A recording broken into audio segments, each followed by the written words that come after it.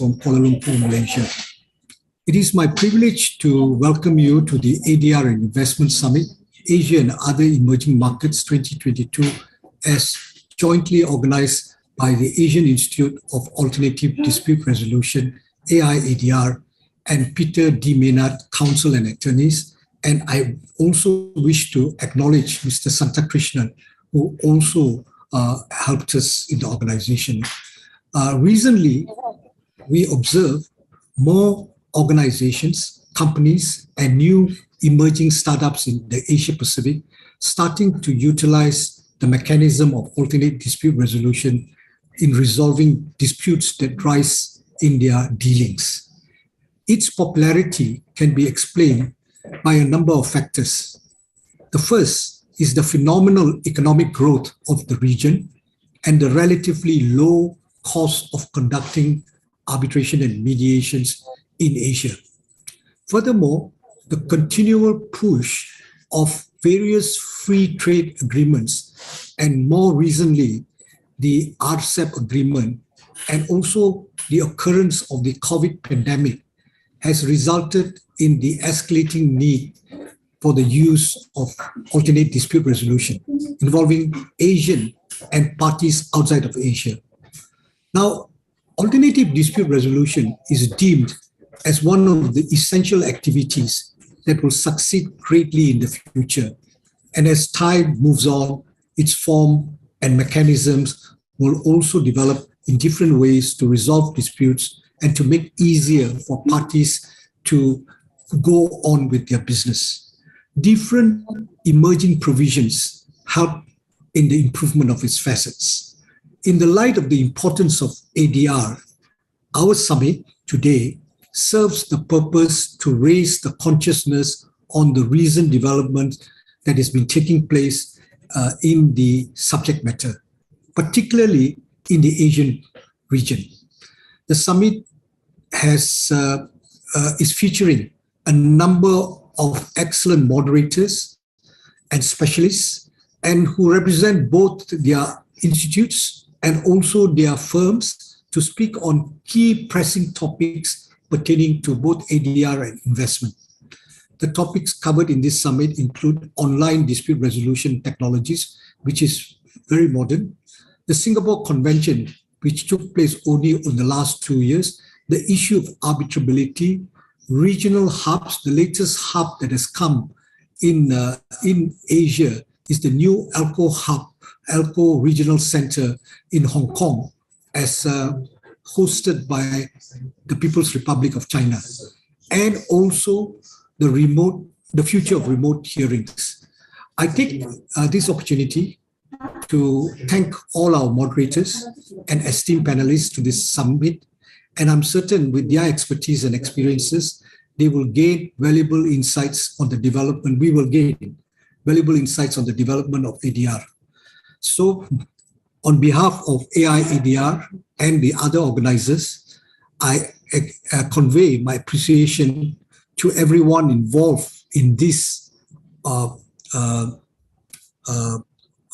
event, particularly the organizing committee, Dr. Peter D. Maynard, Senior Partner of Peter Maynard's Counsel and Attorneys, Mr. Santakrishnan, former President of the Commonwealth Law Association, and everyone who has been working very hard to make this summit a success. I also want to thank our MC, Dr. Naveen, for taking time to help us with this effort.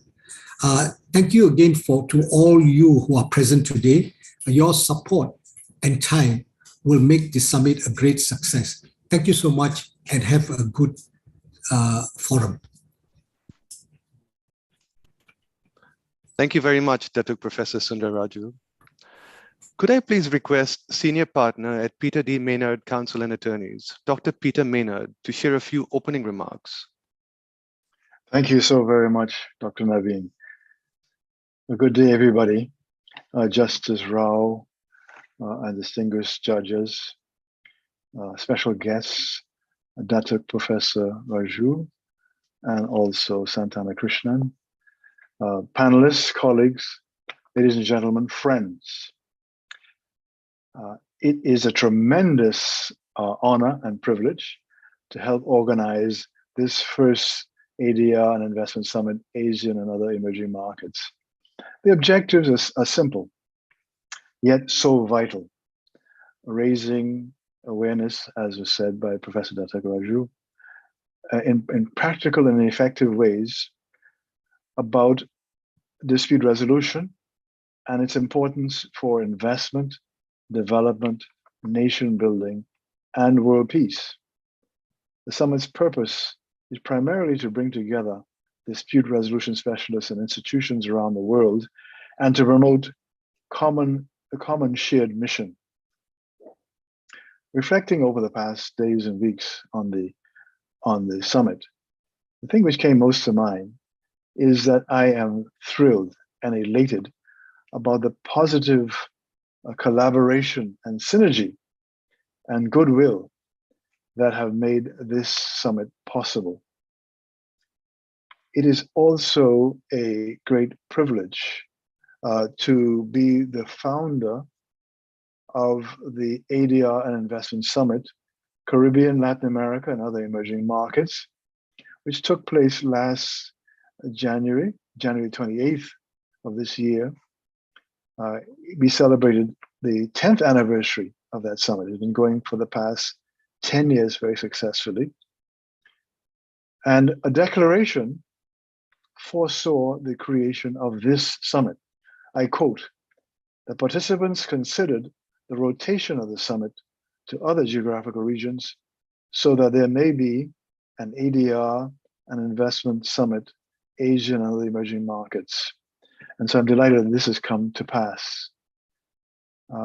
The summit considers measurable steps that can be taken, and also developing an action plan to move forward the collaboration among national, regional, and international ADR specialists and centers.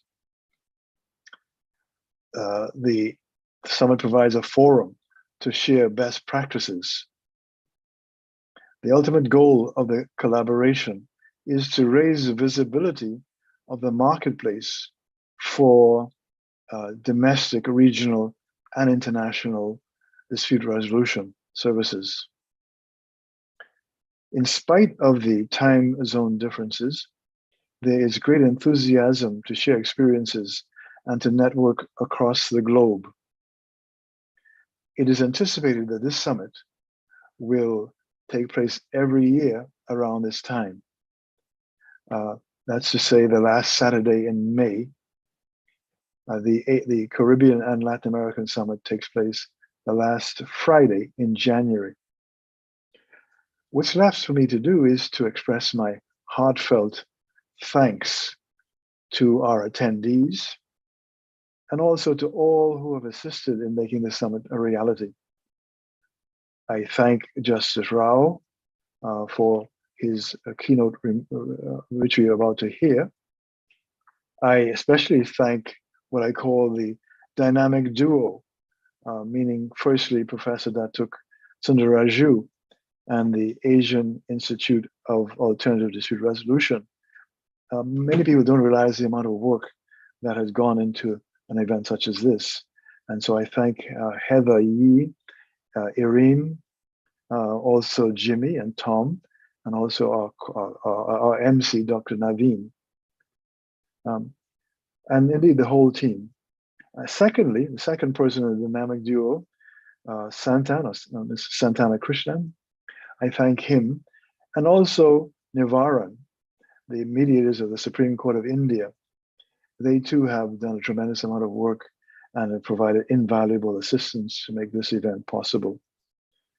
As the third member of the dynamic duo, I thank my firm, Peter D. Maynard Counsel and Attorneys, and also the International and Western Hemisphere Arbitration, Adjudication, and Mediation Center, of which I am chair, and there are a number of directors are present with us in the course of this proceeding, such as Ms. Rangan Johnson and Ms. Sheldon Ingram.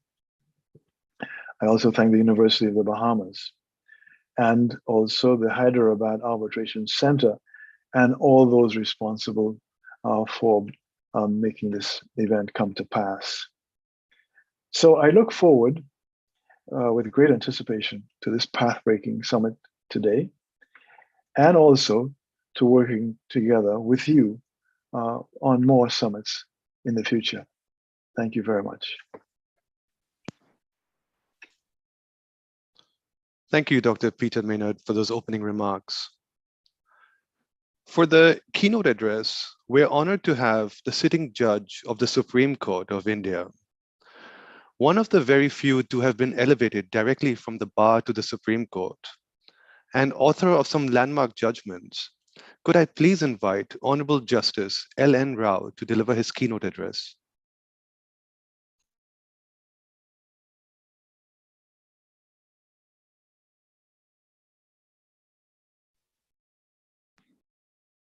Muted? Yes. Dhatu Professor Sundar Raju, Dr. Peter B. Maynard, Santana Krishnan, Senior Advocate, Supreme Court of India, other distinguished guests, moderators, panelists, and participants of this summit, and other viewers online of this summit. Good morning. At the outset, I congratulate the Asian Institute of Alternate Dispute Resolution on the commencement of its first annual ADR and Investment Summit in collaboration with Peter D. Maynard Counsel and Attorneys. The effort of AIADR in promoting ADR as a practice by creating awareness, networking amongst users of ADR services and practicing professionals is commendable and highly noteworthy in supporting and developing jurisprudence related to swift and private settlement of disputes. The theme of this very first annual summit is centered around the enhancement of dispute resolution practices relating to cross-border investment-related issues, especially in Asia and its emerging markets, which is witnessing the most rapid evolution in investment strategies and policies. As per United Nations Conference on Trade and Development's World Investment Report 2021, foreign direct investment flows to the developing countries in Asia have increased significantly, reflecting resilience amid global FDI contraction due to COVID-19 pandemic. As per James Zhang, the Director of Investment and Enterprise at UNTAD, developing Asia is the only region recording FDI growth, accounting for more than half of global inward and outward FDI flows. According to him, FDI prospects in 2021 for Asia were more favorable than the global average because of recovery in trade, manufacturing activities, and a strong GDP growth forecast. Developing countries and transitioning economies have made Asia the focal point of global trade and investment. When we look back a few decades, the focus of these developing countries was to attract investment, which has been crucial for their development. In a bid to attract these investments, countries in Asia sought to modernize their laws and policies governing foreign investment, notably by embracing bilateral investment treaties. These BITs were intended to encourage cross-border investment by extending protection to foreign investments, such as promises of non-discrimination and fair and equitable treatment, as well as by granting foreign investors the right to bring their claims against host states through access to investor-state dispute settlement mechanisms. Initially, a great majority of these BITs, starting from the first one in 1959 between Germany and Pakistan, were concluded between a developed and a developing country. The idea for the developing economies was that by subjecting themselves to international treaty disciplines, international investment agreements would strengthen the stability and predictability of their national investment regimes, further enhanced by the dispute settlement mechanism provided for in these treaties. this in turn was expected to help countries attract FDI, even at the cost of restricting their freedom to implement domestic policies on account of the substantive and procedural provisions contained in these agreements. This was known as the Grand Bargain. At the same time, from the perspective of developed countries, the principal reason for concluding these international investment agreements was that their foreign investments would benefit from the enforceable international treaty disciplines provided by these treaties. Such protection was considered necessary because the legal systems of the developing countries were considered to be weak and cumbersome. Around the period when the international investment agreements other than BITs emerged, a shift was noticed from BITs to multinational treaties. While a number of practitioners argued that this was a reaction to the increasing number of treaty claims brought against these countries, what needs to be highlighted is the shift in roles played by these emerging economies in the global financial arena. After decades of restricting policies to provide for a conducive environment for foreign investments, the developing countries turned to emerging as a significant exporter of capital.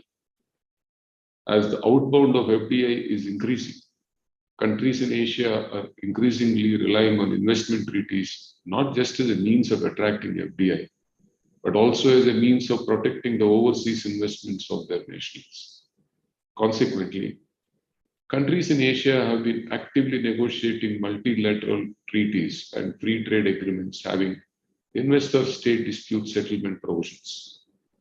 In the efforts of expanding their horizons as market players, Asian countries are in the process of transforming themselves from rule takers to rule makers in the international investment and policy regime.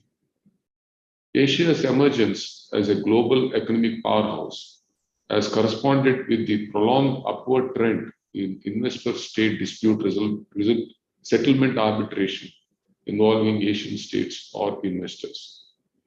While there are a number of dispute resolution mechanisms that one can choose, international arbitration has long been seen as the optimal way to resolve disputes between investors and the states. The reasons behind this are not hard to guess. Arbitration depoliticizes investment disputes. It assures adjudicative neutrality and independence, and is often perceived as a swift, flexible, and familiar procedure. International arbitration has been seen to be offering the parties a possibility to exercise a substantial amount of control over adjudication procedure, and it further assures that awards are enforceable and creates a sense of legitimacy. With the rapid evolution in the international investment law in Asia, countries are striving to enhance efficiency in investor-state dispute settlement practices by either improving the arbitration procedure offered by regional institutions or putting in place a new mechanism altogether. If you notice the recent trends in the development of investor-state dispute settlement mechanism in Asia, significant effort is being made to bring mediation and conciliation into the regime. New Asian treaties are now providing for conciliation or mediation at early stage of the investor-state dispute life cycle. Even the Asian Comprehensive Investment Agreement of 2012 provides for a standalone article on conciliation before arbitration. Another significant development in this regard is that a few Asian treaties, such as the European Union Singapore Investment Protection Agreement, contain detailed mechanism for investor-state dispute settlement mediation. More importantly, in BITs, such as that between Hong Kong and UAE, states have begun to deploy provisions empowering states to require investors to engage in mandatory mediation before they can obtain recourse to arbitration. The past decade has also seen the development of new rules and procedural framework to support mediation and conciliation, such as the International Bar Association's rules on investor-state mediation. Support to the growing space for conciliation and mediation is also likely to increase as more and more states sign up for the Singapore Convention on Mediation, which will enable the expedited enforcement of settlements arising out of mediations. The Singapore Convention on Mediation holds out a potential for Asian nations to become a rule maker in international commercial mediation, as many Asian countries have expressed interest in updating the legal infrastructure to incorporate mediation. However, this is subject to the challenge of broadening the reach of the convention by encouraging the non-signatory states to ratify the instrument. While aiming at enhancing the efficiency and effectiveness of investor-state dispute settlement mechanisms in sync with the global trends and development, what also has to be actively addressed is the present new normal, that is, the world as it stands after COVID-19 pandemic. There is no denying to the fact that COVID-19 pandemic has fundamentally and irrevocably affected our lives. As per a survey published by FDI Consulting in March 2022, the developing and transition economies quintupled their stock of inward FDI from 2000 to 2020. At the same time, as these economies are becoming much more active contributors to FDI as well, these FDI statistics are indicators of potential cross-border disputes under investment treaties. This is because the investments made in developing countries face risks of expropriation by governments and unexpected revisions to regulatory and fiscal regimes. In these unprecedented times, and with the increase in the incoming disputes, it is necessary to identify the major challenges posed by the brave new world of post-COVID-19 era. The first and foremost challenge is that of technology. This means there has to be rapid adaptation of the use of remote conferencing with reliable technology at an affordable price. Another challenge postured by the pandemic is the economic challenge, as the world has entered into what looks like a profound financial recession, wherein many established businesses have failed or are finding themselves on the brink. In these trying times, the institutes will have to come up with creative protocols and techniques for cost-effective and time-efficient dispute resolution mechanisms, one of which is the online dispute resolution mechanism. ODR can be seen as an online equivalent of ADR, as it primarily involves the use of negotiation, mediation, or arbitration for dispute resolution. Globally speaking, ODR has witnessed a boom with the e-commerce sector when eBay and PayPal started resolving their disputes online by providing online mediation facilities. In anticipation of a wave of disputes arising out of or relating to COVID-19 pandemic, the idea of ODR has become the thrust of several jurisdictions across Asia. The government in Hong Kong has announced its new COVID-19 ODR scheme.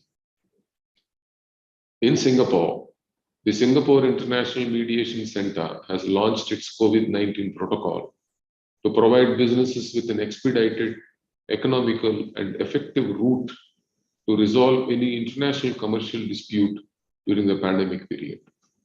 Progressing on the same lines, the Government of India has also released its report framing the ODR policy plan for India later last year. In this report, an action plan has been formulated to cater online dispute resolution process in India by adapting dispute avoidance, dispute containment, and dispute resolution. The key to facilitating a conducive climate for fostering investor-state dispute settlement in Asia, both for the nations and investors, is the educational and training role played by the institutions and practitioners through dialogue, debate, and exchange of ideas in meetings and scholarly circles. It is this process of cross-fertilization of ideas that leads to formulation and adoption of best practices, which serves as a reference point for foreign investors who are not familiar with the functioning of countries in the international investment law regime. The adoption of these best practices also aids in conferring legitimacy on international dispute resolution outcomes. I believe that a truly effective dispute resolution process is the one that is able to engage all factors relating to the dispute, and in doing so, withstands strict scrutiny on the global level. With these thoughts on the theme of this year's ADR and Investment Summit, I once again congratulate the extremely dedicated team of Asian Institute of Alternate Dispute Resolution and Peter D. Maynard Counsel and Attorneys for putting together these enlightening sessions to follow. I look forward to the insightful discussions between the esteemed panelists. I again thank the organizers for giving me this opportunity to share my views. Thank you very much.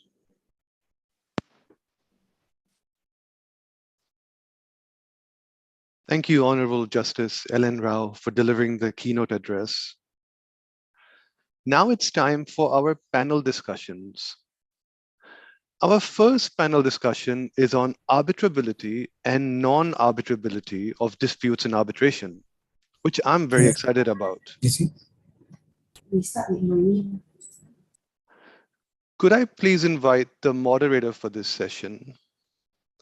He was the past chairman of the Asian Domain Name Dispute Resolution Center, the ADN-DRC.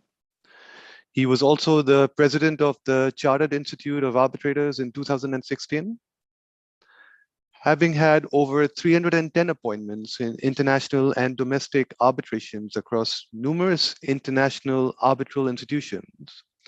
Amongst other things, the president of the AIADR, Datuk Professor Sundar Raju.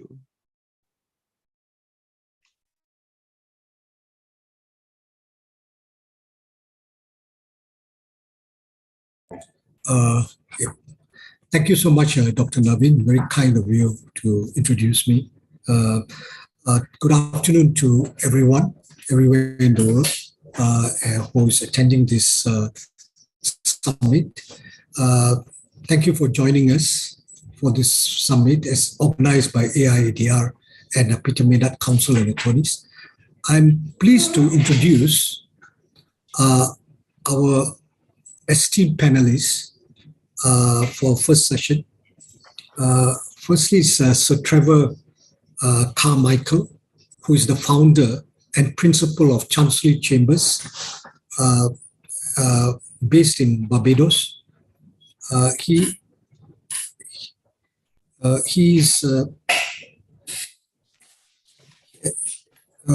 is also chairman of the International Litigation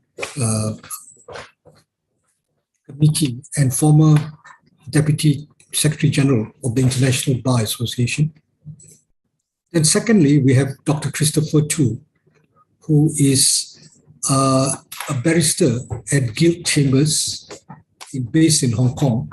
Christopher was the Secretary General. I knew him as the Secretary General of Hong Kong International Arbitration Center in 1998 to 2008 for about 10 years.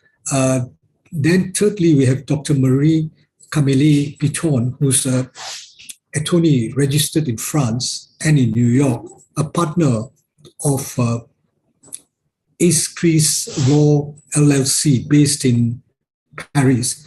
She's the acting Secretary General of the Cairo Center, which is a center for arbitration and mediation located in Guadeloupe.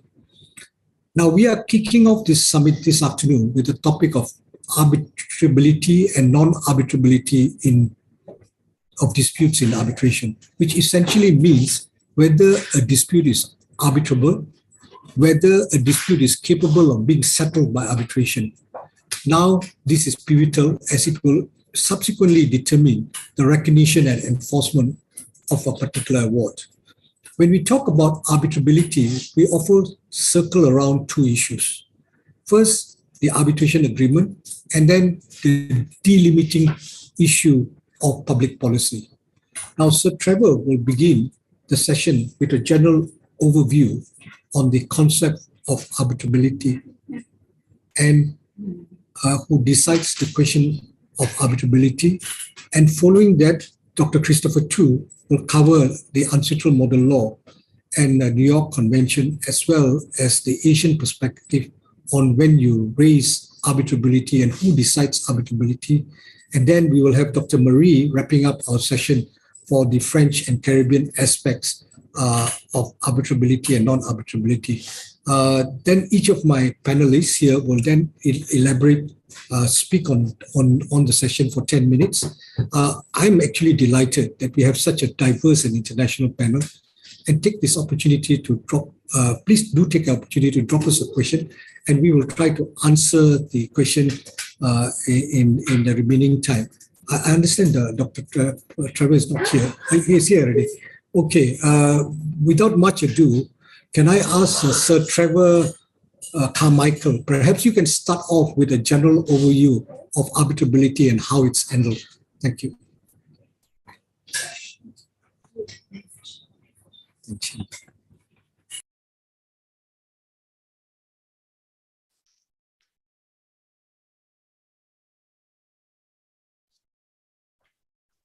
Need to unmute.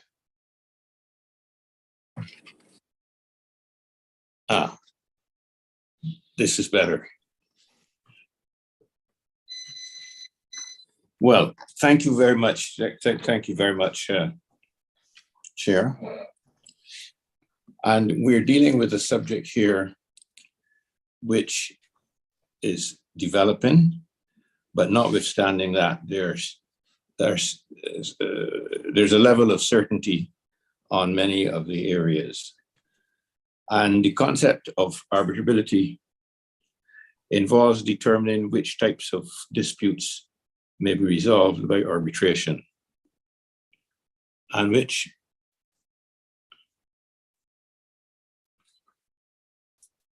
belong exclusively to the domain of the courts. And although arbitration is a private proceeding, it may have public consequences. And for that reason, some types of disputes are reserved for the national courts. And that, in a sense, in a nutshell, is indeed the concept of arbitrability.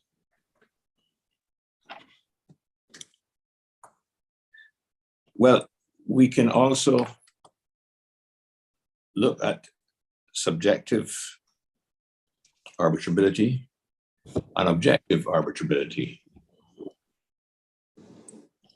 And subjective arbitrability, if we may want to go to that first, essentially is a doctrine which relates to certain persons or entities that are deemed to be unable to submit their disputes to arbitration due to their status or indeed their function.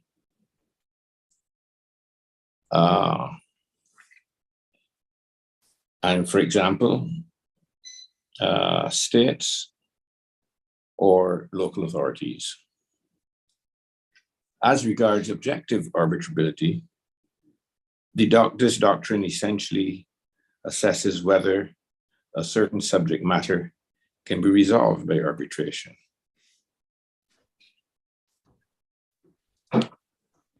If we look at matters which are referred and referable to arbitration, it's important to recognize the distinction between arbitrability and the scope of the arbitration agreement. That is a key issue, because arbitrability involves a determination as to whether a specific dispute may be resolved by arbitration. Conversely, when one is determining the scope of the arbitration agreement, this exercise entails an assessment as to what disputes fall within the terms of the particular arbitration agreement. And what is important is to determine who decides the question of arbitrability. And it's important to recognize that national laws determine the domain of arbitration. Each state determines which disputes may or may not be resolved by arbitration. This determination is guided by each state's political, social, and economic policy. And for example, we know that in some Asian states, contracts between a foreign corporation and its local agent are given special protection, special treatment by law. And any disputes arising out of such contracts very often may only be resolved by the local courts.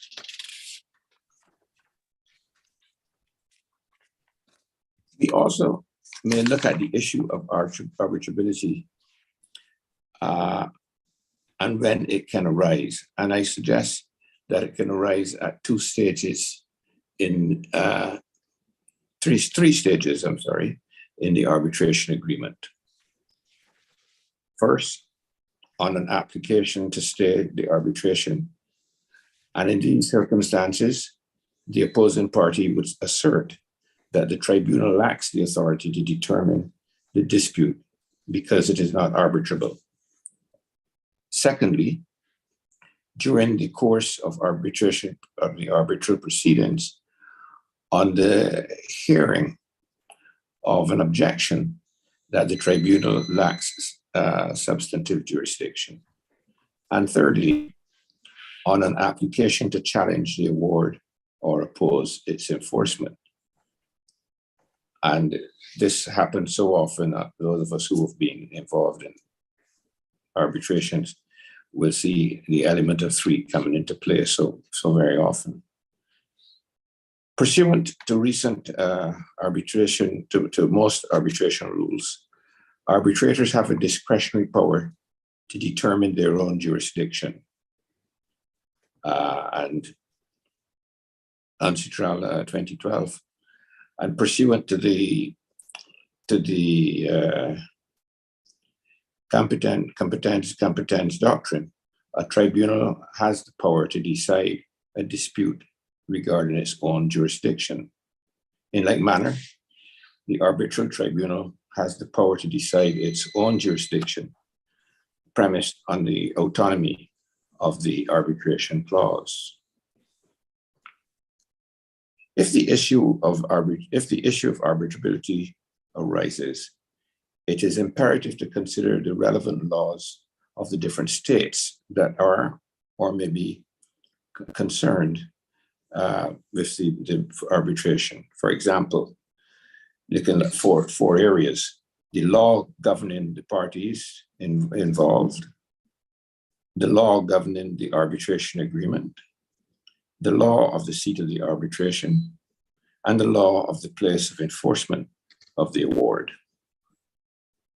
Unfortunately, there is no consensus on the approach to determine what laws apply when determining whether a claim or dispute is arbitrable. Majority of arbitration agreements which are sought to be enforced contain no express provision on arbitrability. When a court is deciding whether the dispute is arbitrable, the most common solution is to apply the law of the forum. Under Article 5(2)(a) of the New York Convention, the enforcing country should apply its own laws to determine whether the dispute is arbitrable. Articles 34(2)(b)(1) and 36(1)(b)(1) of the model law also reflect that view, and numerous court decisions have applied the law of the seat of the arbitration to determine arbitrability. Well, what disputes are non-arbitrable? Categories of disputes that may fall outside of the domain of the arbitration agreement are as follows: patents and trademarks, criminal matters, antitrust, securities law, bankruptcy and insolvency, child custody, and competition law. And there's a settled certainty in that area. Pursuant to the UNCITRAL model law on international commercial arbitration, an arbitral award may be set aside by the court if it finds that the subject matter of the of the dispute cannot be settled by arbitration under the law of the state. And that is at Article 34.2b(2). With respect to foreign awards, the court may also refuse to recognize and enforce the award if it finds that the subject matter of the dispute is not capable of settlement by arbitration under the law of the enforcing state. In the international arena, the driving forces of promoting international trade, as well as international comity, have served as pertinent factors in persuading the courts to treat certain types of disputes as arbitrable.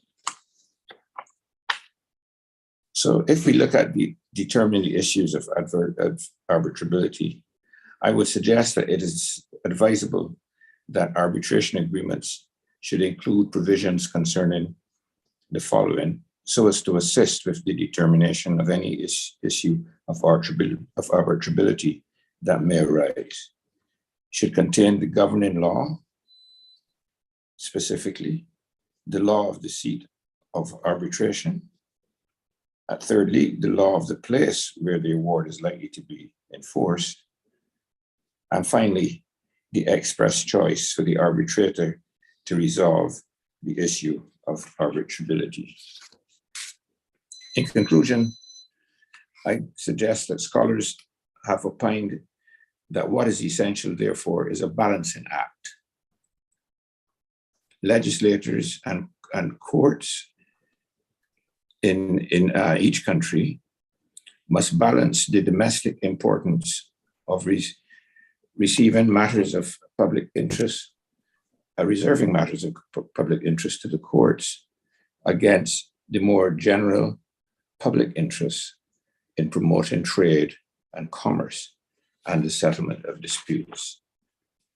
I've taken the liberty of putting some references, we don't have them on the slides, which students who are maybe listening in could have a look at, because there are not many references, but they deal in a very pithy way with the subject.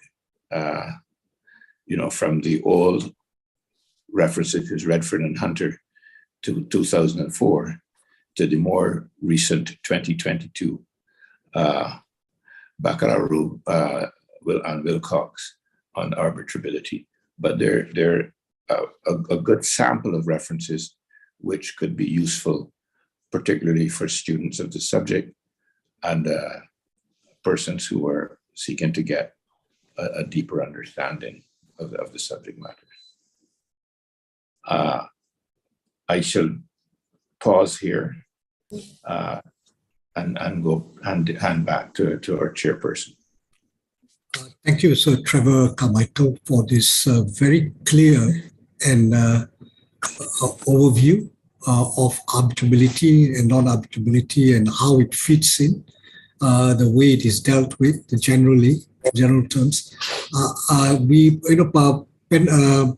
Participants, if you have questions, please put it in the chat box so that I can have a look at it for the various panelists. I have the pleasure now to be inviting Dr.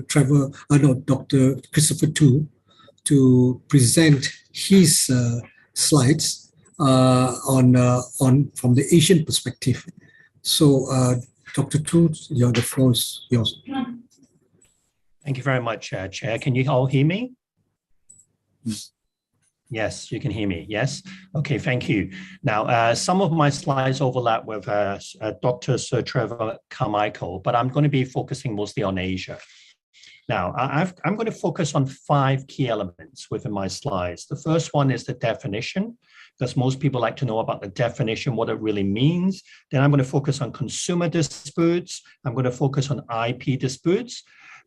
Sir Trevor already mentioned about certain disputes cannot be arbitrated, like criminal matters, but I'm going to focus on 2 areas whereby we have a lot of disputes on, like consumers and also intellectual property disputes.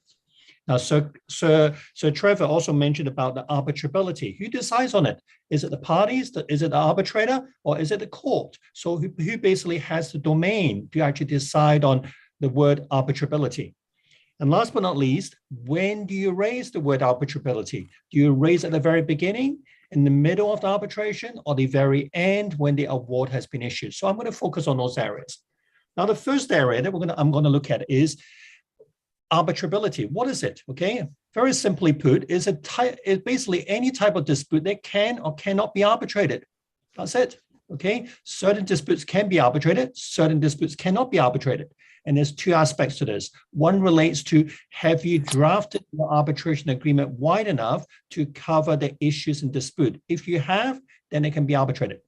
Second point that you have to look at is whether the law of the place, as Trevor mentioned, and so Trevor mentioned quite a few elements, the law of the place, the law of, for example, the governing law and all that other stuff, whether it permits you to do arbitration. So these are the two aspects that you need to look at.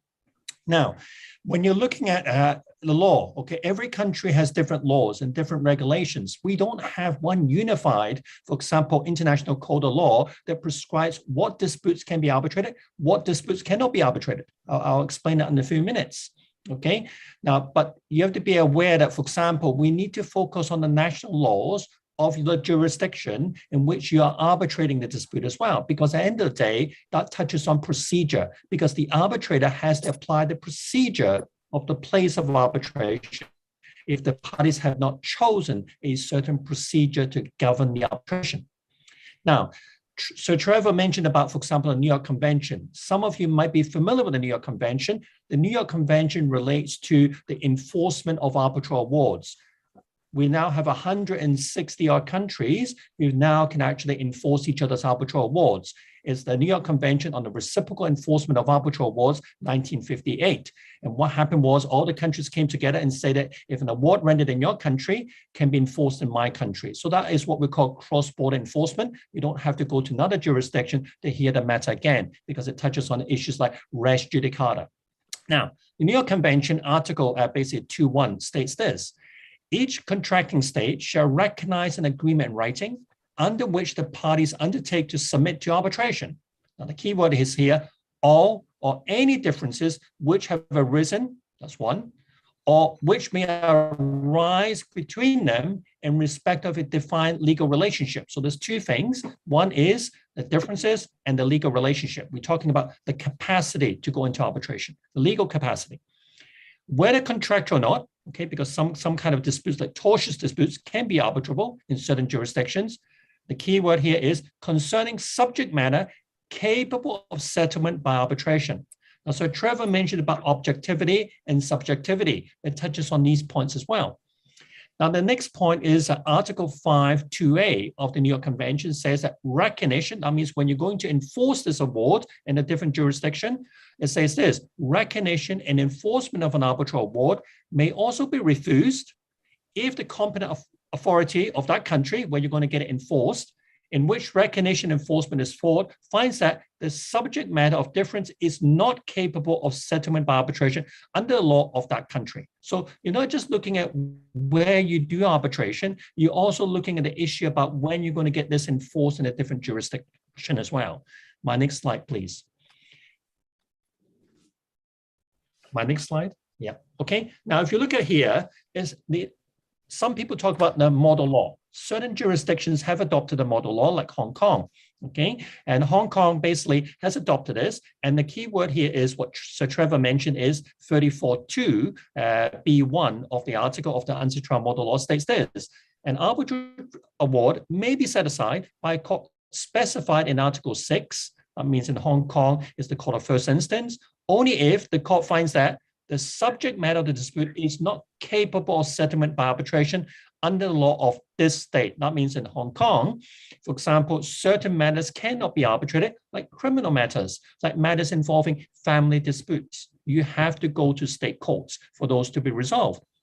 Now, when you look at Article 36.1b, of the antitrust model law says this: recognition or enforcement of an arbitral award, irrespective of the country in which it was made, may be refused if the court finds that the subject of the dispute is not capable of settlement by arbitration under the law of the state. So, for example, an award coming from UK might be arbitrable in UK, but coming to Hong Kong might not be arbitrable, then the chances of enforcing that award might be problematic.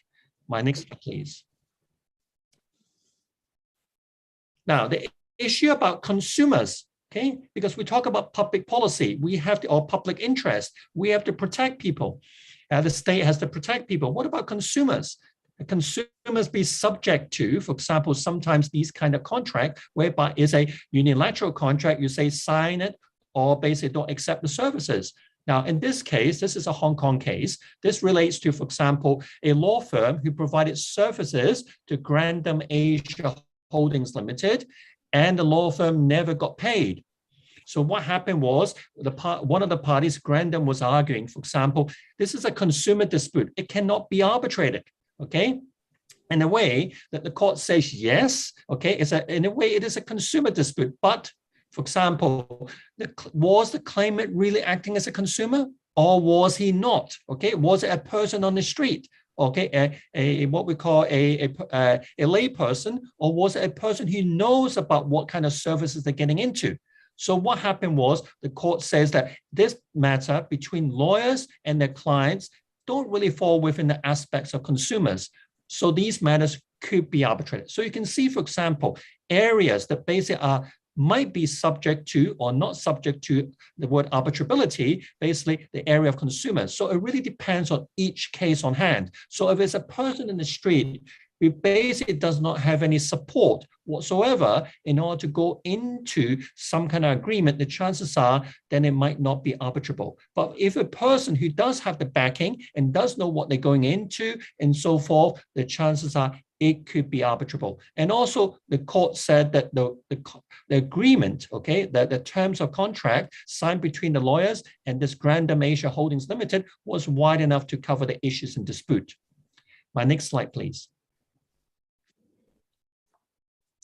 Now, the issue about IP disputes, so Trevor mentioned about trademark and patents. Now, there was always this issue in Hong Kong that, oh, we can arbitrate intellectual property disputes. But when we ask people, does the law specify it? Does it mention specifically you can arbitrate intellectual property dispute? It was silent. So people were second guessing it. Rather than second guessing it, the chances are we basically in Hong Kong decided to amend our law so that now we can resolve disputes involving intellectual property, for example, because end of the day, it provides for certainty. We want people to resolve their disputes for certainty. Now, but there's an issue here. The issue is Hong Kong is part of China, okay? And Chinese law says that, for example, anything to do with trademarks, intellectual property disputes must be arbitrated, must be litigated rather than arbitrated. So if a mainland Chinese party who comes to Hong Kong for dispute resolution and actually goes through the process of arbitration with the intellectual property dispute, the question mark comes to, will the Chinese courts enforce that arbitration award? Okay, so far we don't have any set precedents whereby the Chinese courts have not basically enforced or not enforced an arbitration award involving intellectual property rights. So that's something that we need to look at, okay, going forward. So at the end of the day, we're talking about, for example, it's not about whether you can arbitrate it, it's whether the enforcement can actually take place as well. What you do in terms of the arbitration award. My next slide, please. My next slide, please. Okay, the key word here is who decides arbitrability.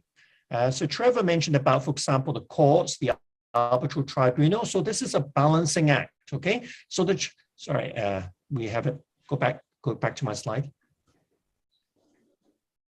Okay, so this is a balancing act, okay? A balancing act whereby, for example, who decides, okay? Does the tribunal decide? We talked about this word, does the tribunal have the competence to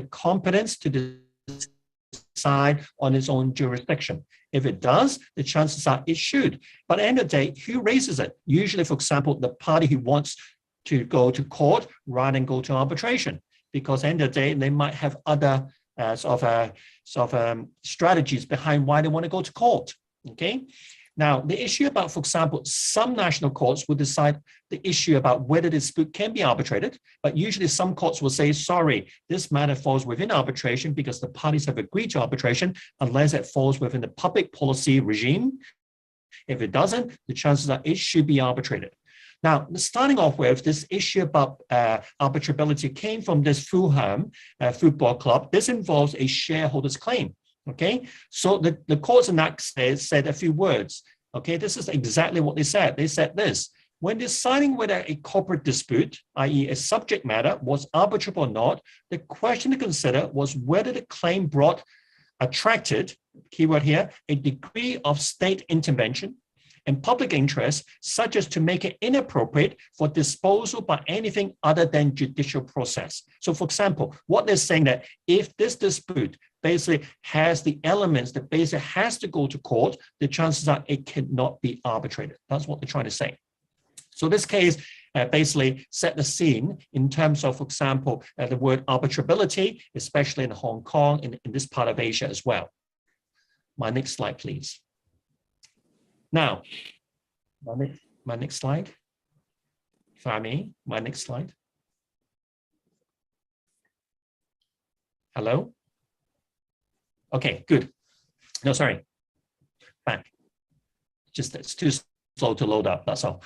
Now, when to raise arbitrability, there are 4 stages. The first one is the commencement of the arbitration, okay? So whenever it goes to an arbitration institution, and the arbitration institution will write back to you and say that there is a dispute, you have to go to arbitration, then you say to them, hey, maybe not, because this dispute cannot be arbitrated. The contract, the agreement for arbitration is not wide enough to cover the dispute on hand. Or secondly, it is basically within the public domain, so it's a public interest, public policy. So chances that this cannot be arbitrated. So you raise it at the very beginning.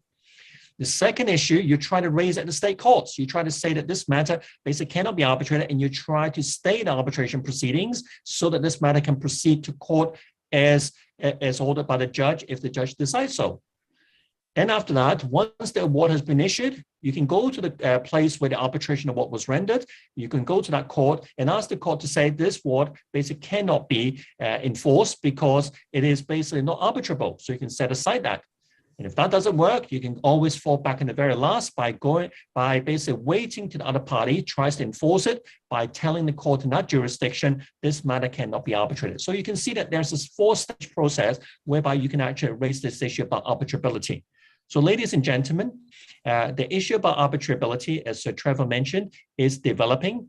But the key thing about in Asia is the courts tend to focus on parties moving towards arbitration unless it really, for example, falls within the public domain, whereby this issue should be in the public interest to be decided by the courts. If not, if the parties have agreed to arbitration and the clause is wide enough, the arbitration clause is wide enough, then the chances are the courts will try to defer to the arbitral tribunal for them to decide the matter. Thank you very much, Chair. Thank you, Dr. Christopher. It's a very interesting explanation. One thing we realize now is that the model law itself does not say what is arbitrable because there's no provision. In fact, the model law suggests that each state should enact what it thinks is arbitrable or not. But on the other hand, we have the New York Convention that suggests, including the model law, that if the matter is not arbitrable, then it cannot be recognized or enforced. So it's within there. So the interesting thing is that, as I think both Sir Trevor and also Dr. Christopher has pointed out, that when you draft your arbitration agreement, that you have to delineate what should be arbitrable. And you have to also look at the law of the forum to decide whether it falls within the subject matter of arbitrability. So I'm pleased now to invite Dr. Marie to make her presentation, and then we will have some questions and answers. Please, participants, please put your questions in the chat box so we can actually ask the panelists for their views. Thank you so much. Dr. Marie? Yes, hello. I'm just cannot see the slides now. I don't know if it's well, anyway, by way of introduction, so I would like to say that I'm running since September 2021 the CARO Center, which is the OHADAC Regional Arbitration Center, which is located in Guadeloupe, which is a French island in the Caribbean, and which actually has a regional scope. So if we could have a look at the next slide.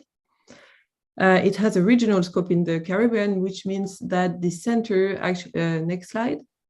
Yes, so the center actually covers both common law jurisdictions, like the states belonging to the Organization for the Eastern Caribbean States, states such as Trinidad and Tobago, Guyana, Belize, or Bahamas, and also civil law jurisdictions with the French territories that I've mentioned, which are actually French départements, so the French law applies, as well as European Union law, actually, so in Guadeloupe, but also Martinique, Saint-Martin, and Guyane, as well as Dominican Republic or Haiti, countries of Central America, part of South America. So obviously in this very large and diverse region, laws and regulations governing arbitration are also marked by diversity. And it means that in practice, there are diverging views as to what arbitrability is. So in the course of this communication, I'm going to present the position of French law on this topic, and then I will follow with an overview of the approach to non-arbitrability in certain English-speaking Caribbean jurisdictions, in order to highlight the contrast between these Caribbean territories, which need to be kept in mind, and especially when one is willing to expand recourse to international arbitration in the region. So next slide. It's already been stressed today that arbitrability actually refers to the question of whether you can bring a particular dispute to arbitration. And under French law, this topic is covered by certain provisions of the Civil Code, which are Articles 2059 to 2061, which establish first the principle of freedom to have recourse to arbitration, but within certain limits. So the basic fundamental principle is that you can have recourse to arbitration whenever you enjoy free disposal of your rights. So you're capable of disposing of a specific right through a free will, which means you can contract.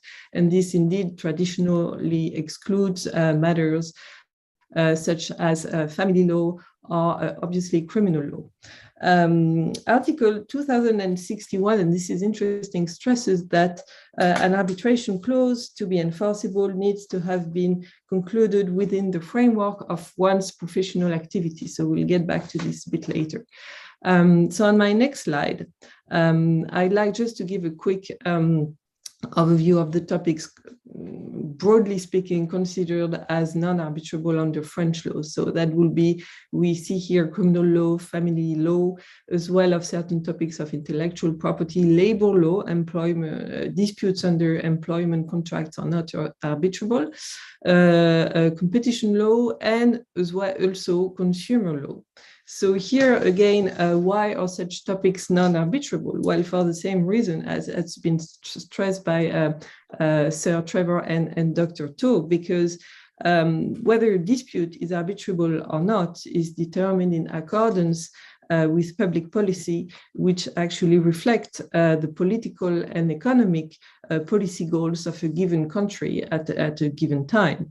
So in practice, the states wants to reserve certain disputes to the exclusive sphere of its domestic courts because the subject matter, it considers that the subject matter of the disputes touches upon fundamental values and fundamental principles which the state wants to protect. So even in an international context, it can be the case actually when it comes to protecting what we call the weaker party to a transaction. So what does it mean? A lot of people know probably that France has a long history of social protectionism.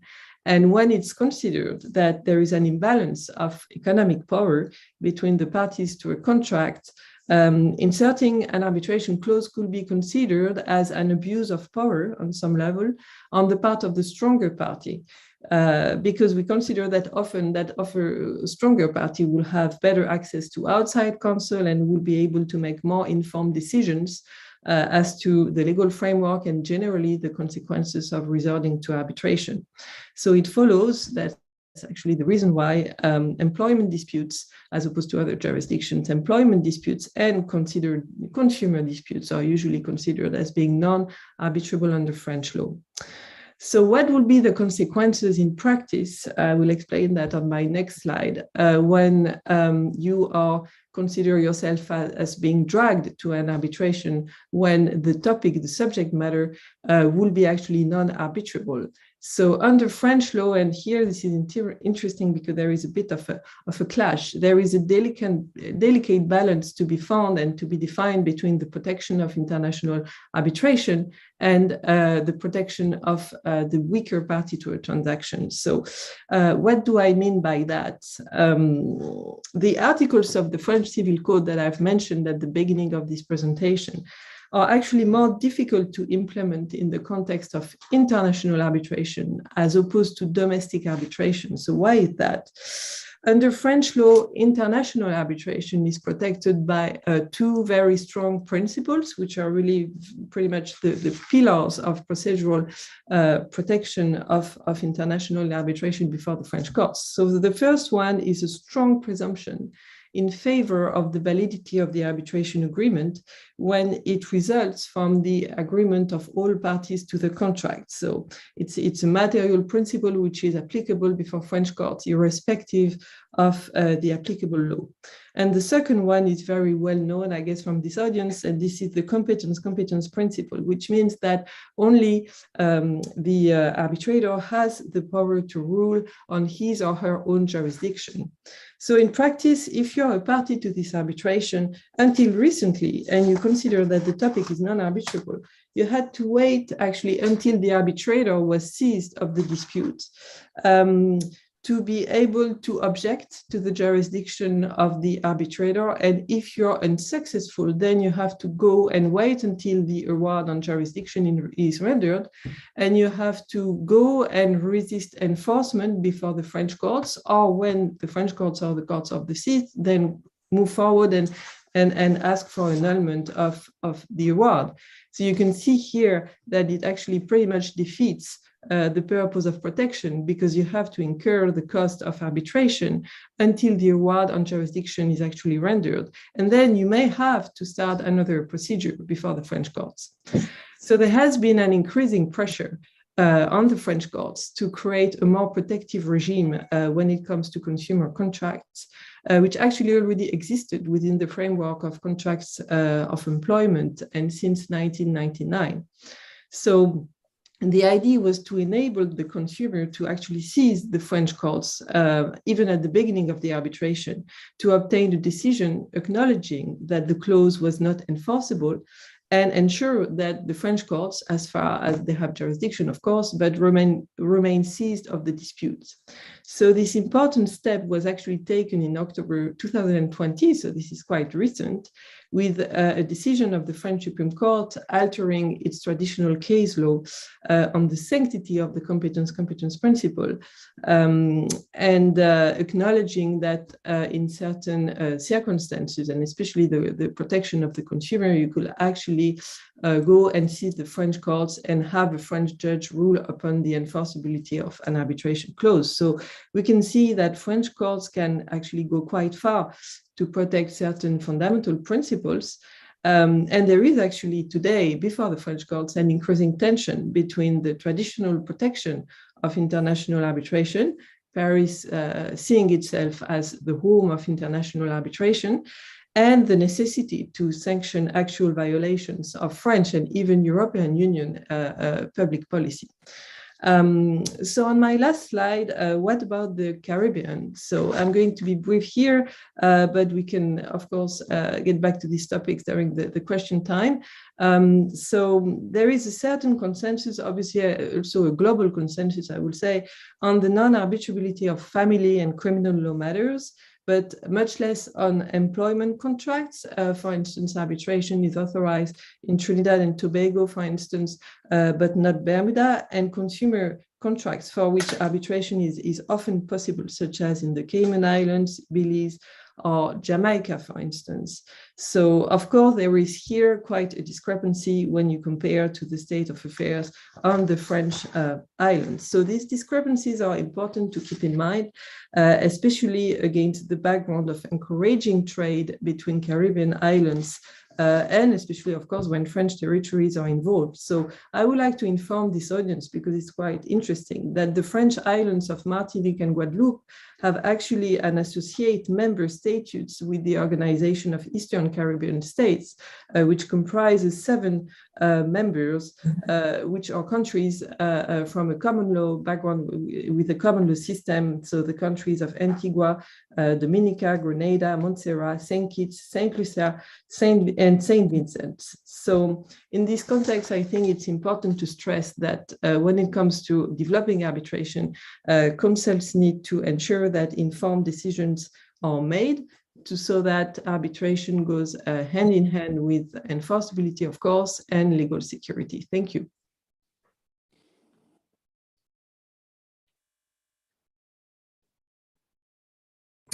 Thank you, Dr. Marie. It was very good. You were well within time. And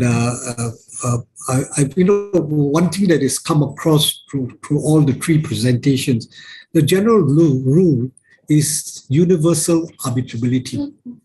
The exceptions seem to be public policy and some mandatory rules that the various states enact. So I have some questions to ask generally. Dr. Tu, what will be the approach in deciding whether a dispute is arbitrable? You are on mute, Dr. Tu. Sorry.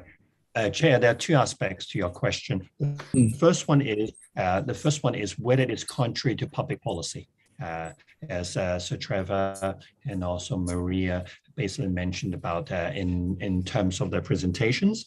And the second thing, if it's not contrary to public policy, the next thing that the court or even the tribunal, arbitral tribunal decide is whether the substance of the dispute, have the parties really agreed? Is it wide enough? Has it covered all the aspects the parties want to resolve the dispute in? If it has, then the matter can be arbitrated. Right. Thank you so much. Dr. Marie, do you think that these 2 approaches are different approaches that Dr. Christopher has alluded to and Sir Trevor Carmichael also has alluded to, can be harmonized? Is it being harmonized, or how is it being handled generally around the world? Different systems. Well, I think it was stressed in all the presentations this morning that these differences actually go to different approaches as that relate to the protection of public policies. So we touch upon sensitive topics, and I think harmonization for harmonization should not be pursued if really here cultural differences are reflected. And when it comes to this diverging approach that I've stressed, part of the stronger stance taken by the French courts can be explained by the fact that the European Union is actually increasingly protecting consumers. So in the background, it's not only one state, it's actually European Union. And the fact that actually certain territories of the Caribbean are subject to European Union law, is a bit of a disruptor. So I will not necessarily talk about harmonization, but I will talk about, again, making informative decisions and make sure that this divergence, people are aware of these different approaches. Thank you, Dr. Marie. I just have a question from the participant. They suggest that what is arbitrable differs from country to country. I think is there a need for certainty and a need to relook at the concept of arbitrability? Maybe Trevor, you would like to answer that, and then we will close the session. I've been told that we are running out of time. Last question. Well, I mean, so Trevor, it would be good to look for certainty, but one of the things we must remember is that there's very little certainty in life and in the things that I say that I sort of tongue in cheek, but Dr. Marie has pointed out the important differences as a result of different cultural approaches. And I think it is difficult, almost impossible to overcome that. I in particular, the French approach, with the protection of the weaker party and the inherent protection of the consumer.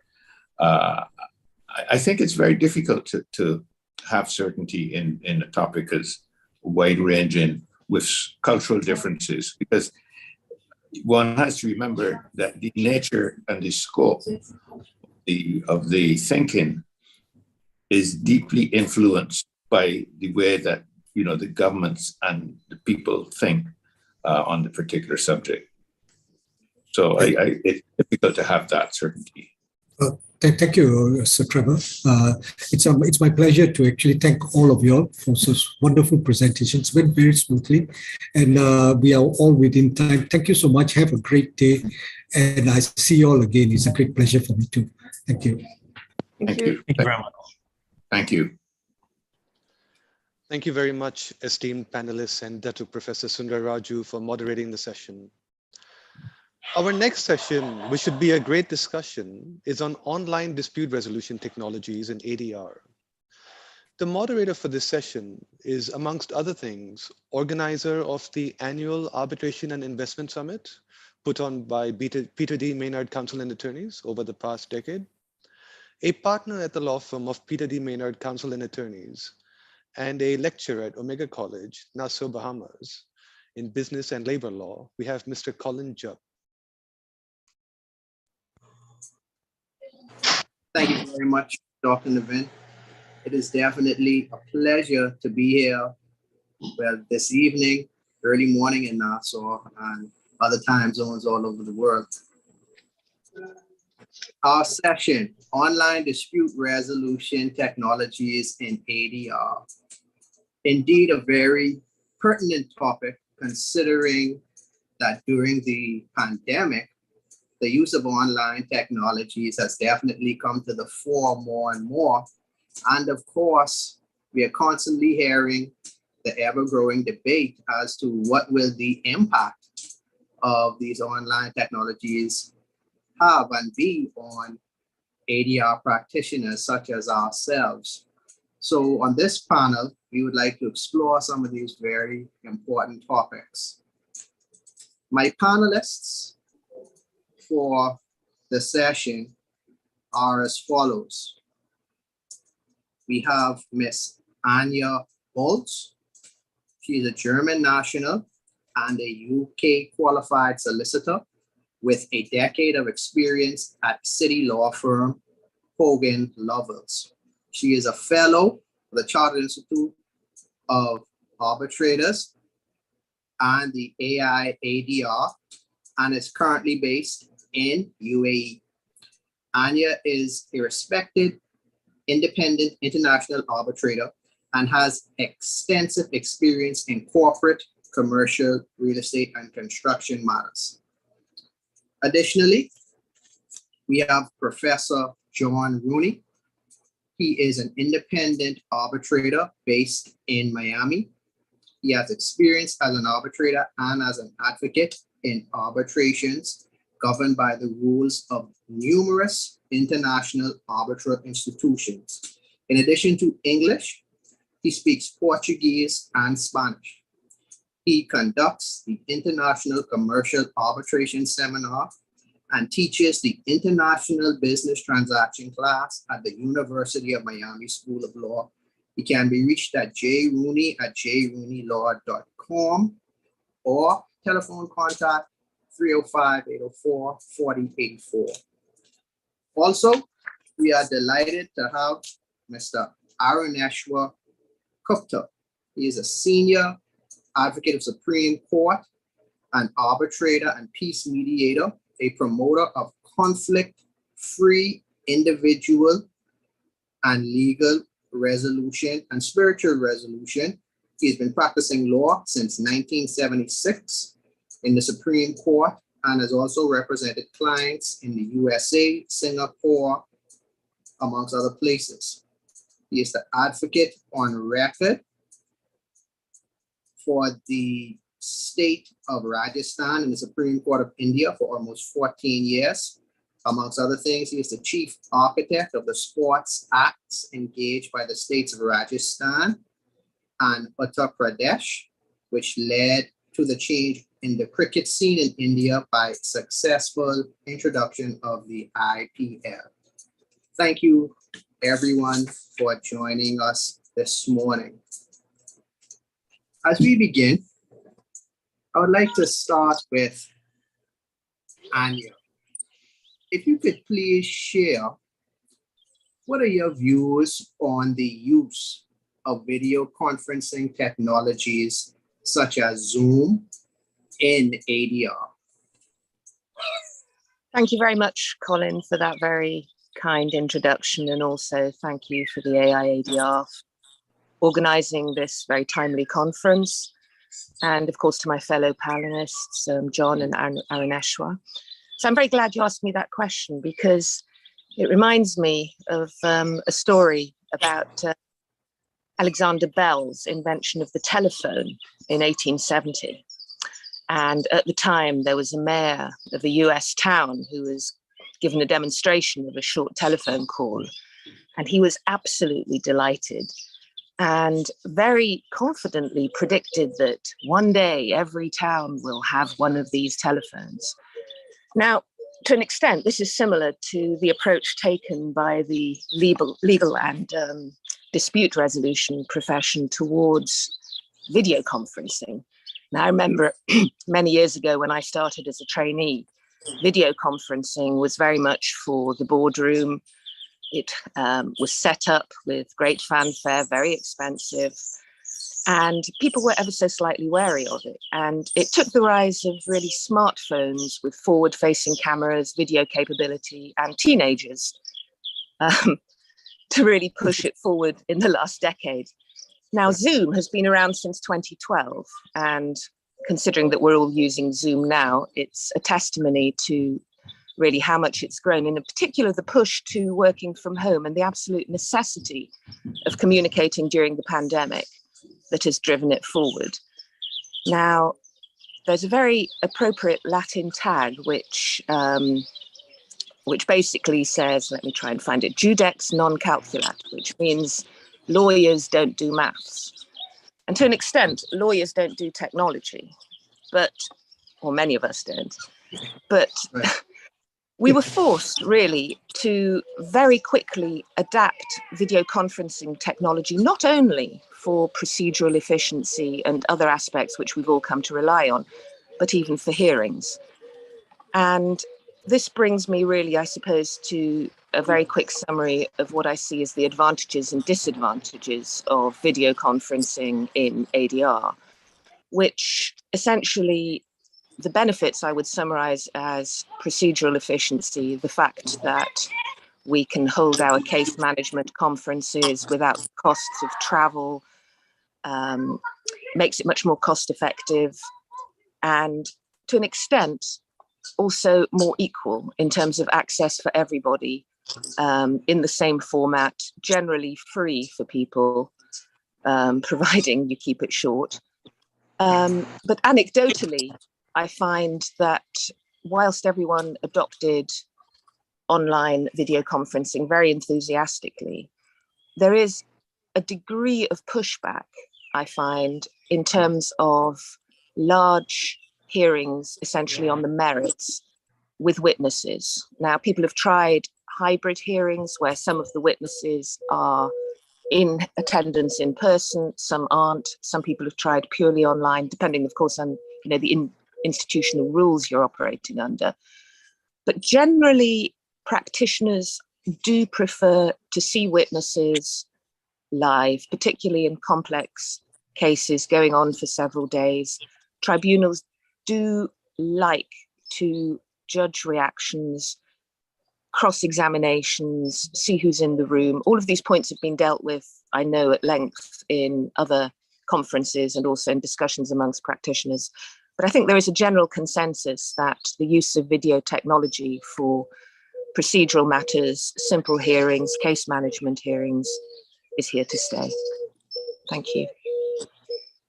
Indeed. Thank you very much for that, Anya. Throughout the pandemic, certainly here in the Bahamas, the rise of the virtual court and having virtual hearings, that definitely became a key feature of how matters were resolved. So what you say, we totally agree with. Aruneshwa, would you be so kind as to share your views on the current types of technologies that are being used to facilitate ADR? Thank you, Collins. I don't want this slide right now, so you can remove the slide.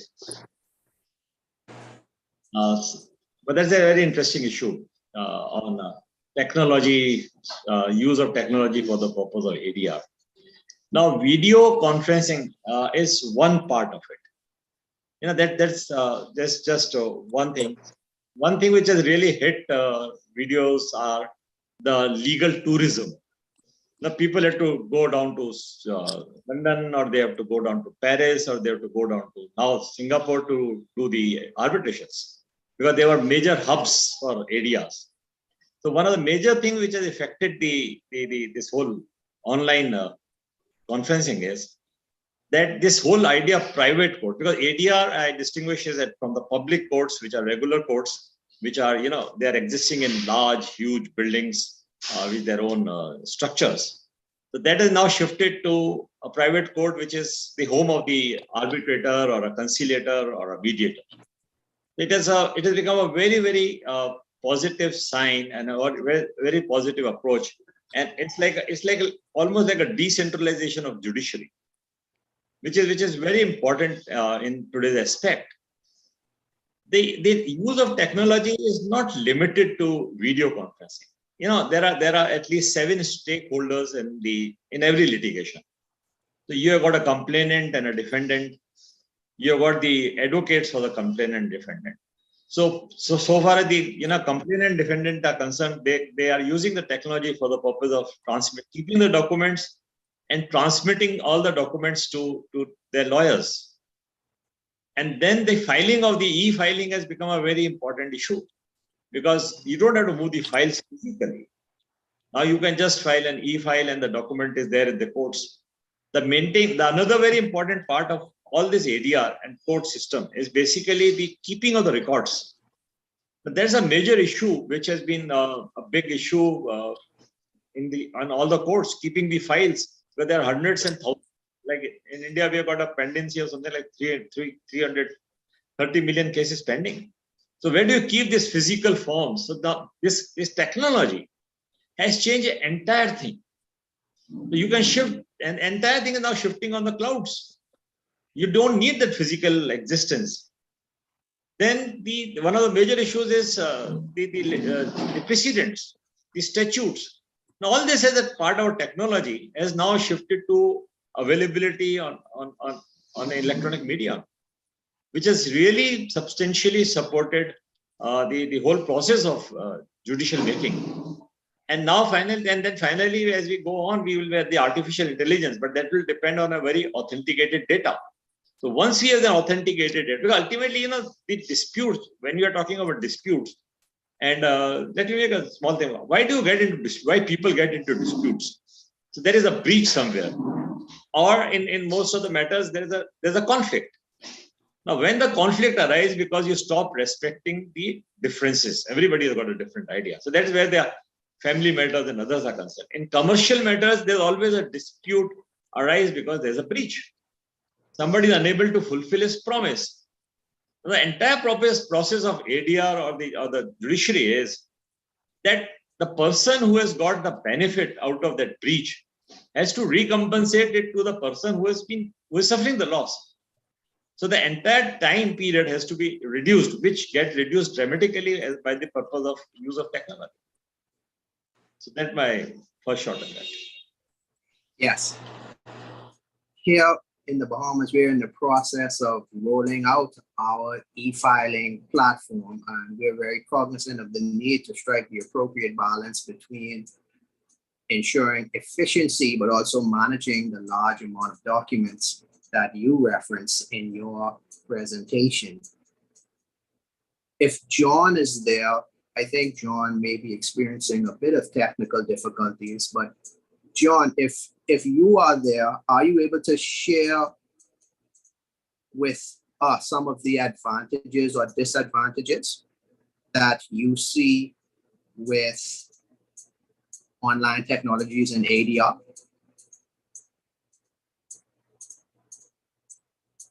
Are you still with us, John? Well, if not, perhaps I can invite Anya again to address us. When we look at the use of online technologies, do you have any views or opinions or recommendations for how tribunals should address the use of these online technologies? Certainly, if tribunals are asked specifically or formally to consider or manage the use of online technologies, I find generally when confronted with these types of questions that it's helpful to revert to first principles. And this is also what the 2021 ICC rules suggest in relation to the use of technologies. Basically, the 4 principles that we all seek to work towards and to abide by and to enforce, which are, good faith, equal treatment, the parties' rights to frame and agree the proceedings to the extent permitted by the institutional rules. So if we bear those principles in mind, and in addition, perhaps also considered the very recently issued Chartered Institute of Arbitrators guidance on the use of technology, which was co-authored by one of my colleagues in the UAE, Gordon Blanca. Very, very helpful.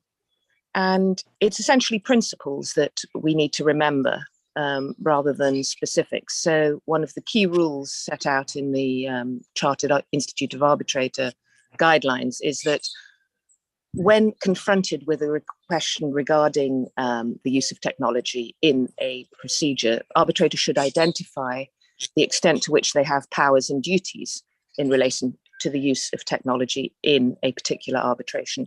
So essentially that means, for example, looking at the applicable law and the institutional rules, for example, in relation to electronic signatures of awards, just as an idea. Essentially, with many of us operating from different countries, jurisdictions, electronic signatures, whilst being perfectly acceptable in some jurisdictions, certainly aren't in others, or may not be enforceable in the courts.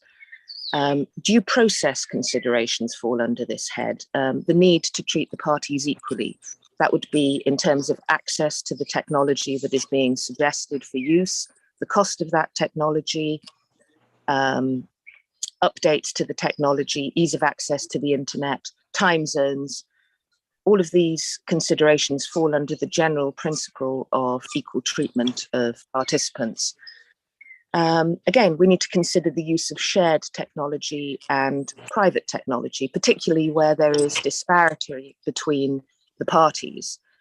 Private technology in general is acceptable, except to the extent, obviously, that it may jeopardize the arbitration. And it would also still fall under the general obligation of confidentiality, which is something that, as arbitrators, party representatives, we need to be very aware of. It used to be much easier when information disclosure and documents were generally reduced to paper or USBs. Now, as Arun Eshwar noted, multiple methodologies of storage bring with them multiple concerns regarding confidentiality, integrity of data. Another principle is proportionality. So the Chartered Institute of Arbitrator guidelines on technology state where arbitrators must decide on the use of technology, then proportion is important. Essentially, that means the cost and complexity of the technology that is being suggested by one of the parties, whether it is proportionate in terms of both cost and complexity to the question being raised. And, well, for example, many law firms using case management software, whether the other party is required or can be persuaded to use proprietary case management software, or whether one goes for the case management software offered by various institutions. Another point is that technology used for common purposes mustn't undermine the integrity or fairness of the arbitral process. For example, language, barriers to language, access to a particular technology. So that's an important consideration for a tribunal as well. Transparency, opportunity to comment, obviously very, very important. And finally, whatever the tribunal may, with the agreement of the parties, decide on in terms of technology, the overarching concerns being software security, access passwords, multi-factor authentication, mainly to protect confidentiality and the integrity of the data provided. And in particular, those of us engaged in international arbitrations need to be very aware of the risk profiles of the parties that we are dealing with, and consider the risks arising out of breaches of the confidentiality or integrity of the software or technology that we choose to use in a particular arbitral process. So for me, these are some, Colin, some of the considerations when approached as a tribunal as to whether the use of a particular suggested technology is appropriate or not. Thank you. Yeah. Yes. Thank you very much for that very informative list of considerations, Anya. Araneshwar, in your experience and in your practice, could you share and enlighten us on some of the pros and cons associated with using technologies to facilitate ADR? Yeah, thank you, Collins, again. And what Anja made a point was a very, very important, I think it's one of the finest points, is to balance between the confidentiality and the public information.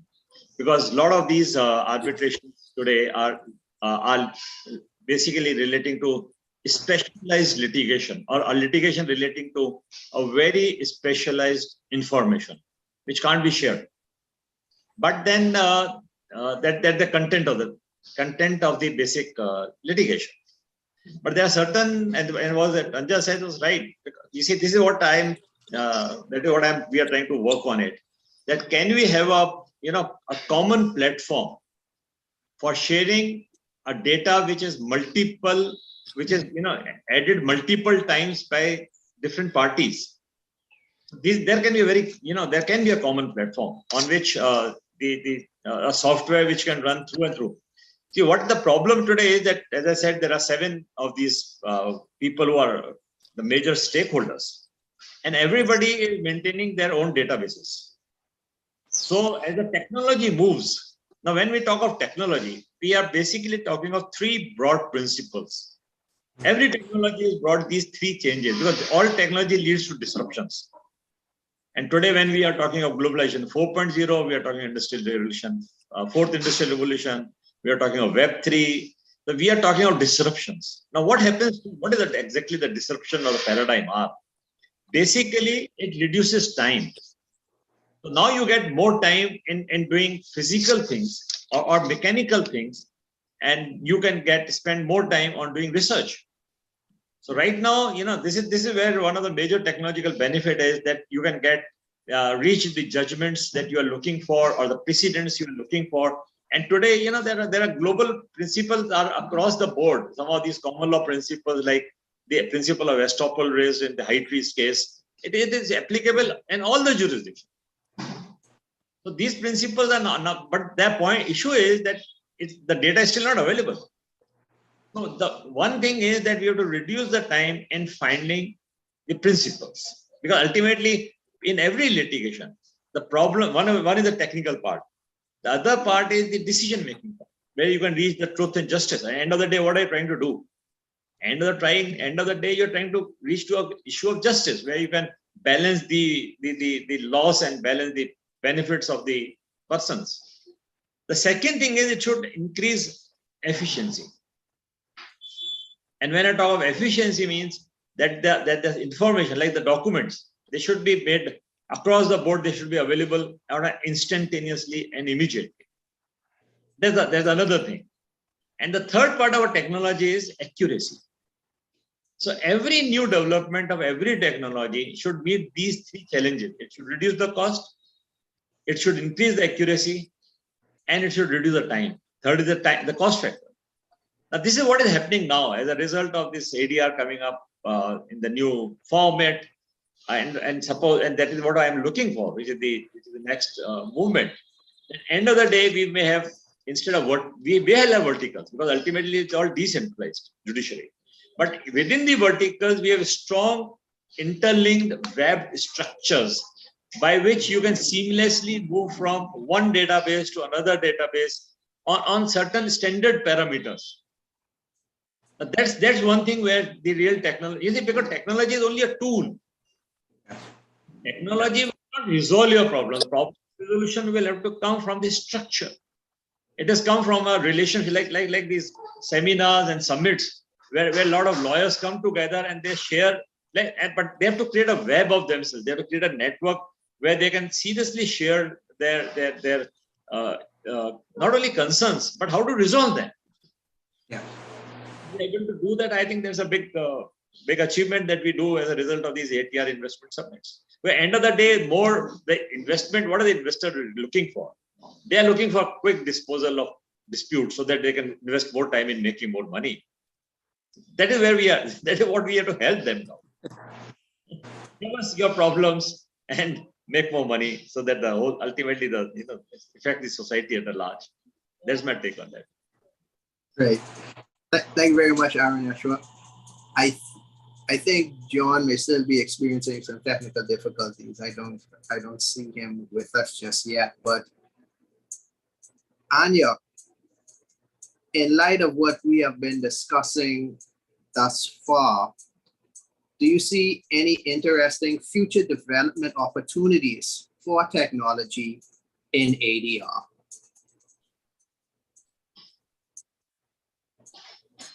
Oh, I think you have to unmute, Anya. Thank you. Yeah. That's a very interesting question, and we all enjoy indulging in blue sky thinking. So clearly one area, leaving aside the use of analytical software for data analysis, which uses advanced algorithms to structure data from different sources, which is already fairly common in large construction cases. The sort of key area, I think, for future development that is of great interest and can go in many different directions is clearly the use of AI. Now, some of the products out there, for example, the kind of software and AI used in the selection of arbitrators, for example, the GAR arbitrator selection tool, Volta's Clua have one as well, which combines research on arbitrators, their procedural choices, their awards. Same thing with arbitrator and intelligence, focusing on the initial selection of arbitrators. Then we also have Litigate, which offers support to, in this case, party representatives, counsel, litigators generally, in the management of bundles, chronologies in particular, very important. Again, focusing on efficiency more than anything else. There's also an interesting use of AI using data facts to predict outcomes, essentially used more at the moment by third-party litigation funders than anyone else, but clearly there's far greater applicability in this. For example, I'm talking about Lex Machina, which is a LexisNexis product, which is data-focused and uses data to predict possible outcomes. And then Arbilex, which is a Harvard startup, which uses document analysis and prediction machine learning and game theory to predict likely outcomes of cases with a view to steering third-party funders and banks in litigation funding. So all of that area is certainly very interesting. And a further application of this, which may interest some of us, is I was listening recently to a talk by the CTO of Zoom, Brendan Ittelson, last month, where he announced that Zoom had acquired a startup called Kites, which specializes in real-time translation and transcription services, which I think would be of great interest in, particularly in online hearings, the ability to go back right away in terms of a transcript, which also means in terms of costs, we can dispense with interpreting, translating, and transcription services.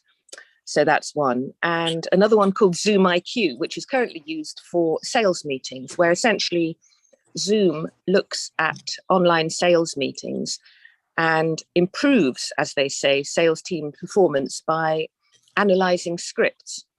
Clearly, there are confidentiality issues doing this for a hearing, but the fact that one can evaluate the performance of one's sales teams using these metrics is certainly of interest going forward in terms of arbitration. And then the final one is AI arbitrators. Now, the first time I thought of AI arbitrators, like, how on earth is that going to work? And then looking into it a little bit more, it is actually already used formally in the courts in Colombia and in Spain, where AI is used to, not to replace judges, but effectively to check rulings, or judges use it to check rulings based on previous rulings, same data set or similar data sets of facts, basically as a checking tool to see whether the ruling they'll propose to give is within the parameters of what AI expects. All of these are clearly great subjects for debate, and I'm hoping that we're going to get some interesting questions on these points. And I'd also obviously be interested to hear what Arineshwar has to think about that, or has to say about that. Thank you.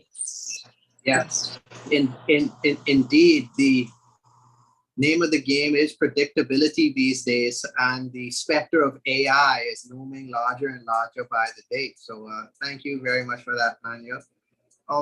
Arineshwar, in light of what Anya has contributed, in your view, how can technology seamlessly support ADR to enable lawmen to provide justice for all? What are your views on that?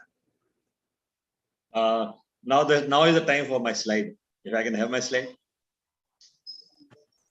Now, this is a typical flow chart of a mediation.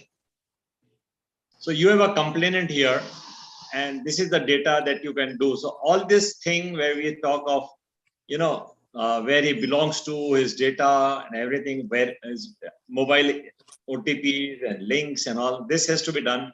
These are all technological issues. And then you can have complaints. Again, as Anja said, it's not even at the stage of decision making. Even at the time of making a complaint, there are a lot of standardization that you can get. Because people have the same types of disputes coming up again and again and again. The people are different, the faces are different, the places are different, but the nature of disputes, you can really commonify the disputes. So you can have a complaint, you can have an artificial intelligence being used for drafting of the complaints. So the differences may be different, but you can have large number of, this is why it comes up. And then you have a litigation information and a status tracking system, which may be common for the complainant, the advocate of the complainant, and also for the arbitrators or conciliators or mediators, whoever they are. And then it goes to the issue of the notices. Now this can be done again, technology. You have the name, you have the email and mobile number, so immediately notices can be issued. And one of the major time spent, we have been finding is that the defendant was beached it. He doesn't want to receive the notice. So you spend so much of time giving him the notice, and these all again, which can be used, the technology can be used. Now, if he doesn't respond, the mediation is very simple. If the party don't agree, you can't continue with the mediation. So you drop it off. Then you can go for an arbitration, you can go for a litigation, and you can go for other things. Then after the notice has been received, the respondent, he has to reply and give his defense. Thereafter is what Anja said again is very, very important. Finding a lawyer and finding an arbitrator. That itself is a major issue. And that can only be done by using some sensible databases. And right now, the databases are more commercially, I would say, you know, everybody is trying to market himself. So a lawyer who markets himself better is more on the web than a person who is really seriously working in the courts and who is working for ADR. Now, once you have that data, that how much a particular arbitrator has, how many hours he has spent in deciding the case. You have a data that how much time has been spent by a lawyer arguing a case, making a point, and it's not just you continue to argue. Point is again the relevance of the issues. And you know, I found a very interesting in Singapore when we did our arbitration. We started, and I think I had not found that in most of the jurisdictions that there's a common list of dates and events between the complainant and the defendant. The lawyers, both of the lawyers, they can continue to amend their petition, but finally they have to come out with a common list of dates and events. Because you see, events can't be disputed. And in fact, I did a major arbitration here, almost like a $800 million rupees of worth of it. And the arbitrator has made it very clear, every document filed by you till the date of the last hearing is acceptable unless it is forced. Everything is accepted. And he said, you start the arguments next day. We finish the entire arbitration in 15 days. Now, this can all be done. And again, it is driven by the arbitrator himself. But if he also has the support of technology, I think things can be made very, very fast. And this commonality of this list of dates and events, this can be culled out from the document. Ultimately, you are relying on the documents. My experience has been that the oral evidence has very little to say in commercial arbitration. Mostly, we go by the documentations. So if you have the documents in place, you have the chronology of document in place, you have the facts, undisputed facts in place, I don't think decision making is a very difficult process. And one of the classic statement made by a judge who retired recently, he said, the parties always know the truth. It is the judge who is on trial. So that is what happens in all disputes. It is basically the judge who is to find out who is right and wrong. So this is how it goes on. And then this appointment of arbitrator, mediator, which I just said, is very important. So by the performance of the arbitrator, you can find out what he has done. But then again, we have to also see the new arbitrators coming in, the fresh blood coming in. And then you can have a virtual hearing. And in the virtual hearing, the mediator is not performing, you have a grievance cell coming up. And then you have the award, a settlement, a draft settlement, and a settlement. So this is the whole cycle.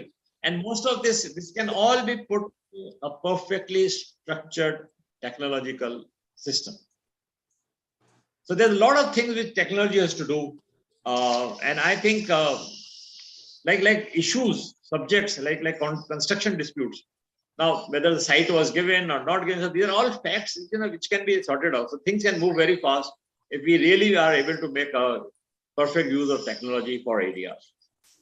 And now that we are getting into cryptos, I think there's another issue which a lot of things are, the world is moving forward very fast. So there is a lot of things that are going to take place, and technology has to be there everywhere for lawyers. Thank you. Indeed. Thank you very much, Arunyeshwar. I think we have a few questions in the chat. Let me just take a quick look from the audience.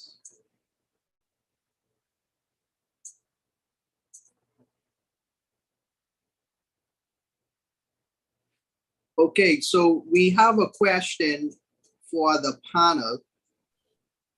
The question is, what about reading the emotions and body language of those involved in arbitration? How will AI deal with that? Reading emotions and body language. How will AI deal with that? Do we have any views on that question from our panelists? This is one of the most common questions which is thrown on us whenever we talk of online ADR. You don't know the body language. But look at here, when we are talking here, are we not able to see the body language? It's not as difficult at all that you can't see the body language or you can't understand what are the emotions going on, how passionate a person is talking, and how serious he is, and what either he's really doing an acting or is really serious about it. So I don't think it's It's a very important issue, and it should not stall the movement of online arbitrations area. But ultimately, this is decentralizing. So you can have a arbitrator sitting in UAE doing litigations for Africans and Indians. It can be a lot of things can happen. Then this is so. I don't think one must at all think about body languages and all. Thank you. How about you, Anya? Do you have a view or a point you'd like to share on that? I find, as I mentioned briefly earlier, that many of my fellow practitioners find that, particularly in substantive cases on the merits, that is heavy on, say, witness evidence, that it is found helpful in sort of two areas, really. One is that people generally take the view that it is easier to read body language if you are in the room with a person, particularly in longer hearings. And secondly, the interaction between the arbitral tribunal is sometimes easier in a physical hearing, to the extent that a particular panel may wish to communicate during a hearing. Because many of us, whilst comfortable generally with the principles of how Zoom is used, we're not necessarily comfortable with the distinction between private notes and public notes. Therefore, the note may not be sent. We've all got a lot better at using online technology in hearings, but given the confidentiality, we don't want to be asking a tribunal question that suddenly goes to everybody. So, in general, yes, certainly important, but I do think that there is still a degree of resistance to online hearings on the merits that are heavy on witness evidence. Thank you very much for that. There was a follow-up question from the chat group, and they asked, well, in your experience or in your opinions, what action could be taken against an AI arbitrator for making an erroneous decision or erroneous outcome? Do you have any views on that? Well, clearly, very briefly, that, and this is what clearly going to be one of the key problems, since an error or negligence on the part of an AI arbitrator is going to be, as he does not have a legal personality, it's going to be rather difficult to follow up on that one. Similarly, questions arise. I attended a webinar recently on arbitration in the metaverse, which similar kind of concept, to the extent that everybody will be acting through their particular avatars. All of these questions are certainly interesting, and given the flexibility of the arbitral community, I'm sure that we will be coming up with solutions. Legally speaking, whether you can sue an AI arbitrator is going to be a very interesting one. I suspect not at the present. Okay, thank you very much, Anya. Arneshwar, anything further you would like to add? I think we're just out of time. Under the Arbitration Act in India, you see that new act, there are amendments have been made, and we have a specific provision for removal of that. So if there is a misconduct, if you feel a bias against the arbitrator, you can always go to the court and ask for for his removal and appointment of a fresh arbitrator. And if we have got, if we are able to again web the whole structure, then we can blacklist these arbitrators. Ultimately, you have to filter the process. The process is always got 2 to 3% abrasions. So whatever best you do, there are always abrasions. Now the whole art of is how to filter this. So you can how to remove them and then keep them into quarantine them. That's how it will work. So they have to be removed. And in India, they already have a provision for it. So there's no difficulty of that. But somebody has to take that action. Okay, well, thank you all very much. On behalf of the panel, I'd like to thank everyone for joining us. I'd like to say a special thank you to my panelists for their very insightful thoughts and comments on this very interesting topic. Thank you very much, panelists. And now turn the virtual podium back over to Dr. Naveen. Thank you. Thank you. Thank you so much, esteemed panelists and Mr. Colin Jupp, for moderating the panel. Our next session, which is as topical as it can get, is on the future of remote hearings in post-pandemic world. The moderator for this session, amongst other things, serves in the Legal Advisory Committee on the Economic and Trade Friction of China Council for the Promotion of International Trade, the CCPIT, and Advisory Committee of the Institute of International Dispute Prevention and Settlement, the IIDPS, of Beijing Institute of Technology. He's the Vice President of the AI ADR, Dr. Kwek Ni Meng. Thank you, Dr. Navin, for the kind introductions. It is my pleasure to welcome you to the third session of the summit, where we'll be discussing on the topic of future of remote hearing in post-pandemic world. Due to the share of COVID-19 outbreak, there have been travel limitation and social distancing measures implemented, both of which have led to growth in the number of virtual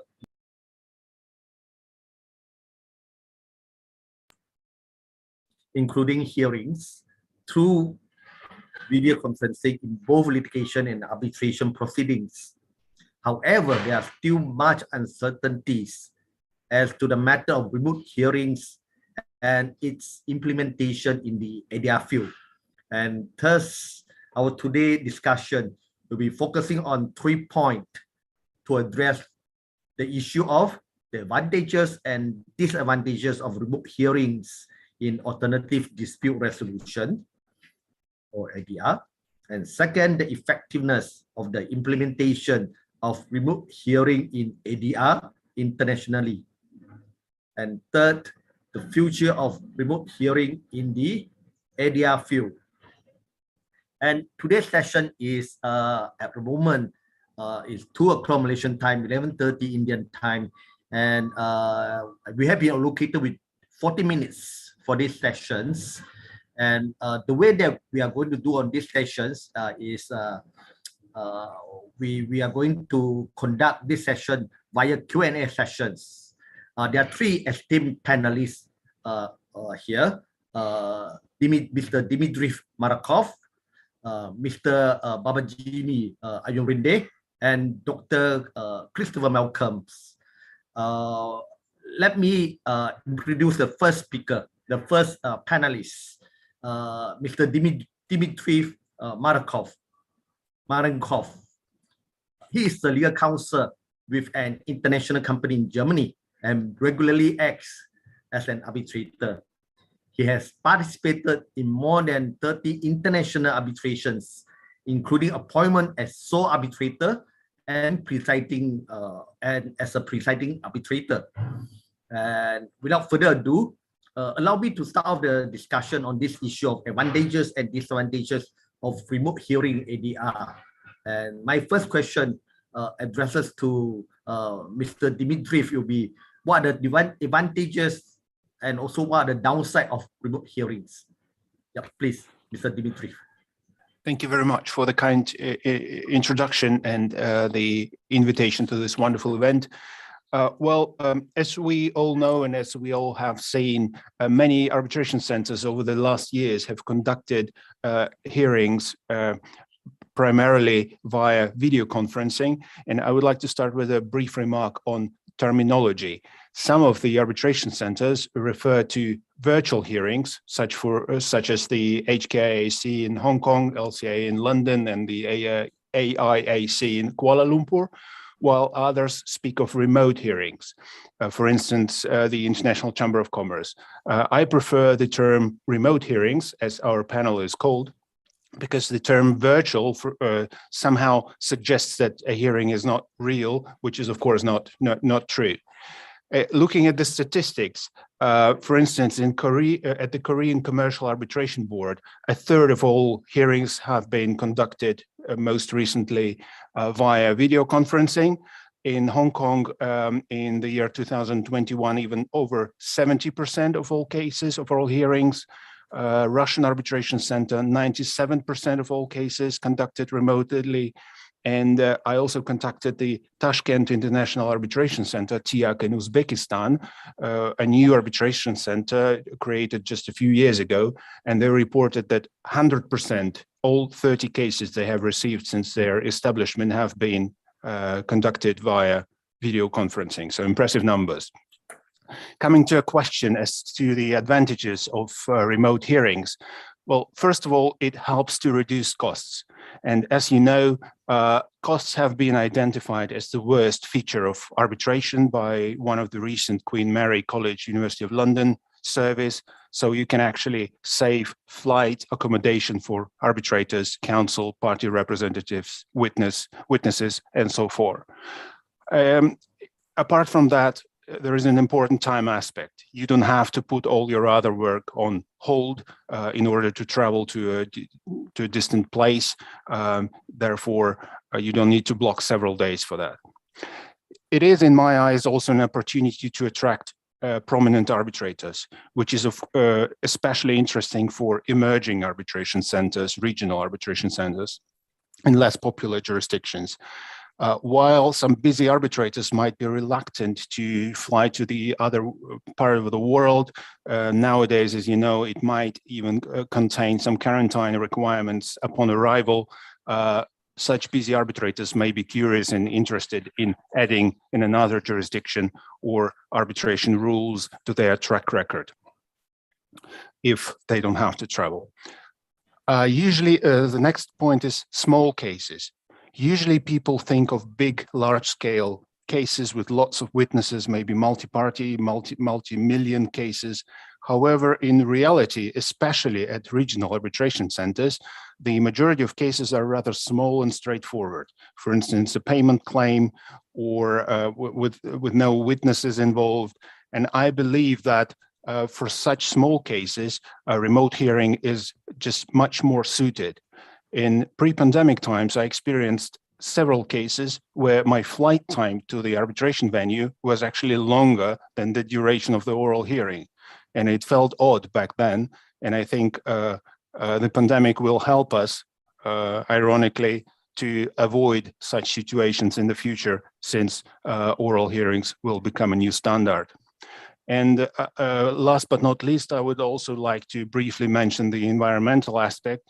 As you know, there is an initiative called the Campaign for Greener Arbitrations, which inter alia mentions that we should encourage the use of video conferencing facilities as an alternative to travel.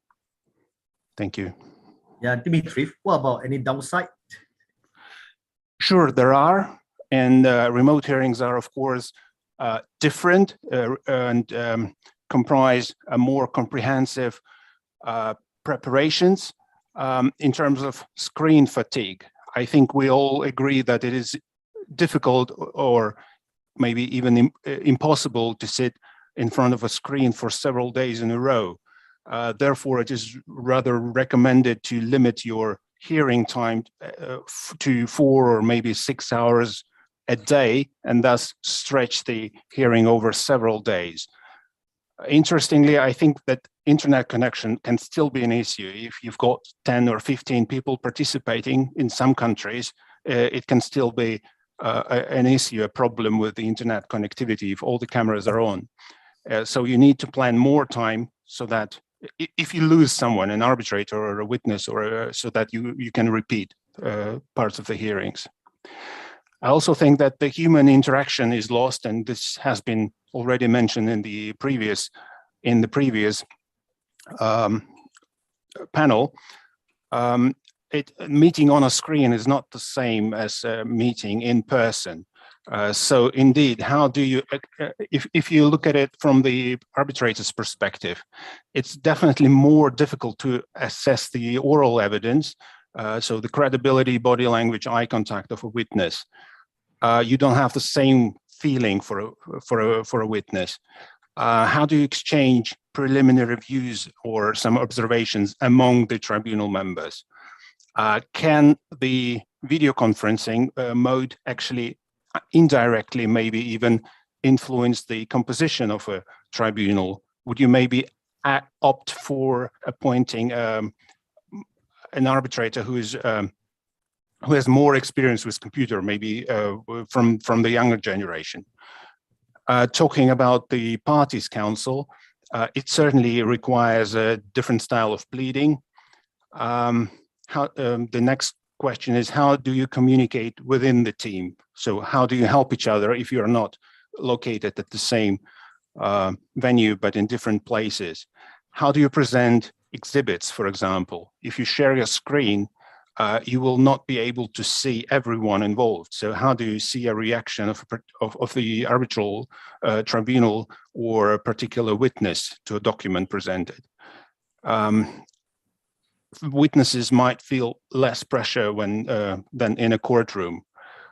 So it makes the video conferencing definitely different, and appointing a hearing manager or a tribunal secretary definitely makes sense. So that you have one or two persons looking after the technical aspects of the hearing to run it smoothly. And one last point, a survey conducted by the Stockholm Chamber of Commerce in late 2020 has revealed that due to this lost human communication, an amicable settlement is less likely to happen than an in-person hearing. Thank you. This is a new point. Amicable settlement is going to be harder to achieve under this remote hearing. Dimitri, I think that we have covered some part on this logistic and organizational challenges. We're organizing a remote hearing. Wonder if you can let us know if if a tribunal order in a remote hearing, what I try to say is, can the tribunal order a remote hearing despite one party's objections? Yes, it is, of course, an important question. What if typically the respondent opposes to holding a remote hearing? And if we look at the wording of some new arbitration rules, for instance, the new LCAA rules and the new ICC rules, they expressly state that the tribunal has the fullest authority to decide on the form of the hearing. And I would like to draw your attention to a Supreme Court of Austria decision made in 2020, where where the setting aside of the award was denied. The losing party, which was located in America, complained about the oral hearing being held despite its objections, and the Austrian Supreme Court rejected all of the arguments. And the award survived.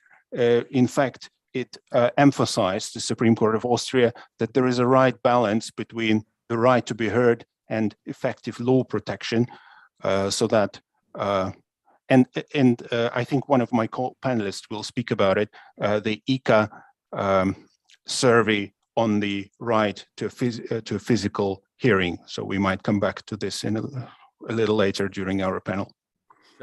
Sure. Dimitri, would you like to add on if there's any risk to the enforceability of award if a remote hearing was conducted in spite of one party objections? I do not believe so. At least I'm not aware of any case law from any jurisdictions worldwide where that would play a role, and maybe we can discuss it, and maybe someone is aware of any other examples. I believe that the new standards and guidelines and rules set by the arbitral institutions from different parts of the world, plus these newly emerging case laws, such as the cited Supreme Court of Austria, as well as supported by this ICA survey, which basically explored the legal situation concerning a right to a physical hearing in over 70 jurisdictions. All that make it very unlikely that an award would be set aside or denied enforcement in this context. Thank you, Dimitri. Thank you. Thank you. Then on the issue of this effectiveness of the implementation of remote hearing in ADR intentionally, we wish to tap into the wisdoms of Mr. Babajimi Ayorinde, Babajimi specializes in commercial law, in particular, commercial litigation and arbitrations. His main practice areas include power, oil and gas, corporate finance, and fintech. He has considerable experience advising on independent power projects, natural gas sales, and purchase transactions, and has acted as an advocate in several proceedings connected to such transactions and projects. Mr. Babajimi, may I ask you this question, that is there a right to a physical hearing in international arbitrations? Okay.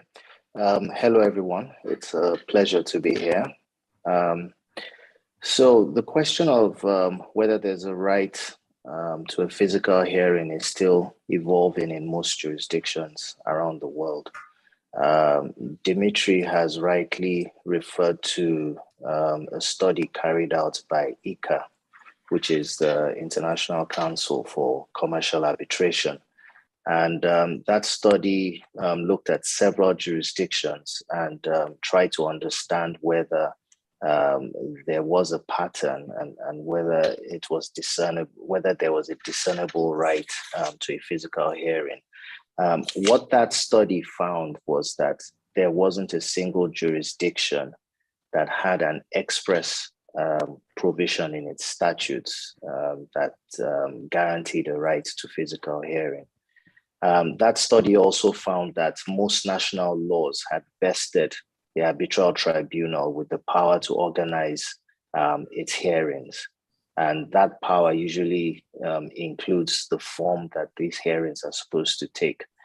So you'd find that a lot of arbitral panels have relied on this power to then decide that, well, remote hearings will be one of the forms by which they would carry out their hearings. It should, however, be noted that most countries also have provisions that allow a party to object to documents-only arbitration. And in those situations, the party can insist on a hearing. What isn't certain yet is whether that right, when you talk about a hearing, whether that hearing must be a physical hearing or a remote hearing will also qualify. So there's still a question mark around that. Thankfully, some of the major arbitral institutions in the international arbitration space have amended their rules in the wake of the COVID-19 pandemic to make provision for remote hearings. So the LCIA, for example, as Dimitri has already alluded to, amended its rules. It has an Article 19.2 in its 2020 rules that allows the arbitral panel to decide on whether or not to hold remote hearings. It gives them a very, very broad discretion there. The ICC has also introduced an Article 26 sub 1 in its rules, and it requires the arbitral tribunal to consult with the parties and then take a decision on whether or not it wants to hold remote hearings. I think it's important to note there that the obligation in that scenario is just to consult with the parties. So the arbitral tribunal is not bound to accept whatever the parties say. So in summary, I do not think that there is a right to a physical hearing. But like I said at the beginning, it's still an evolving area of law, and it will be interesting to see how the national courts view this particular topic. What about this? Do remote hearings compromise the due process? So there are concerns, even though I must quickly admit that I think that the advantages of remote hearings probably outweigh those concerns, but there are concerns. One of the major concerns is with witness tampering. There is the fear that when you hold remote hearings and you have a witness in another country, in another jurisdiction, there's the possibility that there's someone in the room with them that the tribunal can't see, right? Who's coaching them and telling them what to do, probably intimidating them.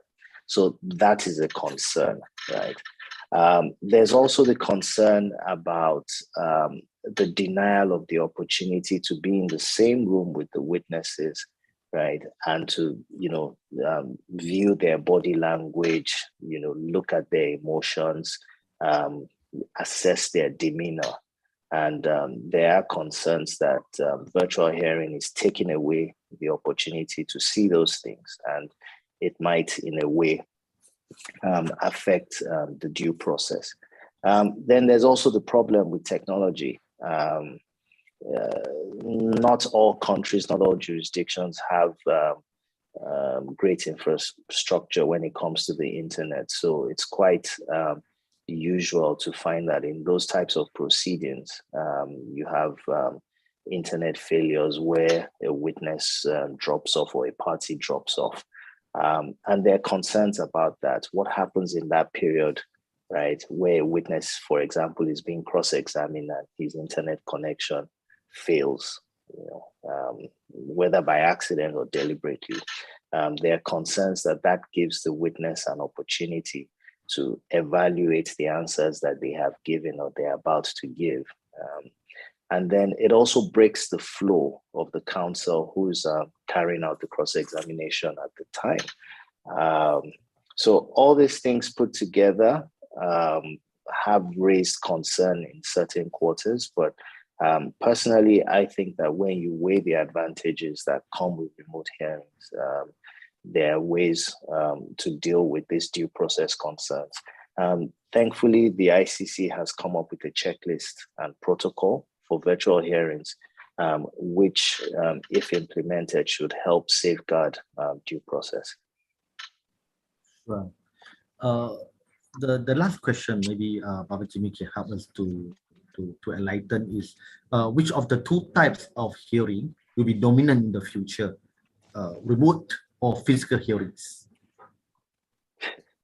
Okay, so I think the genie of remote hearings is out of the bottle and it's never going back in, right? The pandemic has made sure of that. So I think remote hearings will always be a feature of arbitration.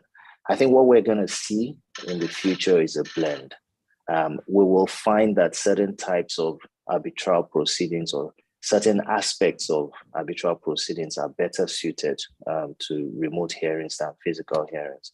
So low cost or low value arbitrations, for example, it does make sense to conduct those types of arbitral proceedings remotely.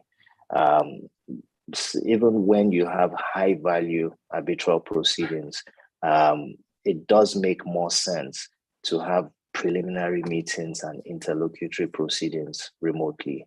We're not going to completely get rid of physical hearings. I think for complex arbitrations, for high value arbitrations, for arbitrations where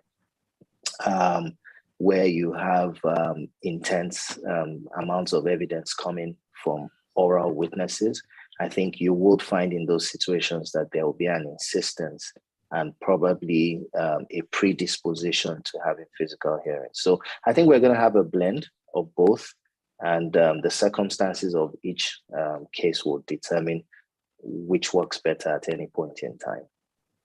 Yeah, well said. I agree. Yep, we turn to our last panelist, Dr. Christopher Malcolm. He's also the Vice President of ADR, my colleagues and my teammates. Dr. Malcolm is admitted to practice in Jamaica, the British Virgin Islands, Dominica, and St. Lucia. And he has been the head of legal unit Organization of Eastern Caribbean States. His expertise and academic interests include arbitration and ADR. And Dr. Malcolm will touch upon the area of the future of remote hearing in the ADR field. My first question to Dr. Malcolm will be, what would you consider to be a remote hearing facility? Thank you, Dr. Kwek. And it's, as you know, just about almost 1:30 here in Jamaica. And I'm actually away from home as well. I'm away because of a funeral I attend later today. All right. And I'm when sorry St. to hear Elizabeth, that. not in Kingston. But the question is important for this reason, that as we speak about remote, persons are sometimes, and the question, Dimitri spoke to it earlier as to whether or not you're speaking of virtual or remote. And the importance there is that as we're speaking, for example, about things like the metaverse and that emergence, where they're speaking of things virtual there are real questions now arising as to whether when you speak of virtual, you're looking at things in the metaverse, for example. And so it has become more and more important for us to start thinking of whether we're talking about online and what that means, or remote and what that means, or virtual and what that means. And I think the safer language I think we need to look at is something along the line of online, which can then incorporate virtual as we're seeing emergence, for example, in the metaverse, and remote as we have become accustomed to it. And I think it is critical that we do that now because there's some level of confusion that is already starting to emerge. So when I think of a remote facility, I am thinking of facilities using, as we're doing now, online computer systems and phone hearings even, and other methods of that nature that we're traditionally accustomed to. And I do not, without more, think of virtual, not because they're not real, but because virtual is now starting to have its own meaning.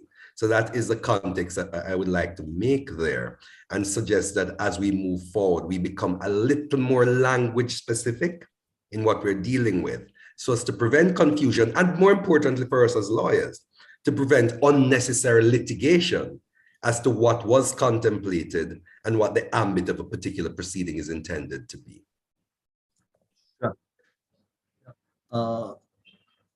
Then what about, are there any best interests of the are the best interests of the parties in the ADR field served by remote hearings, particularly considering the best interest in having their matter heard by reference to a procedure that give them full opportunity to be heard and to present their case in the most advantageous way possible?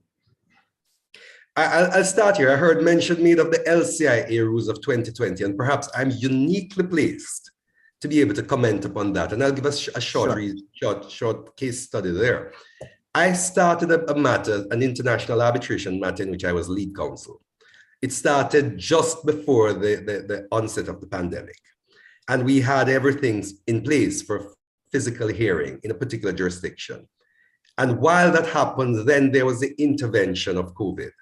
And what the problem is, and the problems that I saw emerging out of that. So in fact, the rules changed subsequent to that matter. I wouldn't say it was as a result of the matter, but I do know that that matter had its own contention in it, including possible court action that was almost taken in that matter by us.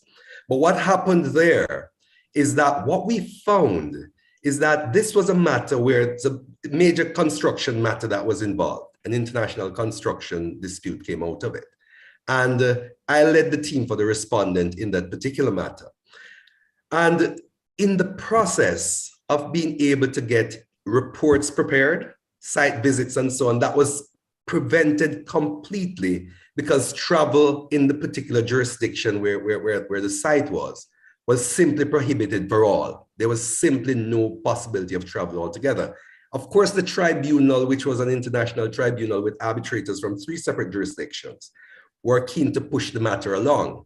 And in the process of pushing along, there were certain orders made, which we, from the respondent side certainly, felt were a little unfair. And we saw the real effect of those proceedings having been against the best interest of what we consider to have been justice in the matter. Ultimately, the decision didn't affect us too much in that I think we came away with a good result. But what we saw happening was a case where even though on the defense in that matter we did well, we were unable to advance what we thought was a very good counterclaim in the matter because we simply could not get the evidence. And the proceedings were not properly adapted. And I think in those instances, it is a question of arbitrator sensitivity, for example, that comes in as to how you balance the idea of pushing matters forward and then allowing the process to properly engage itself to ensure that justice is served. Now, as we go along and went on further in terms of the hearing itself and how those are managed in that space. And again, I've had unique distinction of, in this case, of having done it as counsel and having done it as arbitrator as well, and seen how it manifests on both sides. And then in that process, as well as we would have gone through, then you get to the point of a hearing, after almost fighting, of course, about whether or not it should have remained physical and so on, for clear reasons. But what happens in the purpose of the hearing is you have some questions which are not always considered. What happens, as in my case, where the lawyers representing a party were in 3 separate jurisdictions? We didn't have the benefit of being able to huddle in a single place, and you had travel restrictions relating to counsel in the matter. What I found there, and certainly that was where I insisted, that whatever happened, that matter would not proceed unless we had an opportunity to be able to be together as counsel in the matter, because it would just have been impossible as counsel representing a client to be sitting in different rooms and doing all sorts of things. It's just not physically, it's just not possible in the interest of justice to do that. It is easy enough where the arbitrators are themselves sitting in separate rooms. Not as easy, clearly, but easy enough because the arbitrators really should not unnecessarily intervene in the arena of a hearing. But counsel, by necessity, you need to be able to pull the robe off somebody or do something to say, no, no, no, not there, or whatever, in terms of how you manage an actual hearing, cross-examinations, and so on. And we found there from real experience that what we had to do was to then ensure that we had sufficient adjournments and so on permitted that allowed us to travel under very difficult circumstances, in circumstances where I can tell people that I saw myself going to a jurisdiction in that hearing period, being locked in a room literally for 16 days, with security guard outside my door, getting all my food put on a desk, and not being able to leave until my quarantine period was ended. I had that process and that happening to me in that period, and I know the difficulties. So even though I had counsel in my same hotel, we were not able to meet for 16 days in the very same hotel physically. And those issues are the ones that we really need to start looking at when we're talking about remote and how you plan around them. It's all well and good to come up with these abstract ideas of how you can organize it and how you can do whatever. What actually happens on ground, these are experiences I've been through and I can speak to with great conviction. The other thing, of course, once we get into that, there's this concern from the arbitrator perspective of whether or not, how you manage witnesses and so on. What I have found as arbitrator in remote matters with video and so on, is it really comes down to how well your telemedia support in the matter is. And I personally found it quite revealing as arbitrator and certainly as counsel to be able, for example, as counsel to sit as I'm doing now and observe 3 arbitrators on a screen together. I find it much easier to follow the arbitrators than to be glancing from one to the other in a physical hearing. So there are advantages coming about even in that context as the hearings go along. And in the context of being arbitrator, again, depending on how well managed the process is, you're able to get advantages there. There's, of course, a disadvantage in that the person who has the best back end of technology, who is best able to reduce large bits of data into a small video of 2 minutes or something, you have a significant advantage there. And I would suggest that where we're now progressing to is a state where whatever equalization benefits of remote hearings are, you can then get disadvantage coming in of it being really a fight between the best technology providers and the best user of technology, rather than by reference to what is in the best way of managing evidence in what we had become accustomed to in a physical way. The situation has changed. And as I said, when we look at it in terms of where we go with it, I think you can have interest of justice being not properly served. But that, again, is going to boil down in a significant way as well to the latitude of arbitrators and to the extent to which they become sensitive in proceedings that are being conducted in a remote way. Sure, Dr. Malcolm. Yep, in the interest of time, we have 5 minutes left. I wonder whether you can answer last questions is on this, what is the best way forward in the ADR field? In your opinion, is it remote or hybrid? I certainly support hybrid. I think in interest of costs and everything else, there are processes which are best done. I mean, a simple procedural hearing. There's absolutely no way you should have to leave your office or your hotel room, as I have one now, to go into a physical hearing for that. But the fact is, there are benefits to be had for physical hearings. For example, site visits. In a construction matter, invariably, site visits become important. And I think it is important in many instances for you to be able to say, for example, what we had in that particular matter. We tried to use drone technology and all sorts of things to create a virtual site visit. It doesn't quite work. So there are matters which I think, and you then try to create with very good back-end experts to create questions of looking at concrete and cracking and crazing and all sorts of things. It does not quite work. So I think we have to bear in mind that the nature of proceedings should determine whether you are sticking to an online way or you're prepared to hybridize on my own preference. And I think the best way forward is to think of hybridization with cost and other implications in mind. Thanks, Chris. We have quite a number of questions on the chat box. I noticed that there are about nine questions. I think it's still coming. And out of which there are 7 questions being posted by AP Sama.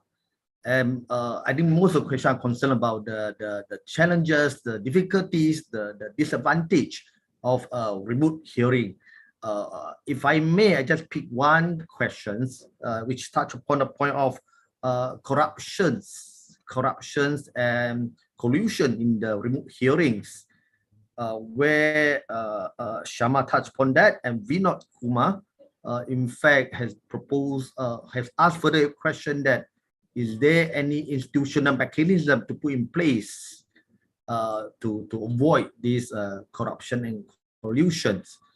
I wonder whether I can ask the 3 panelists to answer, to share with you, and if you may, in 2 minutes each, and also to make concluding remark. If I may, I'll start from Dimitri. Yes, thank you. To be honest, I've never come across any corruption allegations in arbitration scene in the arbitration community. Therefore, I'm not very well suited to answer that particular question. I would spontaneously guess that there is no difference on whether the hearing is conducted remotely or in person if we deal with any arbitration allegation, with any corruption allegations. So I don't see any difference there. Since we are also invited to make brief concluding remarks, I would also like to stress another advantage of remote hearings, which is the diversity. As we can see on our panel as well, I think that remote hearings can encourage appointment of geographically diverse tribunals with arbitrators being from different parts of the world. If we're talking about any potential misuse of remote hearings to pick up the corruption and other concerns, there is some good advice available. The biggest concern, or the most often communicated concern regarding remote hearings, is whether you can actually control a witness. But there are some tools how to deal with it. For instance, you can either send a neutral person into the same room or use a 300-degree camera so that to make sure that the witness is sitting alone in the room. There is also a recommendation to the witness to share his or her screen so that we can make sure that he or she does not receive any advice by a chat function. Other than that, another concerns, which I haven't mentioned before, are also confidentiality, which is regarded one of the biggest advantages of arbitration. Isn't it a danger if we are conducting it via video conference? Can we be sure, can we make sure that no cyber attacks or anything else happens? And another issue is also, are all of the video conference platforms available? Do they all comply with some local data protection laws? I've come across some doubts in that respect. Thank you. Thank you. We turn to Baba Jimmy. One day you can share us about your view and make concluding remarks as well. Okay. So in terms of the question on corruption, I don't think that remote hearings are particularly more susceptible to corruption than physical hearings. I think you can have corruption in both situations. But I think most national laws already deal with the issue of corruption. It's certainly a ground on which you can have an arbitral award set aside if you are able to prove it. So I really don't think that we need to make any significant changes to adapt that to remote hearings. In terms of concluding remarks, I just think that remote hearing is here to stay, even though we're not going to use it in all circumstances. I think arbitrators and arbitration practitioners need to be more technologically aware. They need to update their knowledge. Cyber breaches are a threat, and it's important that all of us in this space make sure that we're up to date and we're conscious of that. Thank you very much. Thank you, Baba Jimmy. What about you, Malcolm? Yep. Melbourne, I think it's please unmute. Sorry about that. I share the view that corruption is corruption, and you can find it no differently in remote or in other proceedings. I also think, there's this idea that you may have a witness and who is in a room with others, and that could. I have certainly had remote hearings where I have suspected that there are others in the room, but I think a skilled cross-examiner can get around that. It's like having an open book exam. I don't think the student is necessarily at any greater advantage because you will mark by reference to the fact that person is doing an open book exam. So you take those factors into consideration, and I speak as a teacher in this context. So I'm saying you take those factors into mind when you're dealing with that. But on the other hand, in terms of closing remarks, I agree that remote hearings are here to stay, but I'm much more concerned, frankly, beyond remote hearings, to the question of remote management of proceedings, because I think the greatest advantage of remote is not necessarily at the level of the hearing, but more so at the level of how you manage the proceedings prior to and even after the hearing. So the conversation for me is a much bigger one that has to be had, and I am personally invested in remote proceedings, including by reference to an app and so on, that with platforms that I have been personally involved in developing, that looks at the holistic range at which we can use remote rather than simply sticking in a nose piece. And nowhere in time is on us, so I'll end it there and thank everyone for having had me on this panel. Yeah, we're looking forward for your the next sessions, not on this summit, the next session sharing by Dr. Malcolm on the management of proceeding beyond remote hearings. Well, come to the end of session 3. I must thank all the panelists, Dimitri, Baba Jimmy, and Christopher. Thank you for your time. Thank you for enlightening us and the audience. I shall declare that this session 3 adjourned, and I pass the floor back to Navin, Dr. Navin. Thank you. Thank you very much. Thank you, esteemed panelists, for a practical and educational discussion on virtual, or should I say remote hearings, and Dr. Kwek Nimeng for moderating the session. Our next session, which should be a great discussion, is on emergence of regional arbitration hubs, and will be moderated by an arbitrator and mediator who is engaged in the training of the next generation of lawyers as head of the law department of the University of the Bahamas.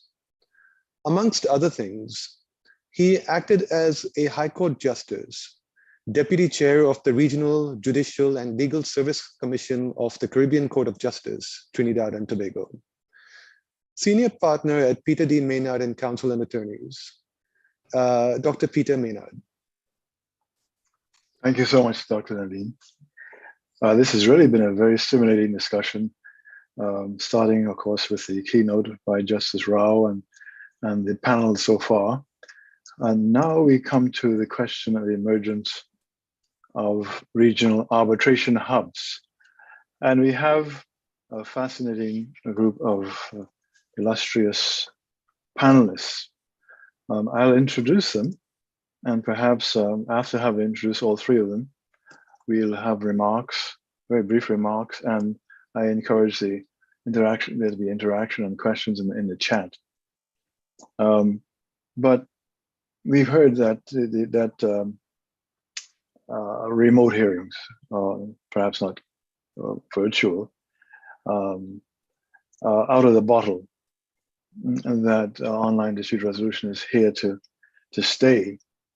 And so that will obviously have an impact on the operation of regional hubs. Indeed, perhaps ADR has become more localized in the case of the International Western Hemisphere Arbitration, Adjudication, and Mediation Center, which I have the privilege of chairing in the Bahamas. There is also a strong foundation in domestic arbitration, which serves as a launch pad for international commercial arbitration. That is the concept. Others try to parachute in a commercial arbitration hub, but that can be a challenge. And there have been rules developed, such as by the Chartered Institute of Arbitrators 10th centenary principles back in 2015. Of course, that was before COVID and the pandemic and the adjustments we've seen. And they talk about a number of factors which are necessary to make a hub effective, arbitration law providing a good framework, an independent, competent, and efficient judiciary, an independent, competent legal profession with expertise, a sound legal education system, the right to choose one's legal representative, local or foreign, a ready access to the country for witnesses, and counsel. Of course, now we have we have remote hearings, good logistical support, professional norms, and ethics, well-functioning venues, and adherence to various treaties. Of course, many of the venues, such as I think in the case of so many represented here, including the Bahamas, are beautiful venues to have your hearings if they take place physically. Among our speakers, I include firstly Dr. Hugh Lee. He is the Vice Chairman of the China Maritime Arbitration Commission, and also the former Deputy Secretary General of the China International Economic and Trade Arbitration Commission, CETAC, a former board member of the Arbitration Institute of Stockholm Chamber of Commerce. He's also been engaged in a number of other institutions, ICSID. He is listed as an arbitrator there, designated by the People's Republic of China. He's also been involved with the Cairo Regional Center, and also a panel member of a number of institutions such as Hong Kong, Taiwan, USA, Kazakhstan, Southern Africa, Ukrainian, Mongolia, and Thailand. Secondly, we have Samir Shah, who is a co-founder of the Indian chapter of the energy-related arbitration practitioners. He's also an advocate, arbitrator, and mediator based in Gujarat, India. He's had decades of active legal practice and experience. He is senior partner in Trust Legal Ahmedabad office and founder of S.U. Shah and Associates Advocates. He's also director of the Chartered Institute of Arbitrators, India, and been engaged in many other institutions as well. And thirdly, we have John Ohaga, who is the managing partner of Triple OK Law LLP. His career also spans many decades, during which he's been involved in numerous complex litigation matters, such as high-value domestic and international arbitration cases. He's also a practitioner in several areas of the law, such as administrative law, banking and finance, constitutional law, competition law, employment and labor law, property law, public procurement, and sports law. I've had the privilege of working with and having John as a part of the Caribbean and Latin America, the emerging markets summits in the past, and I've heard of his great work in the area of sports law. And so let's start then with some brief remarks by Dr. Hugh Lee, and then in succession Samir and John. Dr. Lee. Thank you, Mr. Peter, for your kind introduction. Dear friends, dear guests, ladies and gentlemen, good afternoon. We're happy to join the session discussion on the emergence of regional arbitration hubs. So I want to talk about the conditions for the construction of regional arbitration hubs. In recent years, as you know, arbitration in Asia is developing. Undoubtedly, Asia has become a bigger regional market for international arbitration, both in commercial and maritime field. What conditions should be necessary, as mentioned by moderator Dr. Peter, for the construction of regional international arbitration hubs? So in my mind, there are 5 factors to be considered. The number 1 is the healthy legal system. So arbitration should be conducted under regulation of the national arbitration law of the country where it takes place. Accordingly, the substantive law of the state where the arbitration seat is located is likely to be chosen by the parties to be applied in the arbitration. The developed national and regional legal system is crucial to the emergence of regional arbitration hubs. Number 2 is a friendly judicial environment. By the provisions of most national arbitration laws, the National Court of the Arbitral Seat performs the duty to support arbitration by confirming the validity of the arbitration agreement or enforcing a final word, but exercises its power to set aside the word or refuse enforcement. In this regard, the popularly accepted principle is the most national judicial support with the least judicial interference. Number 3 is favorable policy. The favorable policy of the national government is also important for the construction of arbitration hubs. For example, the common issue may include whether the arbitrators may enjoy the preferential tax rate over their remuneration, and whether their remuneration can be freely transferred regionally or internationally, as well as whether arbitration as a major ADR approach should be encouraged by national states, etc. Number 4 is leading arbitration institutions. The leading and well-known arbitration institutions in the region are the necessary element for the emergence of regional arbitration hubs. With the professional systems of the institutions, the parties worldwide will enjoy efficient and high-quality arbitration services in the region. Lastly, number 5 is the build-around arbitration practitioners. The regional or international arbitration hubs need an international pool of arbitration practitioners. The build-around arbitrators and lawyers are material to the development of regional arbitration. Anyway, the attractive arbitration service is based upon the professional homework of the build-around lawyers and arbitrators. So in mainland China, there are totally 270 arbitration institutions, among them CITEC and CIMAC are the 2 leading ones. CITEC was founded in 1956 and CIMAC in 1959. Up to now, in China mainland, most of the foreign-related disputes are still submitted to CITEC and CIMAC for arbitration by the agreement of the parties.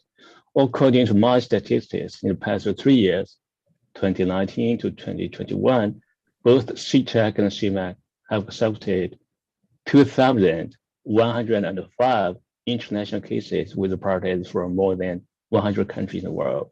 So in my capacity as chairman of CIMAC, I sincerely welcome more and more international lawyers an arbitrator to participate in CIMAC arbitration.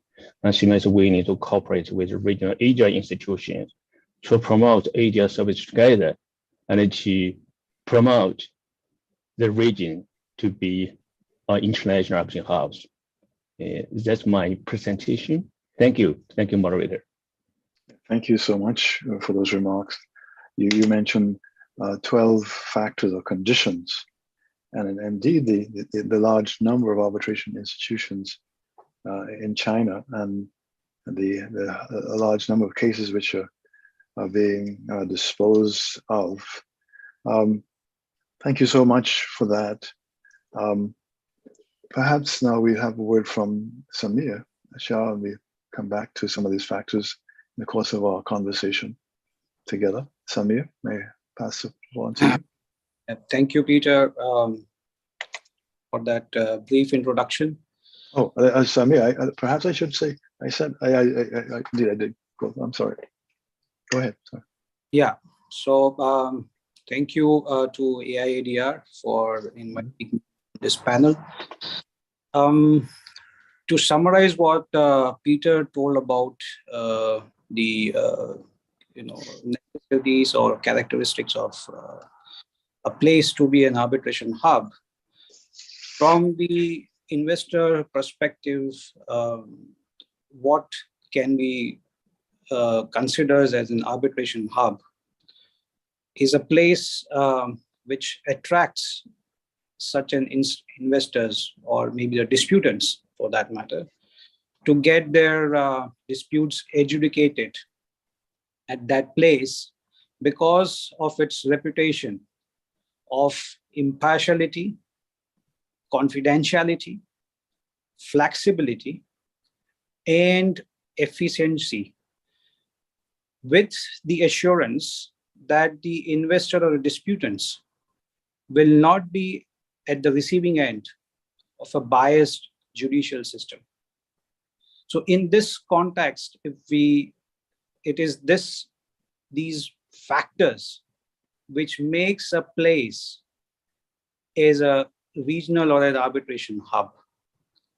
Now, since last couple of decades, we have shown a very, very high, increased surge in emergence of regional and domestic arbitration centers, which are set to give a good competition to already established centers like LCIA, ICC. I just name a few, and many of them would be here. I mean, AIADR definitely is one of it.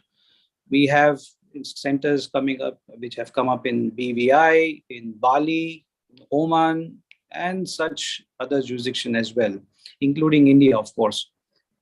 Now, why this emergence has happened is because there is an unprecedented integration of global trade and commerce. And therefore, the demand for an effective and efficient means of dispute resolution has also simultaneously grown up. And it is very, very much required, because if we look from the perspective of effective resolution and from the investor perspective for that matter,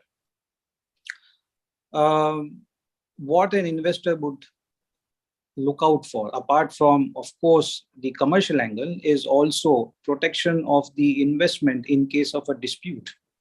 As I said, that investor would not like to be at the receiving end of a biased judicial system, which is in many jurisdictions is the case.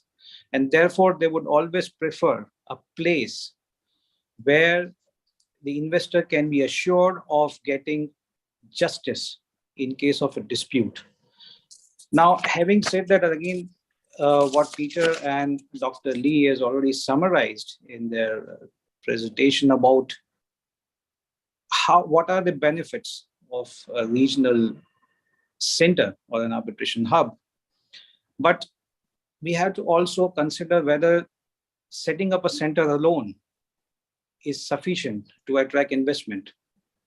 I think, as correctly pointed out by Peter, it also has to be supplemented with an effective judicial system, and together with a complementary or consensual political support as well. Probably that is the reason, one of the reasons why we see such a attraction to a center like Singapore, especially from the Indian perspective, and even from the international perspective as well.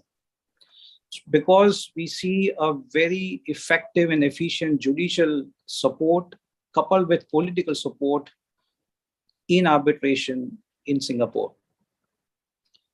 Now, what does this mean is that ultimately there's also a regional, if a region is becoming a hub, it also helps in capacity building of that region itself, so far as the legal fraternity is concerned.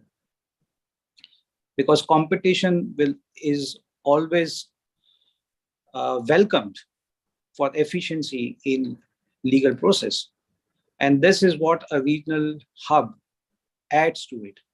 Now, having said all this, we also have to look from an angle of whether it is what ultimately is required, whether, as I said, a simple center is the only answer. Now, when we talk of a center, to an extent, it may become a place or a venue.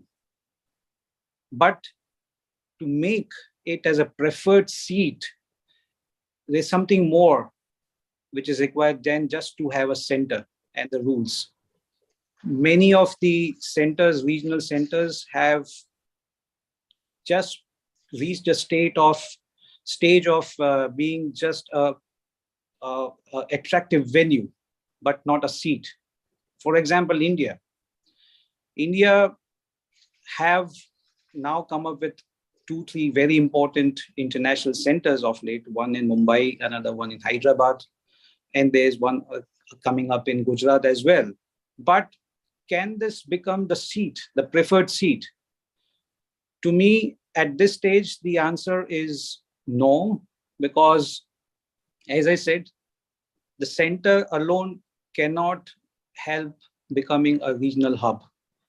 It required support, an active support, a positive support from judiciary as well as political angle. So in my view, definitely regional centers emergence is an important aspect so far as the localization of arbitration is concerned, because it definitely helps cut cost and time to the parties. So as to make the dispute being educated closer to the parties and the subject matter. However, still it alone cannot attract the, it alone cannot become a regional hub. It has to be supplemented with active and efficient political and judicial support. Thank you very much. Thank you so very much for those comments. Indeed, you raise a number of key points. Is setting up a hub alone sufficient? You also mentioned whether and perhaps Dr. Lee and Mr. Haga will join in on this as well. Are such regional hubs, do they become a preferred seat of the arbitration? Would you care to comment on are we seeing that as a development? Are these hubs becoming the seat of arbitrations as well? Dr. Lee, perhaps, and Samir and John, any views on that? Peter, if I may, I think the question whether they're becoming preferred seats is an interesting one. And I speak now from the African perspective. I think that the issue as to whether they're becoming preferred seats has to be seen from the progressive perspective, in the sense that from the African perspective, the establishment of regional hubs is really aspirational.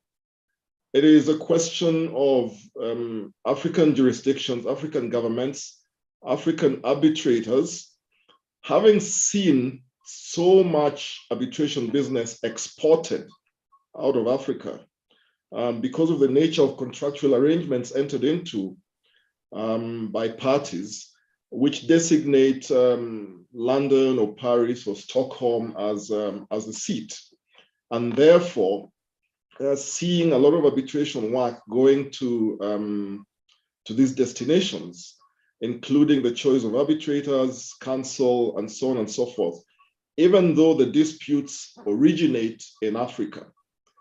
And so when you look at it from that perspective, you will appreciate that African arbitrators are looking at getting into the game, a piece of the pie. And so the establishment of regional hubs, and Samir has identified the fact that they may be attractive venues, but not seats. Certainly I agree, but we have to start somewhere. And that beginning is the genesis for the establishment of these hubs. So you establish a hub such as we have done in Nairobi, for instance. And with that, we begin to appreciate what it takes to have user-friendly rules, for instance, to have a healthy and rich list of arbitrators on your panel, to begin to at least host some arbitrations in your center, even though it's not a seat, but it's a venue, to begin to understand what it is that you need to do in terms of reforming your arbitration legislation and in terms of enriching your jurisprudence to become an attractive seat. So it has to be looked at from the progressive perspective. These things will not happen in a day, they will not happen in 5 years, but they will come to pass. And so we have to start somewhere. And so we take inspiration from seats like Singapore, for instance. When we started the Nairobi Center, we had the privilege of being hosted by Professor Sandra Raju in Malaysia, and seeing the work that has gone on there. We had the privilege of visiting Singapore, for instance, and just being inspired. So the answer to your question, Peter, is that I think this is progressive and aspirational. Yes, thank you so much. And indeed, it's really, in many cases, it's a marathon and not a sprint. It's a longer process. It will not necessarily take overnight. And so, what do you see, John, as the impetus for the growth of new arbitration institutions? You mentioned that indeed much of it is aspirational. But how do you see the impetus for growth of the new centers across Africa? Cost is one thing. African governments spend huge amounts of money when they're dragged into disputes or which have to be determined in foreign jurisdictions or foreign seats. So for instance, pre-COVID, we just had the panel on remote hearings and the savings on costs. But you can imagine that pre-COVID, when there was a hearing to be held in London, for instance, involving whether it was a commercial international arbitration or an investment treaty arbitration, you would have to engage counsel in London or Paris or Stockholm, as I said.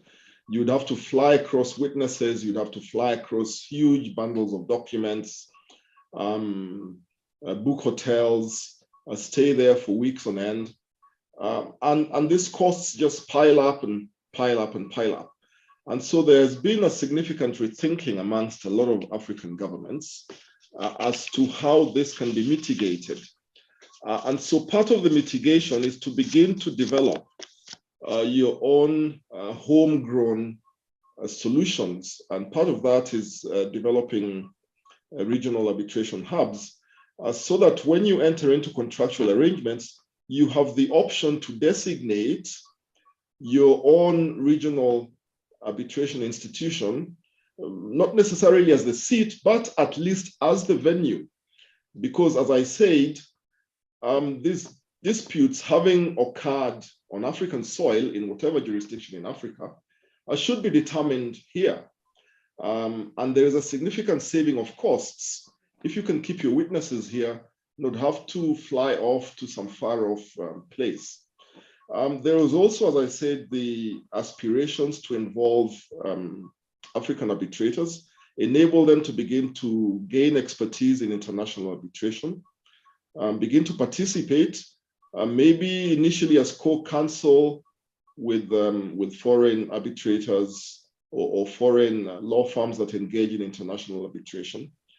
And then progressively, having gathered sufficient experience and knowledge, become lead counsel and represent African parties in disputes involving them.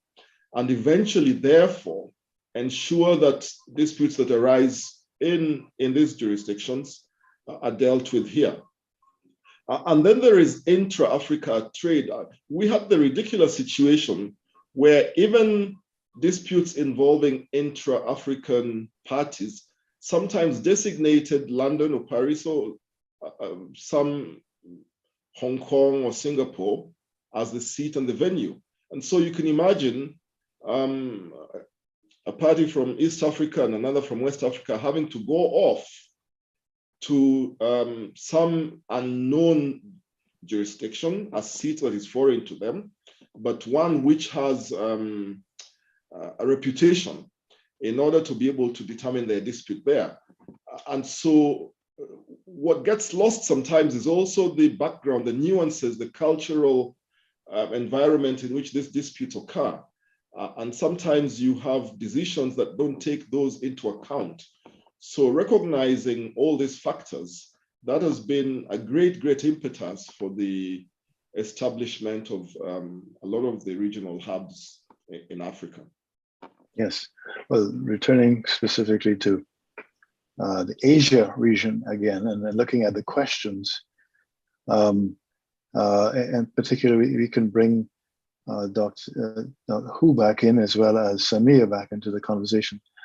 Your view, having had a contact with so many centers and institutions who, there's a question about integrity in the legal profession. I know that a number of the questions have been already answered and have related to other sessions, but there's one which suggests that perhaps integrity of the legal profession may have an impact on the establishment of a hub. What factors do you see as really being significant? In particular, the question, who is integrity in the legal profession is paramount.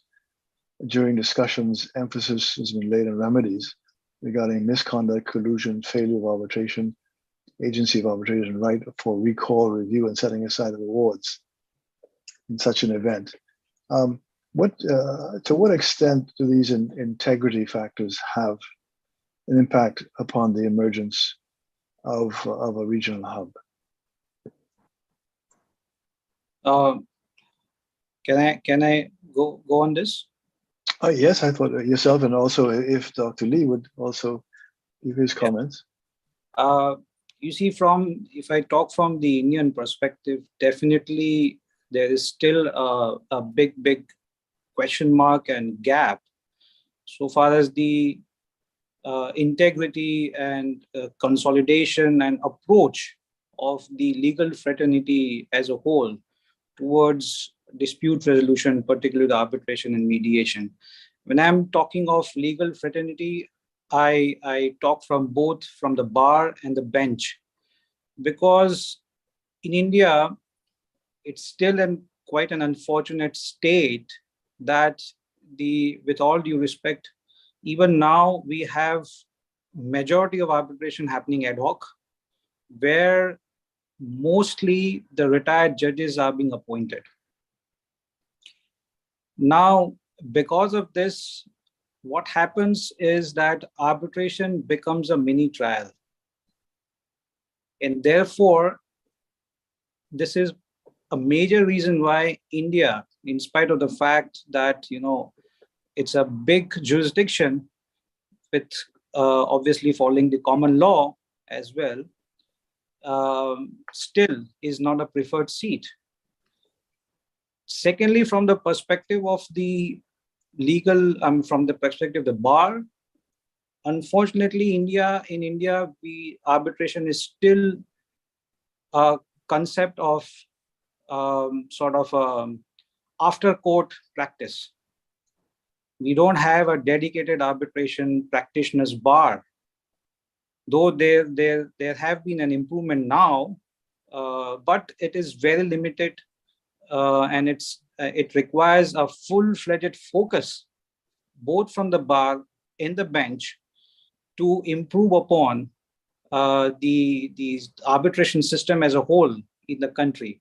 And that's where the integrity part comes into play. Unless and until we have dedicated, focused, trained, qualified bar and the bench, making a regional hub is a too distant, dream, I would say. Yes, indeed. And so, Dr. Lee, do you see this question of integrity as having an impact on the subject of the emergence of regional centers in your experience? Thank you, Peter. Thank you, Peter. When we talk about the creation of the regional arbitration hubs, that means that the parties like to choose the cities of the region as a seat of arbitration. Of course, the ADR services in the region should be sufficient, should be developed, and should be constitute a whole picture of the single healthy systems. For example, if you choose arbitration, if you choose the one cities of Mainland China as a seat of arbitration, that means that the arbitration should be regulated under Chinese arbitration law. So that means that in the seat of the arbitration, there should be a kind of arbitration proper. The arbitration should be, ended with the final word, and it should be enforced by the court. Besides arbitration, we also need other forms of ADR approaches, for example, mediation and online arbitration. So it's also connected with the seat of the arbitration for the emergence of regional arbitration hubs. Indeed. So, Peter, please. If I just add to this, to what John and Dr. Lee said, you see, from the investor perspective, there are two angles which an investor would look into. One, of course, the procedure of dispute resolution, which should be at par with international standards. But along with that, the investor would also be more concerned about the enforcement. Though we have a good procedural system, but it is not supported with an effective enforcement system, which needs support from the judiciary, from the regional judiciary. Until this happens, obviously a region cannot become a hub. So therefore, when we're talking of emerging as a regional hub, I think these two factors have to go together. Both the procedural effectiveness as well as the enforcement system, so far as the investors' interest and security of investment is concerned. So unless and until these two systems are complicit to each other, I think a region cannot become a hub. It can always remain a venue or a place, not a seat or a hub. Indeed. I think in your remarks, Dr. Lee, you mentioned among the conditions, the judiciary and having indeed that that basis for a strong hub. And I would think that would also be a factor in the emergence of African centers, John. Indeed, having an arbitration-friendly judiciary and one which does not interfere with arbitral awards, adopting the very strict limitations of the Amsterdam model, for example, and the New York Convention, can be very significant in the growth of a hub. And so, what do you see as, and perhaps you may offer, each of you offer some concluding remarks. What do you see as important factors going forward regarding the emergence of regional hubs? What things are uppermost in your minds? Which things do you think we should most focus on going forward? Start with you, Dr. Lee. Sure, thank you, Peter. Thank you, Peter. I agree with you. The friendly judicial environment is material to the emergence of regional arbitration hubs. The happy thing is that more than 170 countries have ratified the New York Convention. So that means that the final word has been made in one New York Convention state can be recognized in first in other 169 convention states. As I know, in China, and generally speaking, Chinese courts can apply New York provision, New York Convention rightly. So I think the countries should strengthen cooperation in this regard, so that the provisions of the New York Convention can be applied uniformly by the different judicial authorities of the New York Convention, so that the enforcement of the international arbitration award can be conducted on a solid and uniform basis based on the New York Convention. That's very, very important, and should be the appropriate norm. It should be adopted by the different judicial authorities of the New York Convention states. It can be very helpful for the emergence of regional arbitration hubs. Yes, indeed. There's a question, a comment in the chat. It is suggested there should be two persons as arbitrators for fairness to both parties, as in the High Court and Supreme Court. Two judges bench normally decides a matter. Of course, the parties can choose to have a sole arbitrator. In many cases, they also choose to have three. It can vary. But as you give your remarks, Samia, would you touch on that aspect as well? Sure, Peter. I would say that before a regional hub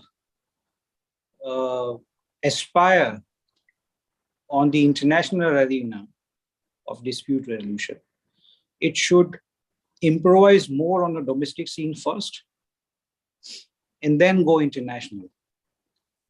Because if that happens, then the improved or improvised domestic system of dispute resolution can be used as a mirror to the investor international community, that what you're looking at inside is same as what you're looking outside.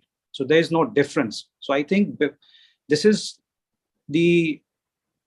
I would say one of the important aspect which the regional hubs should be focusing on. And especially I'm talking from the Indian perspective.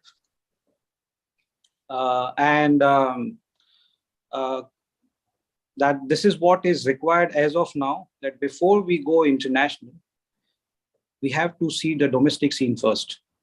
Now, coming to the remark which was made about dispute being resolved by two arbitrators as in court, I think that would or may lead into a dispute on dispute as such, because it's possible that the two arbitrators may not come to a same conclusion.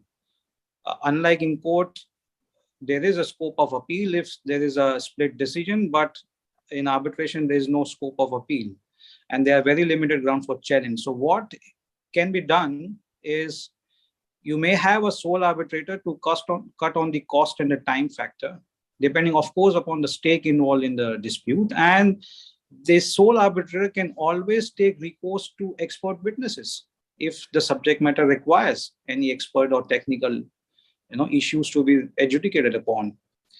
So what will happen that the sole arbitrator, assuming that the sole arbitrator is legally and competent for that matter, which he or she should be. But if there is a technical issue, let's say in a construction dispute or in a maritime dispute, recourse can always be have to expert witnesses on the technical aspect. So that would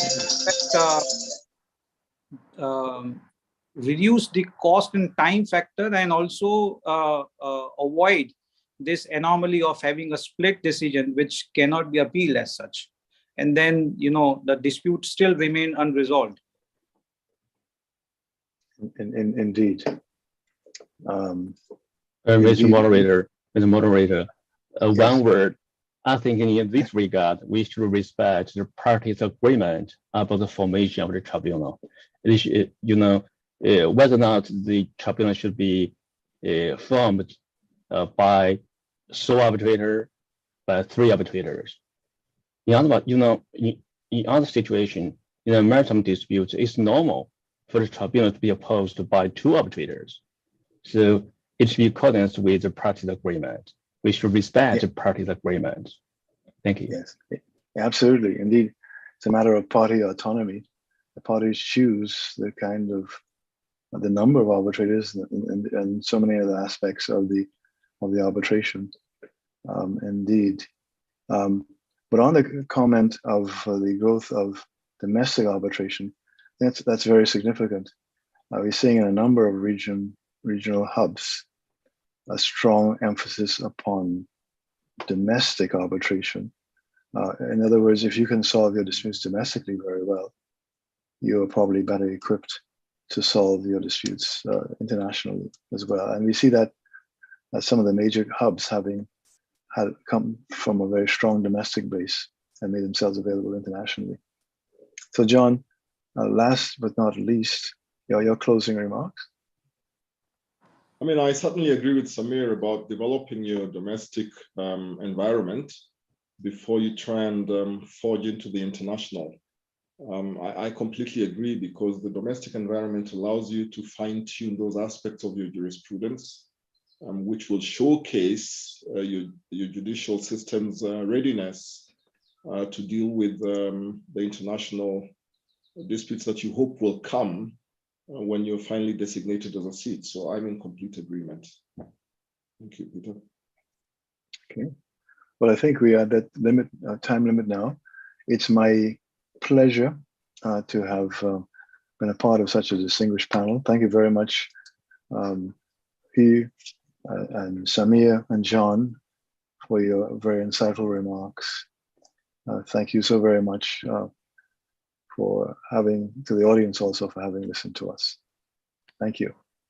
Thank you, Peter. And thank you, Peter. Thank you.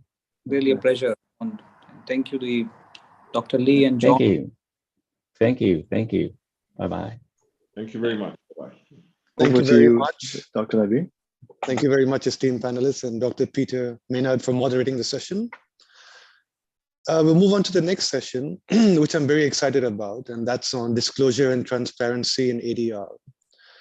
Now, the moderator for this session, amongst other things, established Scales of Justice Legal Aid Program through radio show, and is a life member of the International Federation of Women Lawyers, FIDA, and former vice president of the Bahamas chapter.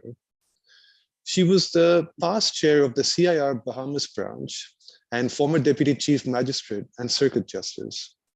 Barrister and attorney at the law firm Isay Rengin, Tengeiser, Johnson & Co., Ms. Rengin Johnson.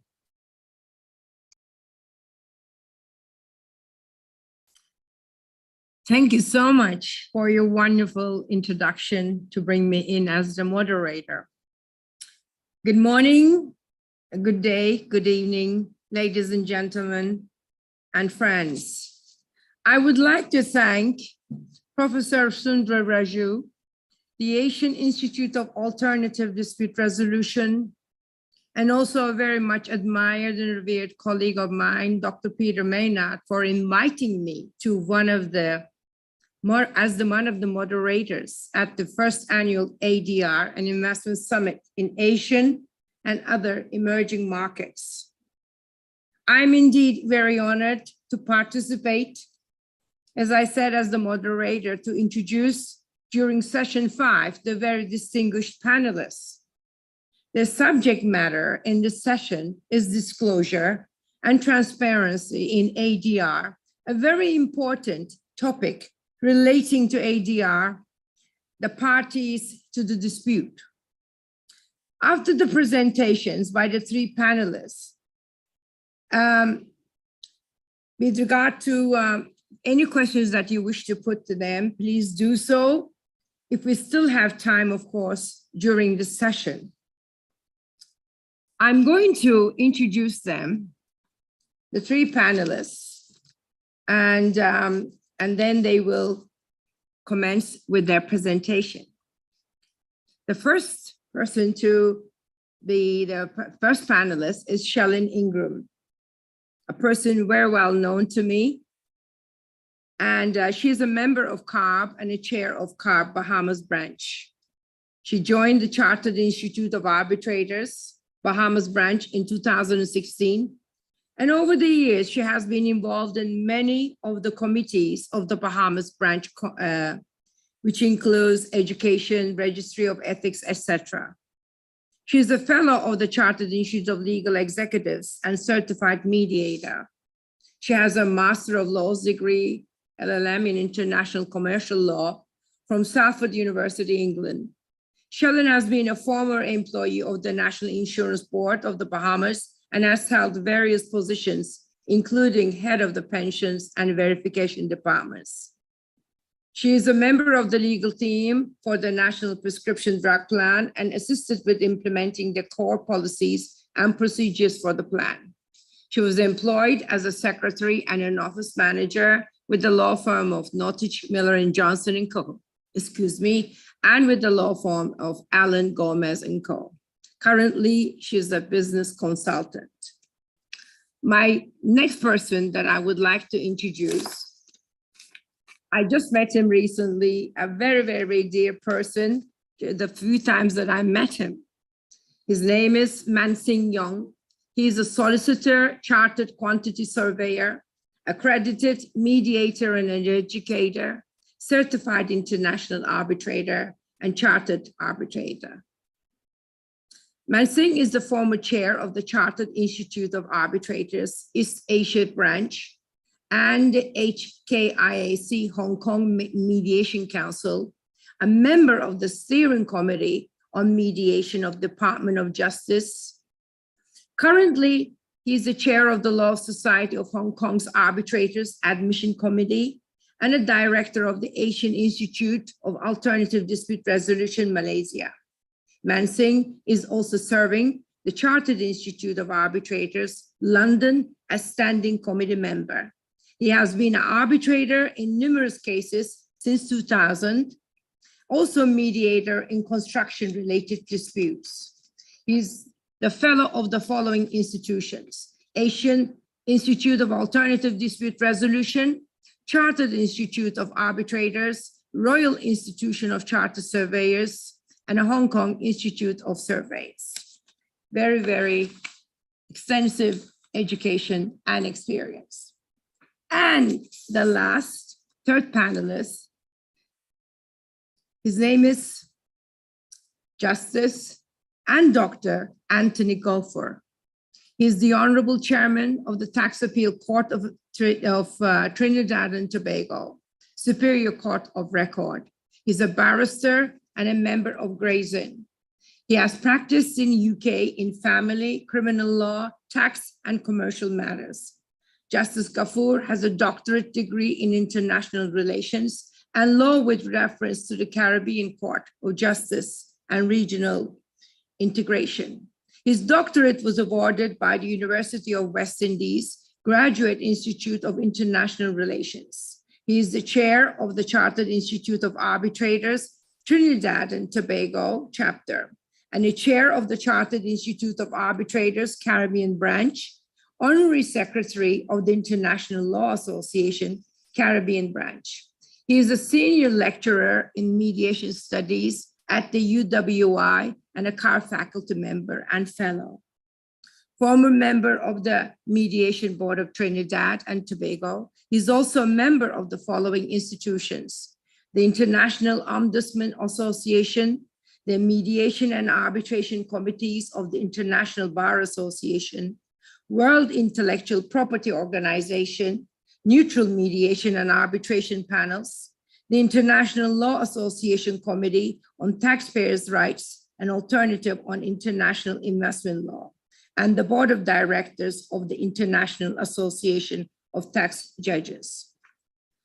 According to the information shared with me, my distinguished colleagues are going to do a presentation from a different perspective in respect to the very interesting topic that is very, very important to us and also in ADR. And I begin, first of all, asking my learned friend, Shellen, to commence with her presentation. Hi, Shellen. Yes. Good day. Platform. Thank you. Thank you. Thank you, Madam Moderator, for your kind introduction. And I thank my esteemed panelists, and thank you for having me to present this opportunity to present this presentation today. My topic: disclosure and transparency in ADR International as it relates to international commercial arbitration. Traditionally, parties take their disputes to the courts of law of the relevant jurisdiction. However, because of the increasing demands in ADR, alternative dispute resolution has become a commonplace for settling those disputes. Transparency is a fundamental principle in adjudicating matters in order to disclose all information as well as documents. It is a concept that involves openness and access to information. In international arbitration, the public has a right to access information, and it helps to prevent misuse of power by those in authority. It provides for a smooth operation in arbitration, accountability, and it allows for a proper system of good governance. The necessity of transparency is that it can stand as a trust. It increases accountability because it is scrutinized by the public and provides for a more accurate access process, and it promotes fairness, equity, and unbiased decisions. It can also build good relationships between parties, and it is said to be a central pillar for settling disputes. As it relates to investors, transparency in international arbitration has led to an increase in the demand for higher openness, accountability, and transparency. Transparency is particularly important in the area of investor-state arbitration. Caution must also be made to human rights issues where decisions are being made, especially in a closed forum.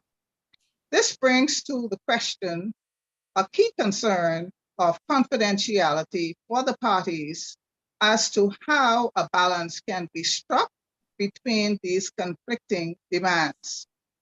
However, there has been concerns for years about the lack of openness of investor state, about their secret meetings, which led to the justice system being questioned, challenged environmental regulations, and the revocation of national laws, all because of protecting the rights of foreign investors under the North American Free Trade Agreement.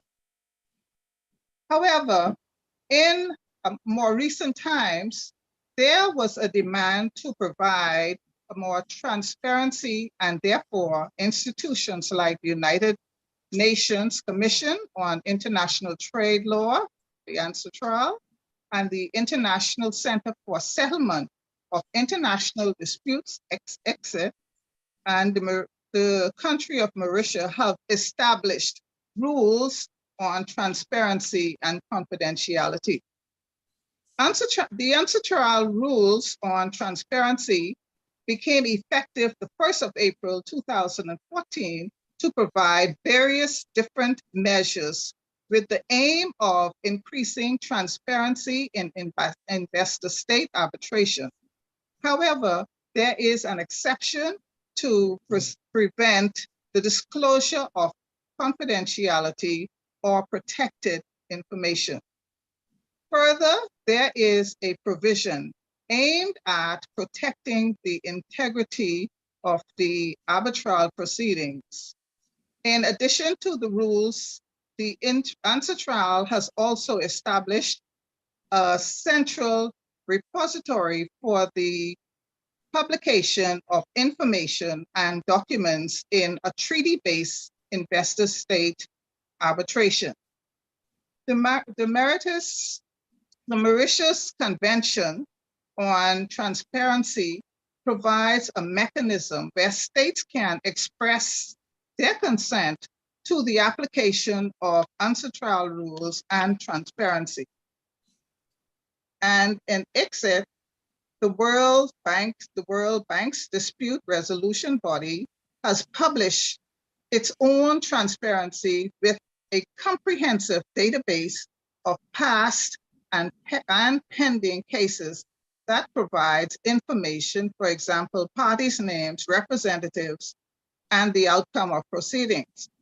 With regard to international commercial arbitration, there has been an increased openness to transparency in commercial cases. A question has been put forward on confidentiality as to whether transparency is being undermined by confidentiality, and the answer to that question is no.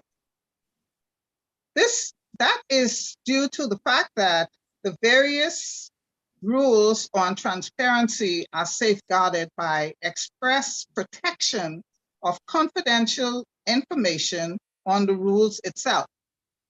Various national legal systems take different approaches on confidentiality. And for example, the New York Convention does not address confidentiality on international arbitral proceedings.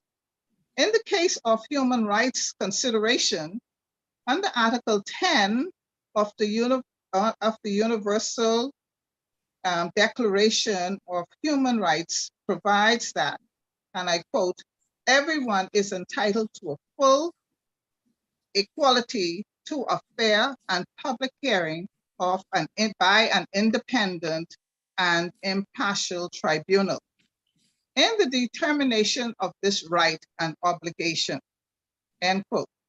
Article 6 of the European Convention on Human Rights is written in similar terms. And in conclusion, and based on this writer's observation, the fundamental rights of many were being jeopardized for many years from international commercial arbitration arena. This sparked numerous criticism by the public's free press advocate because there was no free choice or access to important information or documents. Leading institutions such as Ansatral and Exit, and as well as Mauritius, having institutionalized Ansatral rules, have opened barriers by promoting transparency, fairness, and accountability to cases at international level. This has certainly opened doors for many for disclosure and transparency in ADR. And because of this, this term of, or this era of pandemic, online dispute resolution is now the new normal for international arbitration. And with that, I say thank you. Excellent. Thank you so much, Helen. You definitely gave us a wonderful history as well as to the interpretation of the disclosure and transparency. Our second panelist, his topic is going to be on transparency and disclosure in appointment and challenge of arbitrators and default appointment procedure in Hong Kong. Man Singh, would you like to give us your presentation? I'm so excited.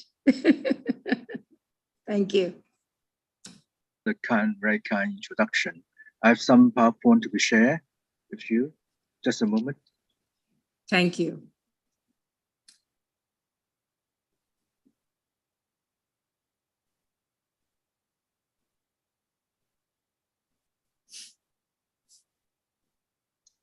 So my topic is transparency and disclosure in appointment and charge of arbitrators. And in my presentation for transparency, I will be focusing on the information availability in appointment process in Hong Kong context generally of arbitrators. And for disclosure matters, just a general principle will be illustrated because the limited time. According to the International Arbitration Survey 2015, conducted by the Queen Mary University, London, the interviewees considered that mostly considered that the arbitration institution would contribute to the improvement of international arbitration by increasing transparency in their decision making on the appointment of and charges to arbitrators. So first of all, the selection of arbitrators. The people may ask around in the circle on the selection of arbitrators. And firstly, they may shortlist some potential arbitrators and gather their information, published information such as book, journal, or other publication, and ask people around about the suitability of arbitrators. For example, they will search from the center, arbitration center panel or list arbitrators. And in this several years, there's some online platform. You can search information as well, but it all depends on how much and how well they possess. So, as far as Hong Kong is concerned, according to the local legislation, Hong Kong IAC, Hong Kong International Arbitration Center, is a defaulting appointing body. That means that once the party in the international arbitration cannot agree to the appointment, then Hong Kong IAC will take place in the appointments process. The center will consider a number of factors when appointing arbitrators. The factor including qualification be agreed by the parties, qualification suggest of the candidate suggested by parties, identity of parties or legal representatives, nationality of party, nationality of arbitrators, place of residence, availability, terms of appointment, capacity, amount of dispute, governing law underlying contract, arbitration seat, language of arbitration, and number of periods of appointment of arbitrators in the center cases, and also previous experience with the arbitrators as well. But importantly, the party feedback These all factors are contained in the recent Center Practice Note 2021 November, published in November last year.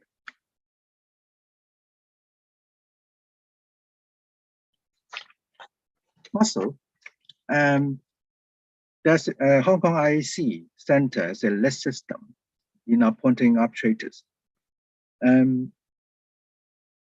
Party may send the center the names and resume of 2 persons, and the names submitted are not to be disclosed to the other party, of course. The center will vet the person proposed by party. If the 2 lists of persons proposed contain common names, then the center will appoint the one with common name as the arbitrators. It is similar to the ancestral model rule 2013, the listed procedure, but in a list procedure, just 3 persons to be chosen by the parties. If there is no common name, the center shall add 2 more names and send a list of 6 names, 4 plus 2, to the party, with, of course, without reference to the source of the names. And the party will return the list to the center in the order of preference. So the one getting the highest score will be appointed as the arbitrators. Of course, party may make any appointment by consent beforehand, before the center making appointment. So, for term arbitrators, according to the ancestral model law, Article 12, arbitrator tribunal may be challenged only if circumstances exist that give rise to justifiable doubt as to his or her impartiality or independence, or if he or she does not possess qualification agreed to by the party. So, integrity and quality are very important elements.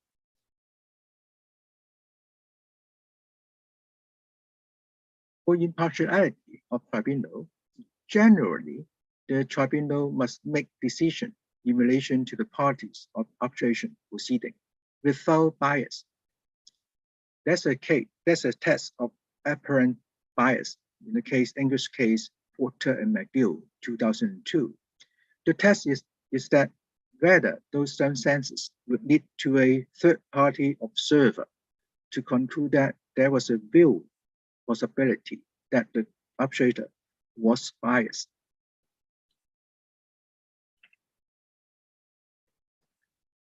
For independence of tribunal, generally, the tribunal must not be related to any party of the proceedings.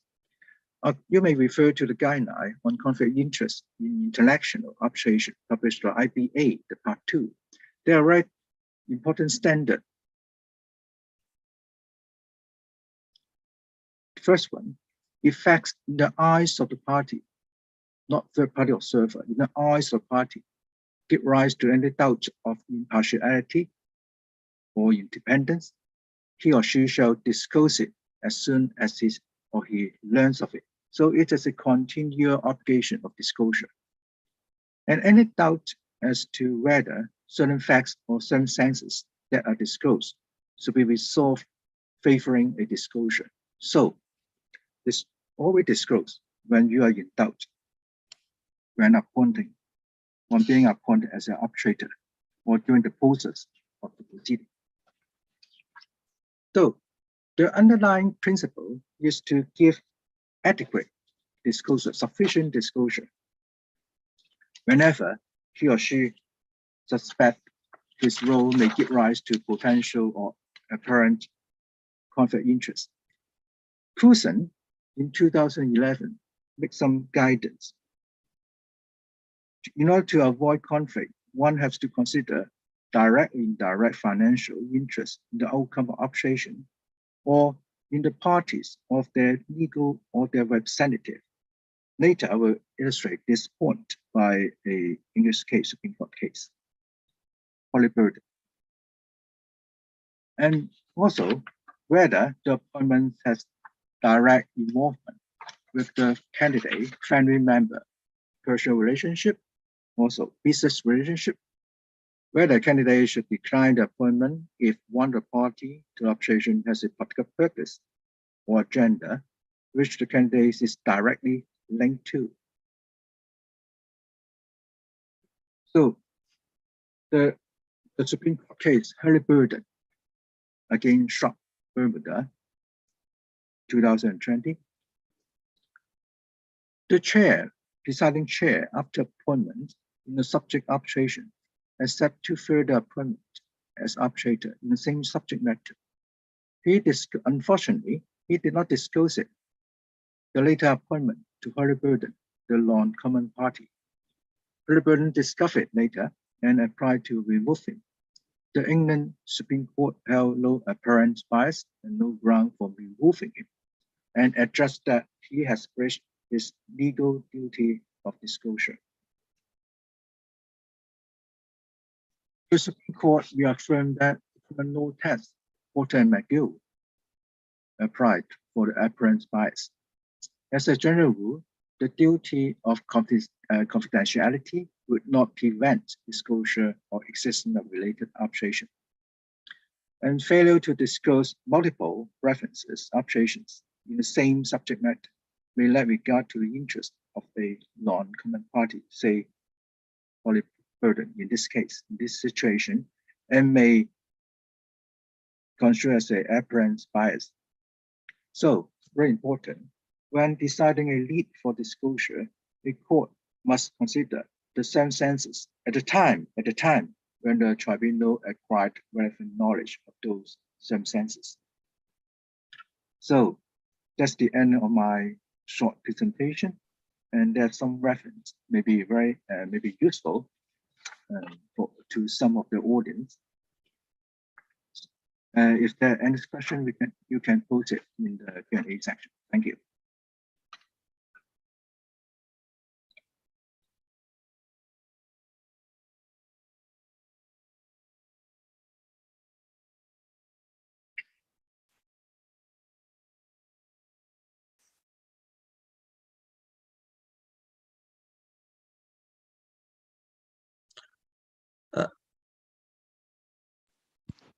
I'm sorry, Madam Moderator. I believe you may have been muted there and so on, but I am assuming that you're asking me to proceed.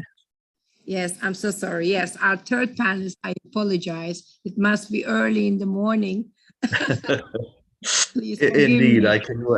Yes. I can well Our third empathize. panelist, thank you. It's Justice Dr. Anthony Gafoor, and his topic in his presentation will be access, transparency, and disclosure in ADR. Thank you. Thank you very much, Madam Moderator. And of course, it's a pleasure to be here. And of course, I'd like to thank the organizing panel for today's discussions, particularly the Asian Institute of ADR and of course, the firm of Peter Maynard. So it's a pleasure, and my topic really in the relatively short space of time I have is really going to focus on not just transparency and disclosure, but also access, which I think is an important concept. So I want to start off by pointing out that there is a distinction to be drawn between public access, transparency, and disclosure.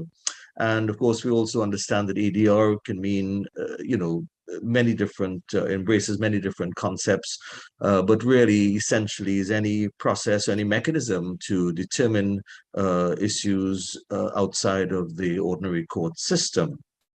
But my presentation really seeks to make a distinction between three concepts of public access, transparency, and disclosure. So we understand public access to essentially be referring to an individual citizen's right to attend and access proceedings. And of course, we know within the ADR context, this is severely restricted due to issues of confidentiality. Indeed, one of the key benefits of ADR is to ensure a high level of confidentiality in dispute resolution. And of course, this also means that the rules which apply to these processes have to normally be determined by the parties, if not an institution, but particularly the importance of preserving neutrality, which I think is an important concept in any form of ADR. On the other hand, transparency refers to really the ready availability to interested parties, and particularly those who are part of the proceedings, to adjudicate, to supervise those who are responsible for adjudication. And in this regard, one can distinguish between what may be called ex ante and ex post transparency. Ex ante would refer to, in a sense, the idea that the parties themselves will determine the rules to be applied, particularly in arbitrations, as well as issues of procedure, which of course would be open to discussion with the panel. On the other hand, ex post transparency refers to ensuring that when the arbitral panel or other decision maker gives its decision, that there is a level of rationale that is applied to that process, particularly by stating the relevant facts, the arguments, and of course the reasoning process that is used to arrive at the particular decision. And of course, this is one reason why there is an increasing need for the publication of arbitration awards, particularly ensuring that there is greater levels of transparency. And one can also contrast investment arbitration with other forms of determination, such as WTO adjudication, and of course, investment arbitration itself. And of course, there are differing rules which apply to the varying processes. Now, I've touched upon public access and transparency. I also want to make reference to disclosure, because disclosure often, particularly for lawyers, evokes the idea of ensuring that all of the relevant documentation, whether in whatever form that may be, increasingly in an electronic form, is made available to everyone. And this is particularly important given the topic for today of ensuring healthy capital markets, easing the strain on shifting labor markets, protecting the public against health and safety threats, and informing consumers about the products that they purchase. So that when we talk about disclosure, of course, we particularly talk about the revealing of substantive information, and particularly information which is going to advance your case or indeed may impact on the other party's case as well. So ADR in particular embraces these three concepts of public access, transparency, and disclosure. And of course, one can look at the processes which have occurred historically, where arbitrators had crafted proceedings based on certain cultural nuances, as well as the fact that there was broad consensus which had impeded the intervention of the courts. There perhaps might have been greater levels of intervention in the past, but certainly given that sometimes these decisions are well received, the courts have not always had an opportunity to interfere in the process or indeed intervene where necessary. Now, this landscape of ADR has considerably altered. And I just want to point out some of the key factors that have occurred in bringing about this change. One of which, of course, is the idea of greater transparency through competition among arbitral institutions. And this is important because, of course, arbitral institutions are increasingly competing for business and tend to want to ensure that their rules encourage and attract business. And of course, this is something that I think may be welcomed by the parties. One can also look at the approach of arbitrators and other decision makers in preparing their decisions. I referred to what in the literature is often alluded to the more technocratic approach, whereby instead of perhaps the more elaborate language, one sees a very straightforward approach towards crafting decisions and ensuring that, of course, these are prepared with a level of legal precision. Another important factor which I want to touch on is, of course, a more standardized approach towards procedural and evidence gathering issues. And this is perhaps particularly well illustrated by the International Bar Association revised rules on evidence in national arbitrations. So these rules, which of course took effect or published in 2021, make reference to enhanced rules of the tribunal consulting the parties with regard to cybersecurity and data protection, responding to objections to document production requests, and facilitating remote hearings, which we heard about earlier, over which the tribunal is required to consult with the parties to establish relevant protocols. Other important clarifications brought about by the 2020 rules refer to the ability of the parties to tender second round witness statements and expert reports to cover factual developments that weren't covered in the first round, the ability of the tribunal to exclude evidence that has been illegally obtained, among other factors. Now, well, I'd also like to touch on one important development, which has been the increasing trend towards the publication of arbitral awards. Of course, understanding that the parties' particulars would be redacted. And I think this has proven to be not only of enormous importance in guiding other tribunals, but also ensures a level of transparency, which I think is critical to the further development of ADR. One can also refer to the growing scholarship on the international arbitral process.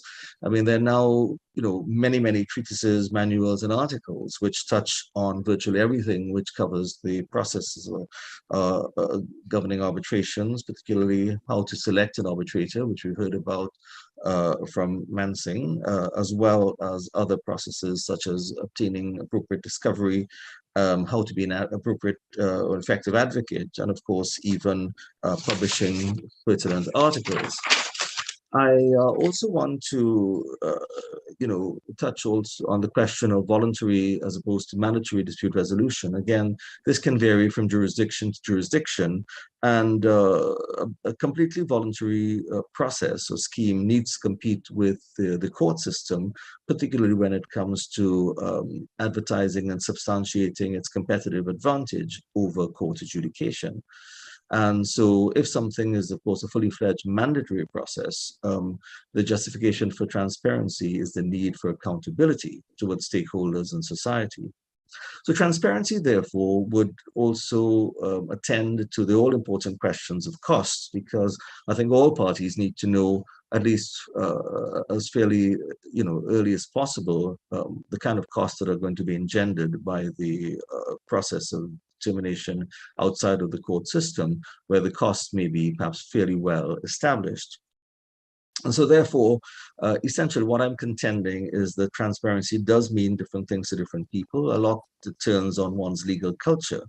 And of course, what we might consider as transparency factors in the Caribbean may be different in Asia and indeed other jurisdictions, other parts of the world, Europe, and of course, Australia and elsewhere. But the concept of transparency is absolutely key. It triggers quality assurance. It lays bare any inconsistencies or biases in the decisions produced, as well as puts pressures on stakeholders to find a level of consistency, which I think all decision makers must seek to adhere to. So ultimately then, my contention is that transparency is essentially a product of the rule of law, which of course we would like to feel is applicable to all jurisdictions. And it is the rule of law that ultimately pulls apart the curtains that have shrouded the arbitral decision-making process and other ADR processes in some level of mystery, so that we're gradually revealing and pulling back those curtains. And I think that is all to the benefit of not only users of ADR, but also decision makers as well. Thank you very much. Excellent, excellent, excellent. I definitely agree that one of the most important foundations to ADR is confidentiality, disclosure, and transparency, as it is dictated in legislation as well as it is practiced. There's a question here for you, Justice Gafoor, and I just want to read it to you from a excuse me, I'm sorry. And sorry, in the chat. I'm going to go to the chat. And it says, how is business intellectual property protected in disputes versus the need for transparency in ADR? This is a question that is being assigned to you. Yes, thank you very much, Madam Moderator. I think this is a critical question because, you know, we know that the idea of the confidentiality of business practices and, of course, you know, information that, you know, seeks to protect sensitive intellectual property is critical. So I would say that ultimately, disclosure, I think, is generally important in terms of procedural issues and particularly in terms of decision making. But the confidential business information that, you know, issues of copyright or patents or trademarks for that matter, it's important these are preserved so that there would be, this would of course impose restrictions in terms of what should be you know, disclosed to the general public, particularly where awards are published. So I think it's important that such sensitive information must continue to be protected. And I think the process of doing so is ensuring that decisions that are published would not make reference to these kind of very confidential and sensitive pieces of information. I do agree with you. That's excellent. Is there a sufficient time for us to put some questions? Dr. Naveen, do we have time for the panelists? Yes, we have 4 minutes. Okay. One of the questions is, how do you strike a balance between confidentiality and transparency? That's a question to you, Shannon. Thank you, moderator, Madam Moderator, again. Okay, a balance can be struck between confidentiality and transparency, where, for example, I had mentioned in my presentation, there is a demand for the increase of transparency. And as pointed out earlier, the answer trial, in the answer trial, have has opened barriers for information and documents to be obtained. And so this has provided somewhat like a balance there, because prior to that, it was difficult to obtain information. And so because of the answer trial rule, now it has been, the barrier has been opened. And so it provides for more access to information by the public itself. And, you know, so that's basically it, yes. Thank you so much. Is there time for one more question, or is it completed, our session now? We have 1.5 minutes left. Okay, the question to you, Mansingh, this is, do you think full disclosure by arbitrators is necessary to discharge the duty of disclosure? I think excessive disclosure might enable another party to make a further inquiry on the fact disclosed. So the arbitrator should strike a very good and careful balance between disclosure and non-disclosure. But remember, disclosure is that whenever you are in doubt, disclosure, better to disclose. Excellent, thank you. It gives me great pleasure to thank the panelists for sharing such a valuable information with us. And I thank also the persons who have created this wonderful summit. I thank them all. It's been an excellent session, and thank you so much. So therefore, I put it over to you, Dr. Naveen, for the next session. Thank you so much, panelists. Thank you very much. Thank you, esteemed panelists, for a wonderful discussion, and Ms. Rankin Johnson for moderating the session. Thank you so much. Thank you. Last but not least, this session is on the Singapore Convention. Where are we and where are we going? The session will be moderated by the former president of the Commonwealth Law Association. He's an active member of the bar associations, and amongst other things, assisted in their activity of continuing legal education and organization of cricket among lawyers. Mr. Santan Krishnan.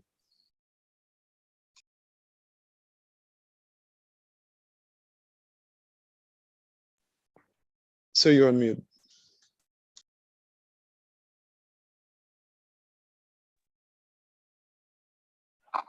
Thank you, Dr. Naveen, for this introduction. Thank you so much. Greetings from, right now I am sitting in London, so I am saying greetings from London. As we all know, mediation is in existence for the past few decades, and slowly it has started emerging. Its importance started emerging as an ADR. So that leads to the question, the significance of the Singapore Convention. So the question is, what does Singapore Convention mean? Can we say Singapore Convention is turning the table in favor of mediation? So the question, Singapore Convention, where are we and where we are going? At the time when the convention was signed in 2019, we had more than 40 persons signing, and today it is 50 plus. About 10 people have ratified. Recently, one more country joined that. So what does it signify? What signifies ratification? This and many more questions that are fundamental to understand the entire process. We have got a well-populated, excellent panel. Probably this is the most populated session, signifying the importance of Singapore Convention. Singapore is known to be a jurisdiction where the executive, the legislature, and the judiciary, they are always on the table, same table, agreeing with each other. Probably that's the reason why Singapore Convention, the name Singapore, signifies its importance. So today, leading from the front, if I can say so, is Mr. Gregory Vijayendran from Singapore. Besides being a senior counsel, he is a litigation, arbitration, and mediation expert. He has been a fellow of Insolvency Partners Association. He is the immediate past president of Singapore Law Society. And more importantly, he is on the board of the Singapore International Mediation Center, which occupied a very important position and role in bringing about and making the Singapore Convention a reality. And what is also important is he has been a moderator of the historic India-Singapore Mediation Summit last year. Closely following him, we have Malaysia. Malaysia, being a neighbor, says we don't lag behind. We are also equally playing a very important role. For that purpose, we have Ranamit Kaur Charan Singh from Malaysia, who is a principal partner providing ADR services. She is a fellow of the Chartered Institute of Arbitrators. She is a chair of Professional Development Education Committee of AIADR, and she is also a co-author of Mediation Practice and Procedure. But when we are speaking about these two Eastern jurisdictions, here comes America, the United States of America, which says, you can't forget us. We are the front runners. We have laid the foundation for mediation. We have built mediation practice. If there are so many mediators across the world, they learned from us, so you can't forget us. So we have from United States of America, Nancy Thevenin, who is an arbitrator, mediator from New York. She is a fellow of Chartered Institute of Arbitrators. She is an adjunct professor of international commercial arbitration from the St. John's University of Law. When we are speaking about yesterday and today, Africa says tomorrow is we. You can't forget us. So that For that purpose, we have Honorable Lady Justice Joy Zaluch. She would be hopefully joining very shortly. She is a former judge of the International Criminal Court and its first vice president. She is a second women judge of the Court of Appeal of Kenya. She is an accredited trainer and foundation for the mediation skills of Strathmore University Dispute Resolution Center. She is on the board of the Mediators Beyond Borders International. She's a chair of advisory board, Africa Asia Mediation Association, and also a patron of Kismu Mediation Center. So these are the presenters we have, and they will share with us their thoughts about this topic, Singapore Convention, where are we and where we are going. Now let me first invite Gregory in that seriatim to come forward and share his case. Thank you.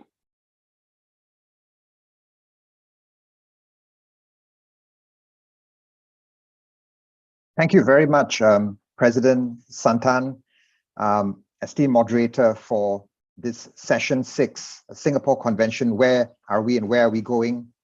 And distinguished panelists, esteemed organizers as well, the Asian Institute of Alternative Dispute Resolution, as well as Peter Maynard, friends, ladies and gentlemen, members of this virtual audience from across the globe.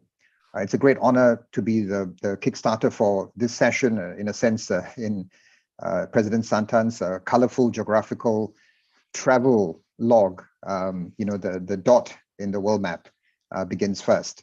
And so I want to actually begin with the where are we aspect. It's important to do this as a memory refresher to make sure that we're all on the same page. And then, we can traverse some other areas in the course of this session. And so just beginning from, the Singapore Convention itself, and I begin with background because it's important to set this in context. So the background to the Singapore Convention really was the sense around the globe of the increasing benefits that mediation was playing as a modality of dispute resolution. Most of us here who practice in the dispute space could also attest to those benefits. Flexibility, for example, the ability to come up with creative problem solving in the context of mediation, which we would not have in some other more conventional forms of alternative dispute resolution, which would be based on, the adversarial system, or sometimes, the state of the law, even of the evidence adduced, etc. And so creativity would certainly be unlocked in the context of mediation, and it allows flexibility in terms of problem solving, owning the outcome of that mediation. Likewise, time saving, cost saving, preserving relationships, all benefits that we've seen in the context of Asia, saving face. Also the aspect of facilitating trade, commerce, and investments. The key obstacle, however, was enforceability. That was the discerned weakness of mediation compared to litigation and arbitration. And so in that sense, that was the piece that the UNCITRAL Working Group 2 on dispute resolution were trying to wrap their heads around to solve from the years 2015 to 2018, to work on instruments for mediated settlement agreements to be easily enforced across borders. And of course, it culminated in the UN General Assembly fateful date of December 18, 2018, in which the convention was adopted. The signing ceremony was to be held in Singapore, and that was the Singapore Convention on Mediation. And then we do see this picture, beautiful picture of the various heads of states and national leaders all converging in Singapore for the signature ceremony on 7th of August 2019, which was a few days before our National Day. I was present in the audience, and it was really a historic moment for me, really once in a lifetime to see this. President Santan has also made reference to it, but a couple of observations. It broke the record for any UN trade convention in terms of the first day signatories, and it also involved two of the world's largest economies on that first day, which was US and China. And so it was, of course, significant because in the pre-pandemic era, it was also a very proud, loud statement for multilateralism in terms of the approach that the global community took as far as this issue of dispute resolution was concerned. Now, the primary aims of the convention was to recognize the benefits of mediation, encourage its growth, facilitate international trade, and contribute to harmonious relations. Here's a snapshot of the countries that have signed and the countries that have approved or ratified. So 55 countries have signed, 10 countries have approved or ratified. The latest is Kazakhstan earlier this week on the 23rd of May. Now, this picture is of the UNCITRAL working group that was working on the convention. Let me just cover the key provisions in the convention now. So we begin with the preamble. Essentially, it recognizes the value for international trade of mediation for settling commercial disputes. It recognizes the growth of mediation in commercial practice as an alternative to litigation. And it identified significant benefits of the mediation process, such as facilitating administration of international transactions by commercial parties and producing savings in administration of justice. And it heralded the framework for international mediation, contributing to a development of harmonious international economic relationship. And just walking through the provisions in Article 1, here are the carve-outs. It does not apply to settlement agreements pertaining to personal, family, or household purposes, or relating to family inheritance or employment law. And quite obviously, if you do have a court order or an arbitral award already sewn up, then this convention is not for you. There would be some, of course, nuanced situations where you might have a settlement agreement that has been blessed by the court. There's avenue, for example, in the legislation in Singapore to convert a mediated settlement agreement into a court order. That immediately takes you, out of the convention in that sense, because you're down the court order enforcement mechanism. Or, for example, Commonwealth lawyers here would be perhaps familiar with the unique order known as the Tomlin order. So you might have an action stayed on terms that are in a schedule, and that will be essentially in substance a consent order, and so you'll be enforcing the court order there. So those are carve-outs. And then the nature of the settlement agreement in Article 2 is what is international, in writing, recorded in any form, and it must result from mediation. And so this is a process of amicable settlement. ADR can be understood in many ways, and of course, the alternative dispute resolution is what is well known to us, and of course, ADR will know all about that. Of course, today, a lot of disputes practitioners will consider mediation to be appropriate dispute resolution. And latterly, in Singapore, under the new rules of court, it is one form of amicable dispute resolution. So that's ADR understood in another sense. But there you have it, amicable settlement of the dispute. It's consensual. It's done on a willing party basis. And you have the assistance of a third party, which is a mediator. And so this is not born out of a direct bilateral negotiation. Now, the Article 3 raises two interesting hemispheres, that the convention operates as a sword and as a shield. It operates as a sword to enable the enforcement of a settlement agreement in accordance with the rules of procedure. It operates as a shield if someone who has already resolved that dispute by way of a settlement agreement then seeks to renege it and tries to, for example, bring some fresh action. And so you can then set up the settlement agreement as a shield in relation to that dispute being resurrected. Now, grounds for refusal to grant relief. This is very loaded. I won't have time to cover all of this in the short few minutes I have left.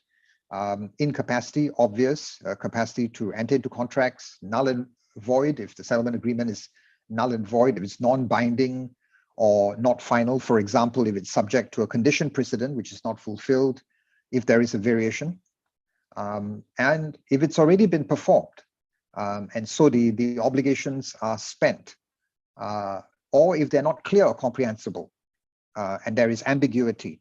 And so the counsel of prudence for the drafters in the settlement agreement is really to be explicit, to be clear, to be as comprehensive as possible, not to leave room for ambiguity. So that's also a ground for refusal to grant relief under the convention. If it's contrary to the terms of the settlement agreement, this is obvious. And then where there is, in a sense, transgression on the part of the mediator, serious breach of standards, or where there are doubts, serious doubts, justifiable doubts as to the mediator's impartiality or independence, he's not even-handed, or breaches some of the etiquette and the ethics of mediation, where it's contrary to public policy or it's not capable of settlement under the law. And this is also a final point of substance I will close with: reservations. This can be invoked by a party to the convention. There are exclusions for government agencies, or states can also go for an opt-in option. So they have a reservation based on that. As far as I know, I think only Iran has have filed a reservation on this basis, where it is on the footing of an opt-in. So the convention will only apply to the extent that parties to the settlement agreement have agreed to the application of the convention, and there are no additional reservations. This is a word from my sponsor, who sponsored these slides, helped me kindly prepare them, Singapore International Mediation Center. I serve on that board. I'm also a specialist mediator. This was launched in November 2014, and it's a recognition of the need to build capability.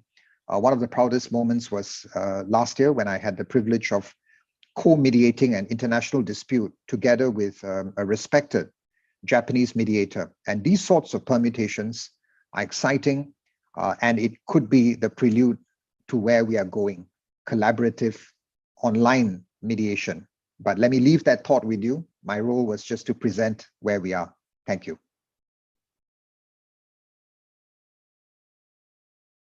Thank you, Gregory, for that, what you call it, excellent presentation, where you said it is creative problem solving.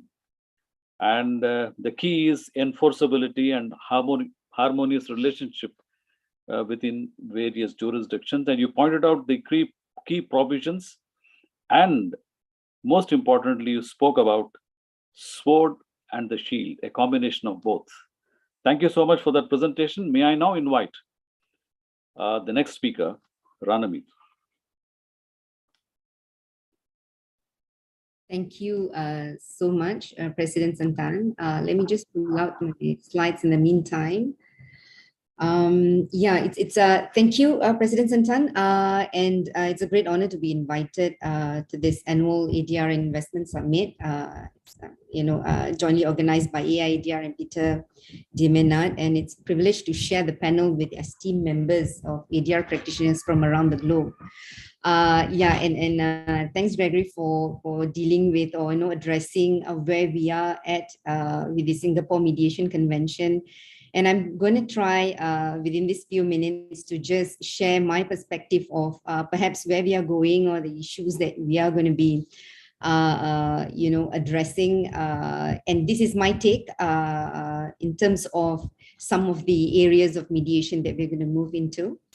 So now, before I move forward, I think where we are at now is, I think the focus will be, when we deal with Singapore, we speak of Singapore Mediation Convention, is to understand the underlying goals. So the underlying goals, as Gregory have mentioned, I just want to touch them very quickly, that it is to facilitate international trade, And there will be, the idea is to streamline the process of recognition and enforcement of cross-border settlement agreements, to enhance and encourage the use of mediation as a viable form of ADR for cross-border disputes, because we know mediation, have been going on or applied or used effectively in the recent years by courts, especially for relationship-based disputes, family matters, personal issues, and etc.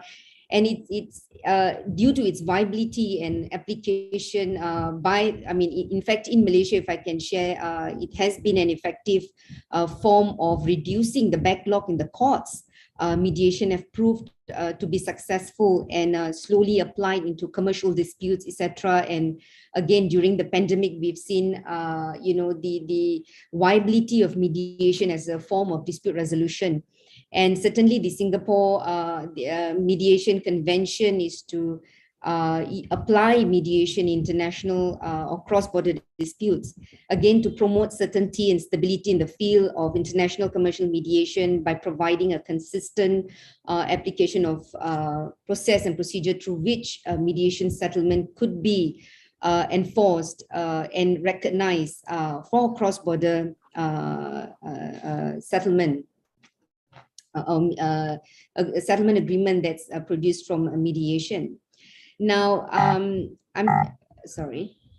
Okay, now I'm just going to share my perspective of where we are going, and then it's I've listed it out in a form of areas of concerns and growth. Certainly, we are going to see growth in mediation, and there are also areas of concerns as to where we are going. And this is certainly interesting times. We're going to see changes in terms of, I would believe there will be an impact on the practice of mediation itself.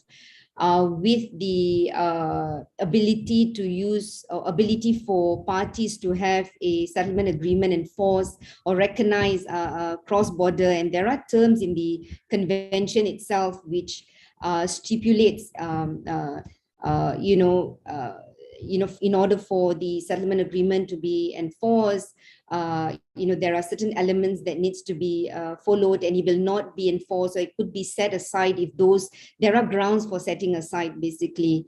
So my perspective is mediation practices itself will be a bit more elaborate. I think we will, in times to come, or we'll see more involvement of councils, and there will be changes in the practice of mediation itself.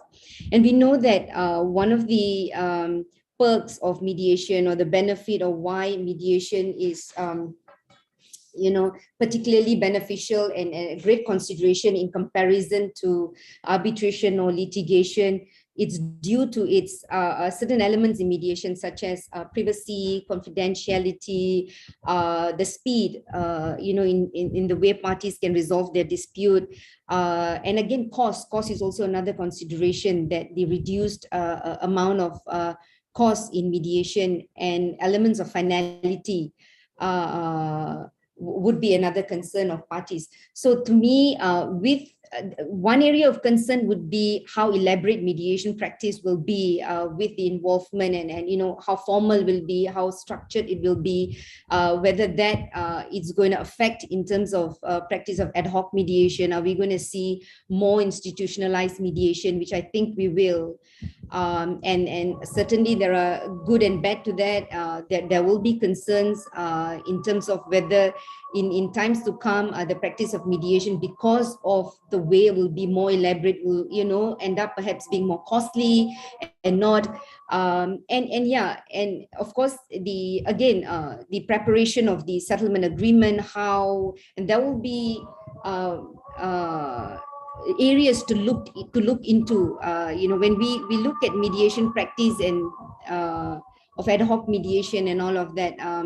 So far, when the enforcement is based on, as a form of contract and all of that, parties do not have to pay particular attention to the legality or certain legal consideration as to and again from where the parties are coming, and the capacity of parties, and what terms are how legal the contractual laws of different parties are going to apply, which I think that would be certain focus in mediation. Now there are certain elements that mediator or the parties again will start to look into. So that's my view on the impact in terms of mediation practice. And again, the area of growth, or again, the harmonization of mediation enactments. And we can see now that parties are enacting, mediation act jurisdictions that, it's going to ratify the Singapore Mediation Convention, is going to, have mediation enactment. And I think the process of harmonization itself is going to take a number of years, although there are model laws that's applied, the model law text by the UNCITRAL as a form of references. But again, each jurisdiction will look into their mediation practices, the culture and the method or the legal structure or culture in coming up with the enactments. And it'll be interesting to see how the civil law and the common law will come, and how the practices of mediation or the enactments will be harmonized in time to come. Certainly, there will be topics of discussion. Would be, do we make issues about mandatory mediation in commercial disputes, and certain other areas, and is there going to be certain form of procedural law or development in procedural law in terms of mediation practices. Yeah, again, that's another area that I see growth in times to come. And another point which I think we will be seeing as well in terms of concerns and growth is parallel claims and parallel proceedings. We're going to see, as it is with arbitration and litigation, we are seeing parallel proceedings, the concerns and issues that's arising from there. And I think with mediation, with ability to enforce settlement agreement, cross-border or recognition, we're going to have, we will see issues as such, and as to how courts of other jurisdiction or competent authority will, whether enforce the mediation settlement agreement. Again, concern is, are we adding another layer of complexity to how parties are, going to be enforcing their rights, their contractual rights, or not, depending. I also see, of course, we will also see conflicts of laws, especially in terms of mediation, because mediation as a practice is not something that is, it is not meant to involve applications of, laws as such. It's parties coming in and they're trying to settle their issues and disputes. And now with the mediation, the Singapore Convention, and I think we are going to look at those areas, and these are the areas that will develop as well in terms of mediation. That's where we'll be going. And again, forum shopping, I think another interesting area that will come up in future or in time to come will be forum shopping, especially in terms of mediation for parties to consider and see, how are they going to have, to ensure that when parties enter into mediation, and where would be best suited, and especially which institutions, and then there are going to be all those issues that we are going to see in times to come. Now, there's a lot to discuss in each of these points, and I don't think I have time allocated today to discuss about it, but just as a broad discussion, that's where I see the areas of growth in times to come. Yeah, thanks. Thank you, Ramit, for your excellent presentation. You talked about facilitating international trade, a viable form of ADR, mandatory mediation, and then cross-border, implementation of this. Yes. So thank you for that, for your thoughts. Now let me go from the eastern part of the world to the west. I invite Nancy Tevinin from the United States of America to share her thoughts. The floor is yours.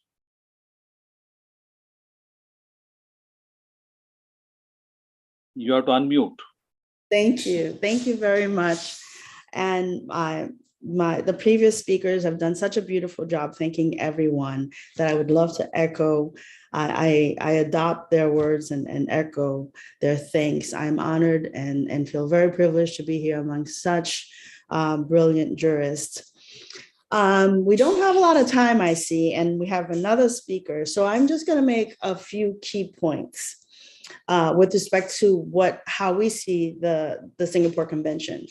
Undoubtedly, the Singapore Convention is, I believe, the most significant recent development in the field of ADR in the last several decades. And we expect it to raise the international profile of mediation as a dispute mechanism for international commercial disputes, the same way the New York Convention did for arbitration. Now, in the US, as our moderator was saying, we have a rich tradition of resolving disputes in mediation. So much so that nowadays, I started practicing in Florida and I then qualified in New York. New York is getting on board with this, but in Florida, 22 years ago, before you go to trial, you had to mediate. And of course, there were issues that would arise then that enabled all the practitioners to learn so much about, the mediation process and how to prepare for it. So in the US, we have a very rich tradition of mediation. We have noticed that that is not the case in civil law countries. US is located in the Americas. US and Canada are pretty much similar in terms of their familiarity with mediation, comfort with it. The civil law countries, not so much as I've seen. They're very distrustful, but the area of distrust, as Gregory was saying, was the enforceability aspect. Now we have a convention that provides that mediated settlement agreements are enforceable. What is the reaction? And in answer to that, I will say some suspicion, and I'll explain why. But I would like to also let everyone know that the US played a pivotal role in developing the convention. I believe it was the US delegation's proposal that a convention be created for mediated settlement agreement by UNCITRAL Working Group 2. And the US signed the convention in August 2019. However, it has not ratified it. So the process of a lot of countries signing and not ratifying is an issue. But the fact that they signed it expresses an intent to get it ratified. Now, everybody is somewhat aware of what's going on in the US with our Senate and with the pandemic and the emergencies that we have had to deal with. So I have not seen any proposal by a government official, by any of the senators talking about the Singapore Convention, or I'm not aware of any bill introduced in Congress to have this, the US ratify the convention. Nevertheless, I am aware that several non-governmental organizations, trade groups, important trade groups, business trade groups, have sent letters to the Secretary of State, to the US government, urging them to ratify the convention. We believe once that happens, we in the ADR world, I think you will really start seeing development of the Singapore Convention. It's excellently drafted. The drafters did really a beautiful job, a remarkable job.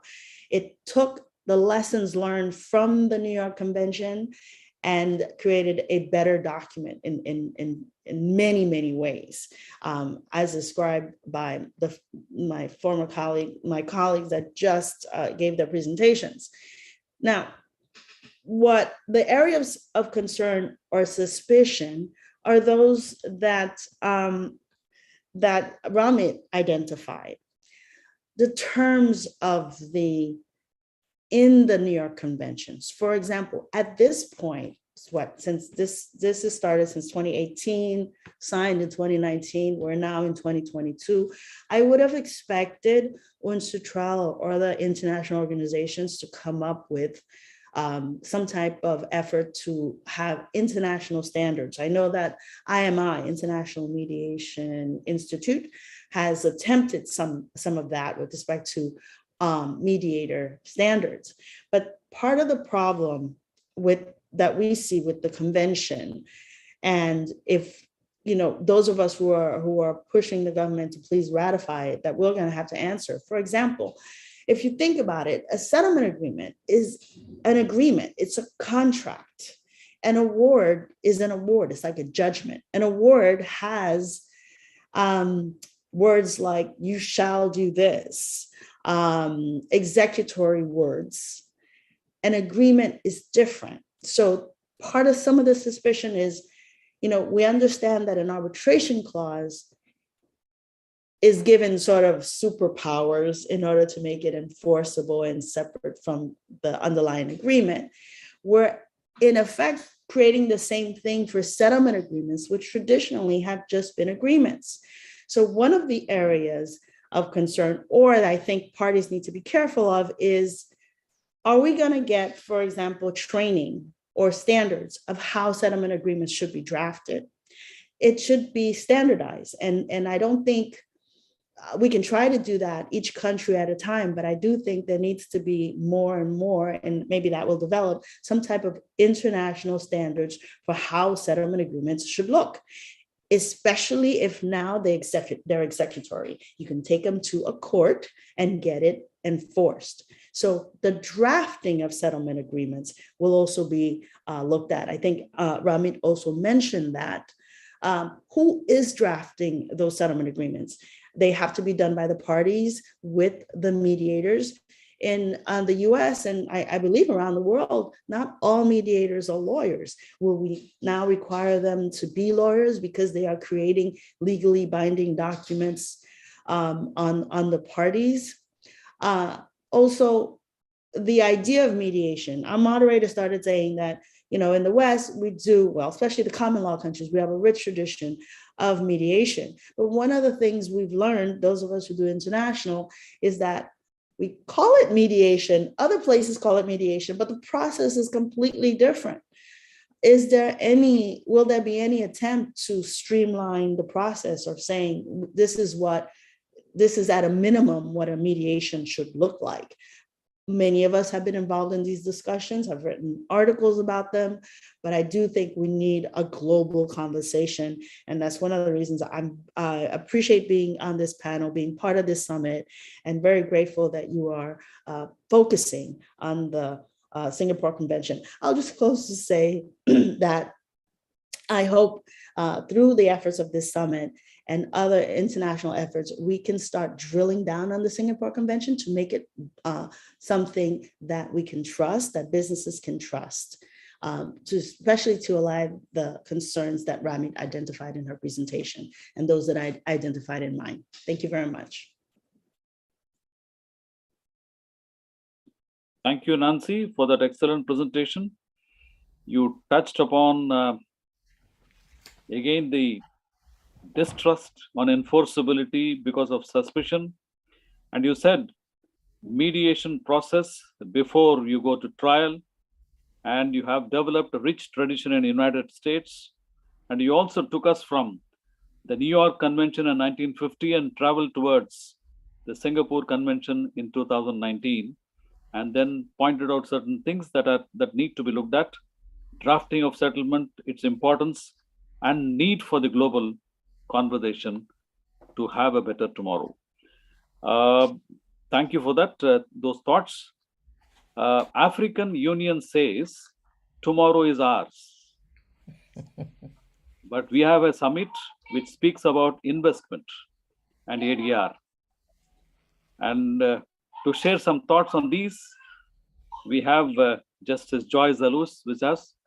She could not join initially, she joined late. I welcome her and then share her thoughts with us. The floor is yours, Justice Joyce. Thank you very much. I'm sorry that I joined late. We are dealing with the technology, so sometimes if you're not careful, it lets you down. But I'm happy that I'm here. And I want to thank the ADR and Investment Summit for inviting me to share my thoughts.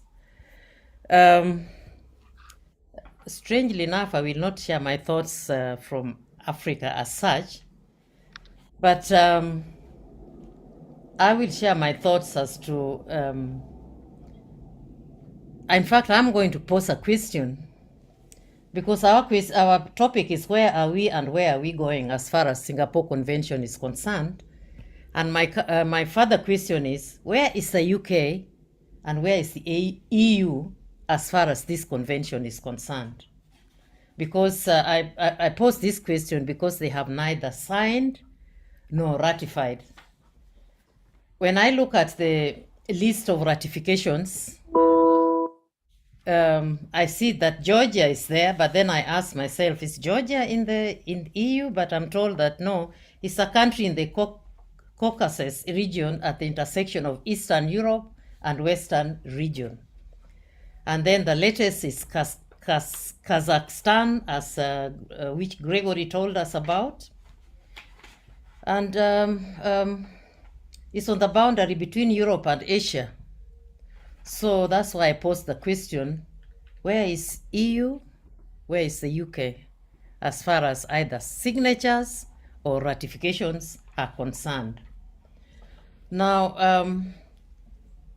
I will not go through the first portion of my presentations because Gregory did a good job of that. Thank you, Gregory, you did a good job of that.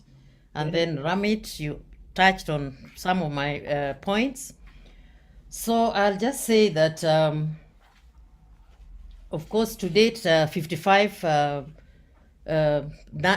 countries have signed, and including, as Gregory told us, China, US, India, and regionally Brazil and Australia. But still, I pose the question, where is United Kingdom? Where is EU?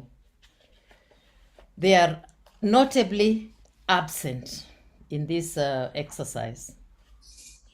Now, the information I have is that the EU's absence is at least partly due to the complexities around whether European Union member states should sign as a bloc or individually, which is complicated by internal EU politics.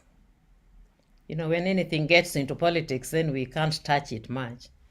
I have information that the UK government launched a consultation on February, 3rd of February this year, on whether the UK should sign the Singapore Convention or not. At least as far as we are concerned in Africa, 13 countries of the African Union have signed the convention. Unfortunately, my country has not yet signed, Kenya. But all I can say is we are working on it. At the moment, all our attention are on our elections that coming on the 9th of August. I'm sure that once that is done with and over, because we have the current president has served the full 2 terms. So this is going to be a completely new transition with a completely different president coming in. So I'm sure after all that, we will turn back to see, okay, what is it that we haven't done? Anyway, I have information, as I said, that consultations this year, particularly from 3rd of February, and these consultations ended in April. We haven't got quite, I was not able to lay my hands exactly on what they have concluded, but maybe it has not been made public. But some of the things that were considered during these consultations, I can say 1 or 2 issues that were considered. The broad definition of mediation in the convention may result in the settlements which have been negotiated with some relatively informal third-party assistance falling within the scope of the convention.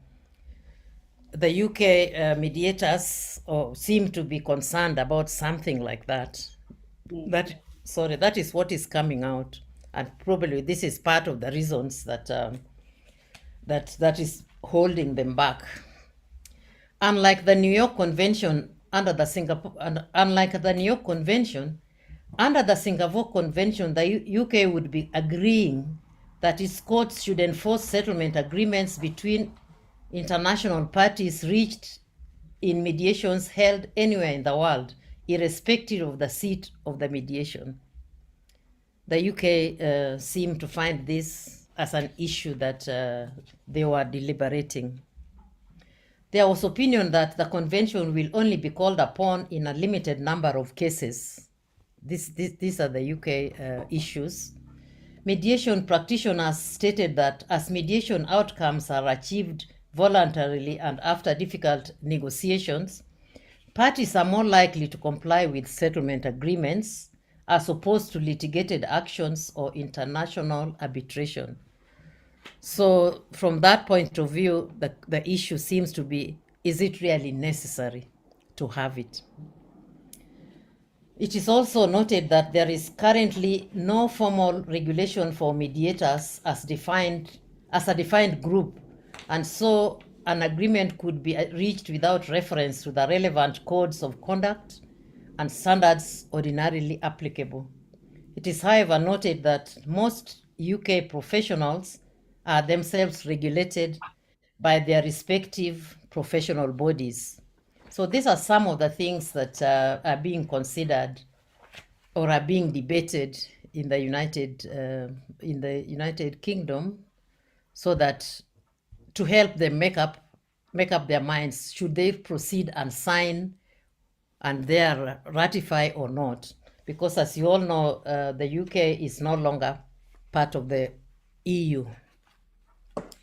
Now, the EU was closely involved in the negotiations that brought about the convention. I think I don't know whether Gregory referred to that. But to date, they have neither signed nor ratified this convention. So they too, as a bloc, they have a few issues. The EU countries object to the notion that the executorial strength is granted to an ordinary contractual agreement.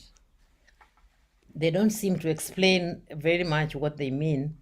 This notion, according to them, does not go well with the principles of the European legal system. It's turning out that EU as a bloc have what they call European legal system, which is common to most of the countries, almost all of the countries.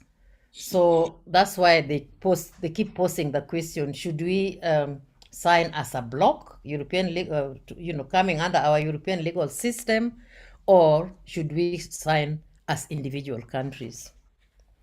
A key point not widely appreciated in EU is the fact that the convention does not operate on the basis of reciprocity, like the New York Convention. Like the New York Convention, the Hague Choice of Court Convention of 2005, and the Brussels regime. It is not limited to enforcement amongst member states. That also seems to be raising an issue.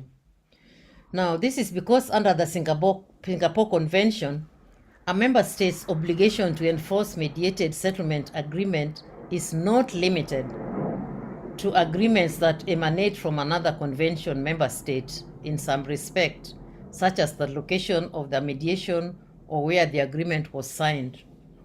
Unlike court judgment and arbitral awards, settlements under the new regime do not have any nationality. This argument is coming from the EU. As long as settlement is international and results from mediation, then, unless it falls within an excluded category, it will qualify for enforcement under the convention regardless of its origin. So the EU countries seem to be thinking about this seriously. It is therefore advisable for all mediating parties, regardless of whether their home has ratified the convention, to factor into their mediation procedures the potential for the convention to be relied on should enforcement become necessary.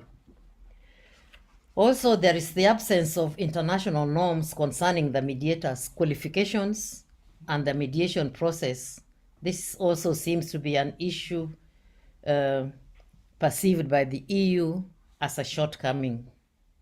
And the EU therefore still say that they want to assess the convention and engage the business community within the EU as to whether they should sign or ratify the convention. Mostly they seem to be thinking as a group. So with that very brief presentation, I once again thank you for giving me the opportunity to be with you all the way from Nairobi, Kenya, Africa. Thank you. Thank you, Honorable Justice Joyce Aluch, for your thoughts. You said, where is UK or EU? I don't know whether they're lagging behind or they are left behind. So time will be the answer. Yeah. So you also stressed upon the importance of regulating regarding the code of conduct for mediators. Arising from this statement of yours, I see a question which speaks about corruption, collusion, misconduct during mediation. Probably all of you can share your thoughts, starting from Justice Joyce on that. Sorry, I haven't quite read the question. What exactly does it say, unless I turn to it? It speaks about how do we deal with the situation where award in case of corruption, collusion, and misconduct during mediation. How do we deal with that? Yes, provision for appeal, review, setting aside of award in case of corruption, collusion, misconduct during mediation. That's how the question reads. I see. I wonder at what stage this corruption is being detected. At what stage in the because the procedure in mediation, I'm a mediator after having been a judge for sitting as a judge for 44 years. Now I assist parties to reach an amicable solution. So I'm just wondering at what stage is that corruption is coming in and is not detected at all, because the parties, I would expect the parties to raise an issue like that. I'm just wondering, but let me hear what Gregory, Ramit, and Nancy have to say on this. Yes, Gregory.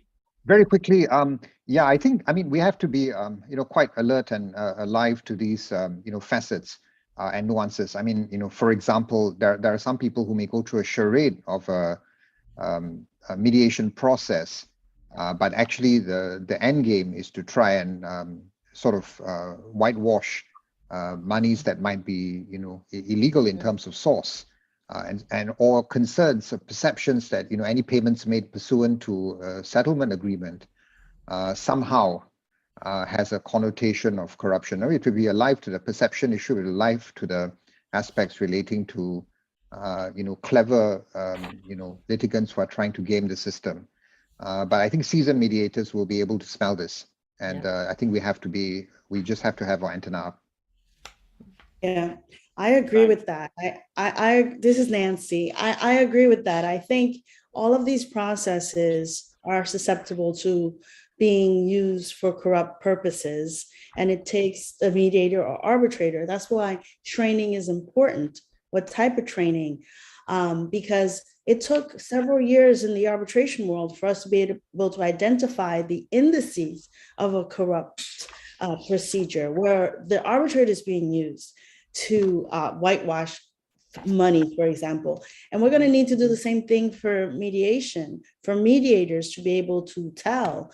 But I am comfortable that the categories within the Singapore Convention for non-enforcement can deal with that situation wherever it occurs, so that a court will not enforce the settlement agreement. Thanks. Ramit, you have your thoughts? Yeah, I mean, it's well explained by Gregory and Nancy, and I echo them. I think then again, the question is, what level do we apply to an arbitrator vis-a-vis a mediator? I think the standards again, and what is deemed as conflict How are you conflicted as a mediator? Because you're not making the decision, parties are making the decision, etc.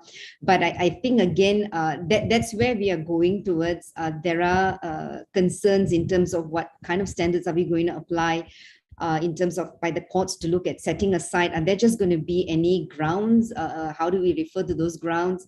Again, as Nancy mentioned, for the arbitration rule itself, it took some time for us to come up with certain standards of conflicts, but can we just impute that to a mediator? Is it fair or not? I think those are other questions. Thanks.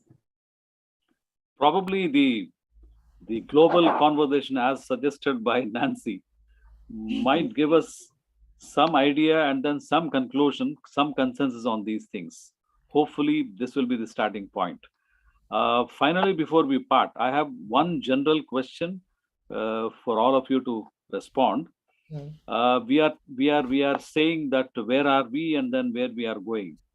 Let us assume for a while all the countries in the world sign and ratify this convention. Then what happens? What is the consequence? Shall we start from Gregory onwards? Well, that would be a very happy problem. Because we're really going to then see the market share of mediation really turbo boosted, because you will then see recourse to this type of problem solving avenue, which has advantages over the traditional forms. I think this has been also sharply pointed out by I think Judge Joyce on doing her presentation as well. That what is involved here is not bilateral recognition. It's really a type of multilateralism. So it will really operate in a sense without regard to the other parties' stance. So the hope is we can see a lot more countries actually do what Kazakhstan did earlier this week, ratify, sign. And we will then see, I think, a growing market share of mediation. Thanks, Gregory. Ramit? Yeah, I mean, that would be great, but yeah, I'm just going to take the careful step where I think growth should be, comfortable and reasonable, and if everyone ratify at this point, I'm just afraid of chaos. But at the end of the day, that's where we are going. I think that's where it will go, and I think with harmonization, etc., which I believe will take some time. But yeah, again, because the idea of mediation settlement, again, it's not a reciprocal method, as in, arbitration. It'll be a bit different, but it'll be interesting scene. Thanks. Yeah. Thank you. Probably we will see litigation becoming ADR then at the end. Nancy, your thoughts? Thank you. I'm excited about that future. I think, at least in the US and a lot of common law countries, mediation already has a huge market share. We don't know about it because it's not reported anywhere. We're not, mediated settlement agreements are not in many of the books, except when, there's litigation involved in, as a defense to an action or something. So I do think some of what Ramit said in her presentation, if mediated settlement agreements are going to be enforceable anywhere around the world, anywhere that's signed the convention, then we're going to need to be a lot more careful about entering into them. So I know all of us are excited, saying, well, we're going to see a lot more cross-border mediated settlements. Are we? Or is there going to be a pause, for example, where people say, this has, this is international currency. We need to take a step back and draft it very, very carefully. So I'm interested to see that. I'm interested in how the courts are going to help us resolve different issues that a lot of us have been identifying. So for example, a mediated settlement agreement, if one of the party breaches, you're going to have to put in that agreement, A, B, C, and D can happen. And then what's the court's role? So I'm very excited about what this future says. especially because mediation really is the parties' last opportunity to resolve their own disputes, party autonomy. So I'm all for it. Thank you. Thank you, Nancy. Final word, Justice Joyce. Thank you. If all countries, as you put it, sign and ratify, that will be the day. There will be promotion of resolution of cross-border commercial disputes. Courts might just be for commercial transactions, for business people.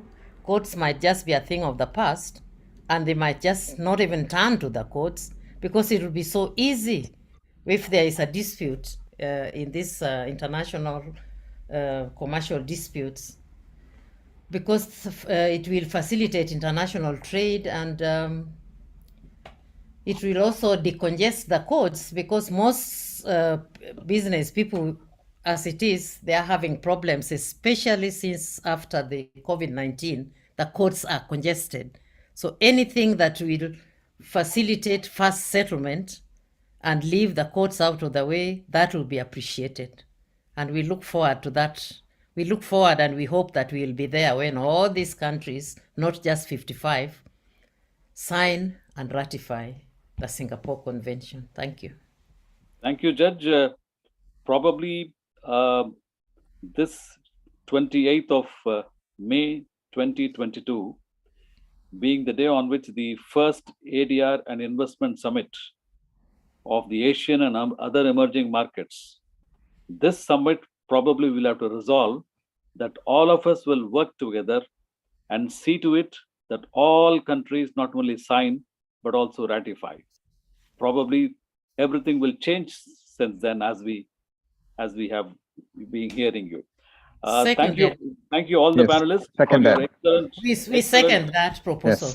Yes. Thank you very much. Thank you. And then probably our friends Mr. Sundar Raju and Peter Maynard are taking note of it, and probably we can go forward from here. Thank you. Thank you for an excellent what shall we say, presentations, discussion, etc., etc. And with that, I leave it to the organizers, Mr. Naveen Ahuja. Thank you so much. Thank you. Thank you. Yeah, thanks. Thank you very much, esteemed panelists, for an interesting and educational discussion, and Mr. Santan Krishnan for facilitating the panel discussion. We would like to conclude the event with closing remarks by Mr. Santan Krishnan and vote of thanks. Thank you, Dr. Naveen. We had, all of you would agree with me when I say we had an excellent beginning today for the first ADR and Investment Summit, Asian and other emerging markets. We had two excellent welcome addresses by Professor Sundar Raju, who is the head of AIADR, Malaysia, and also Dr. Peter Maynard from the Peter Maynard Council. Besides this, I would say the tone was set in motion with that stimulating and excellent keynote address by Justice Ellen Rao.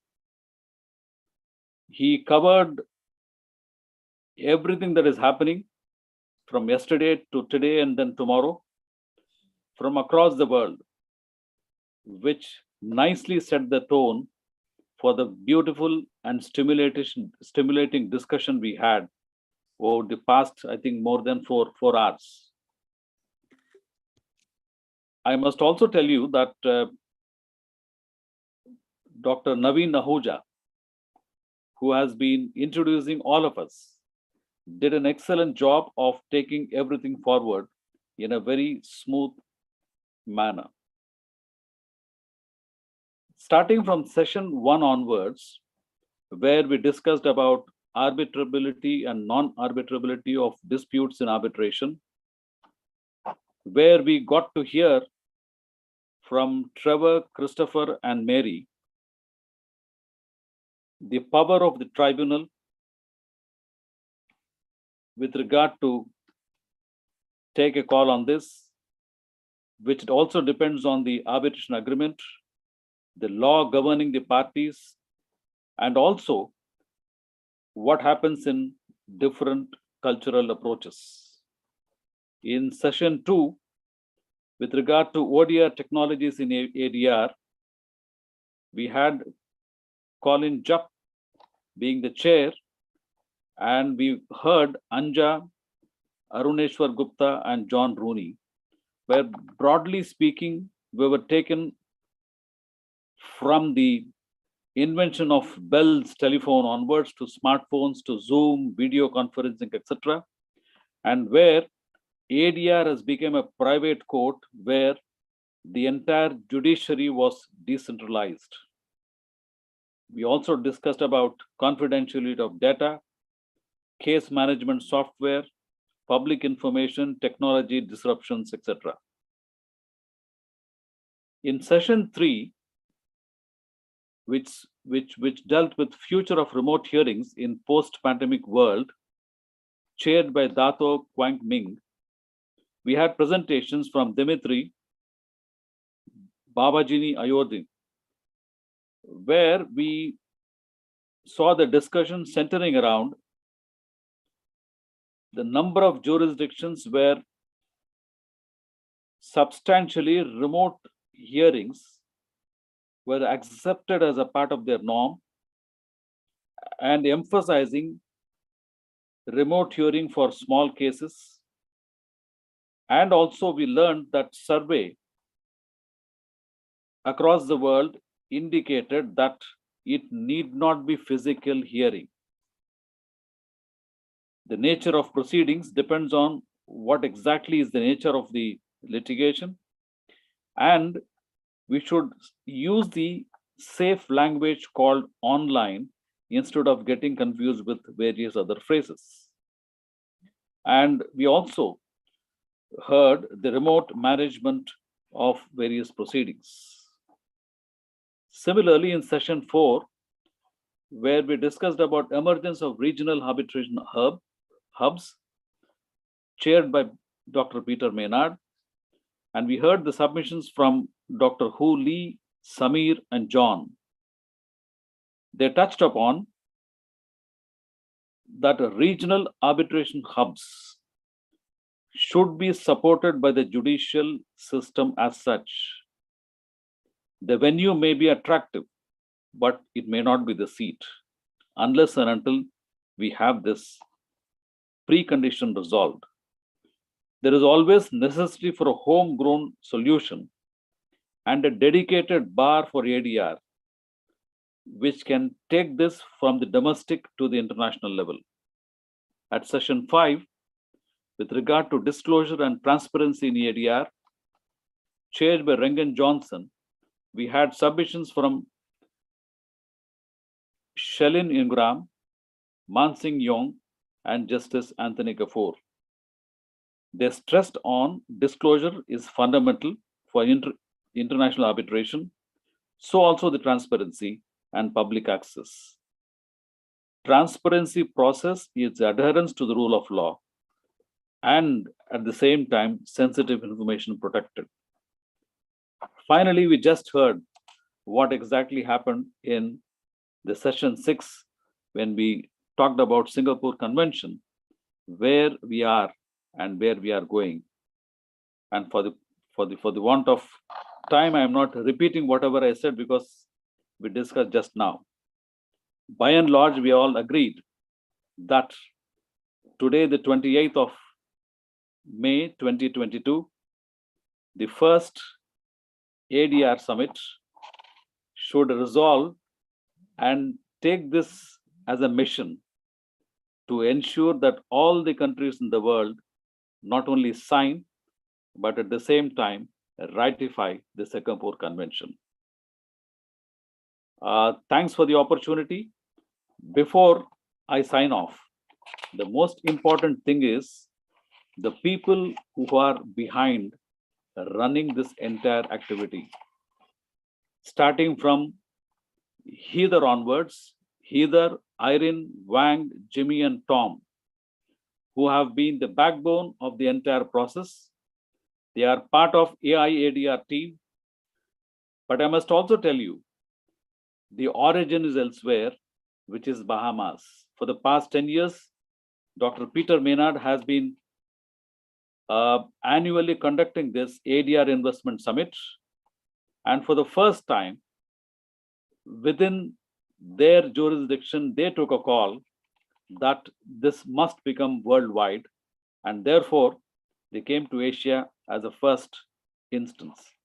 And immediately, because of the support of AI-ADR, headed by Professor Sundar Raju, we could all have this seminar, I would say webinar, for the past 4.5 hours, and a successful conduct of this goes to the team AI-ADR.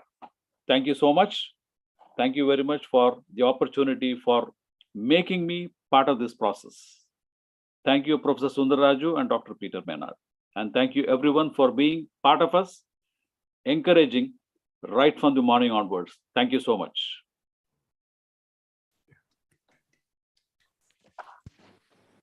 Thank you, Mr. Sultan Krishnan. Thank you. Thank you. Thank you all.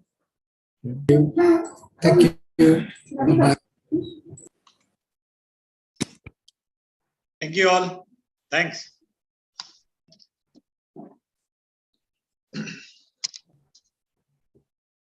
Our time is up. Thank you to all our panelists and the moderators and the organizers. Also, thank you to our audience for joining us, and we hope that you're able to benefit from this. This concludes our summit. Thank you and have a great weekend. Thank you. Bye-bye.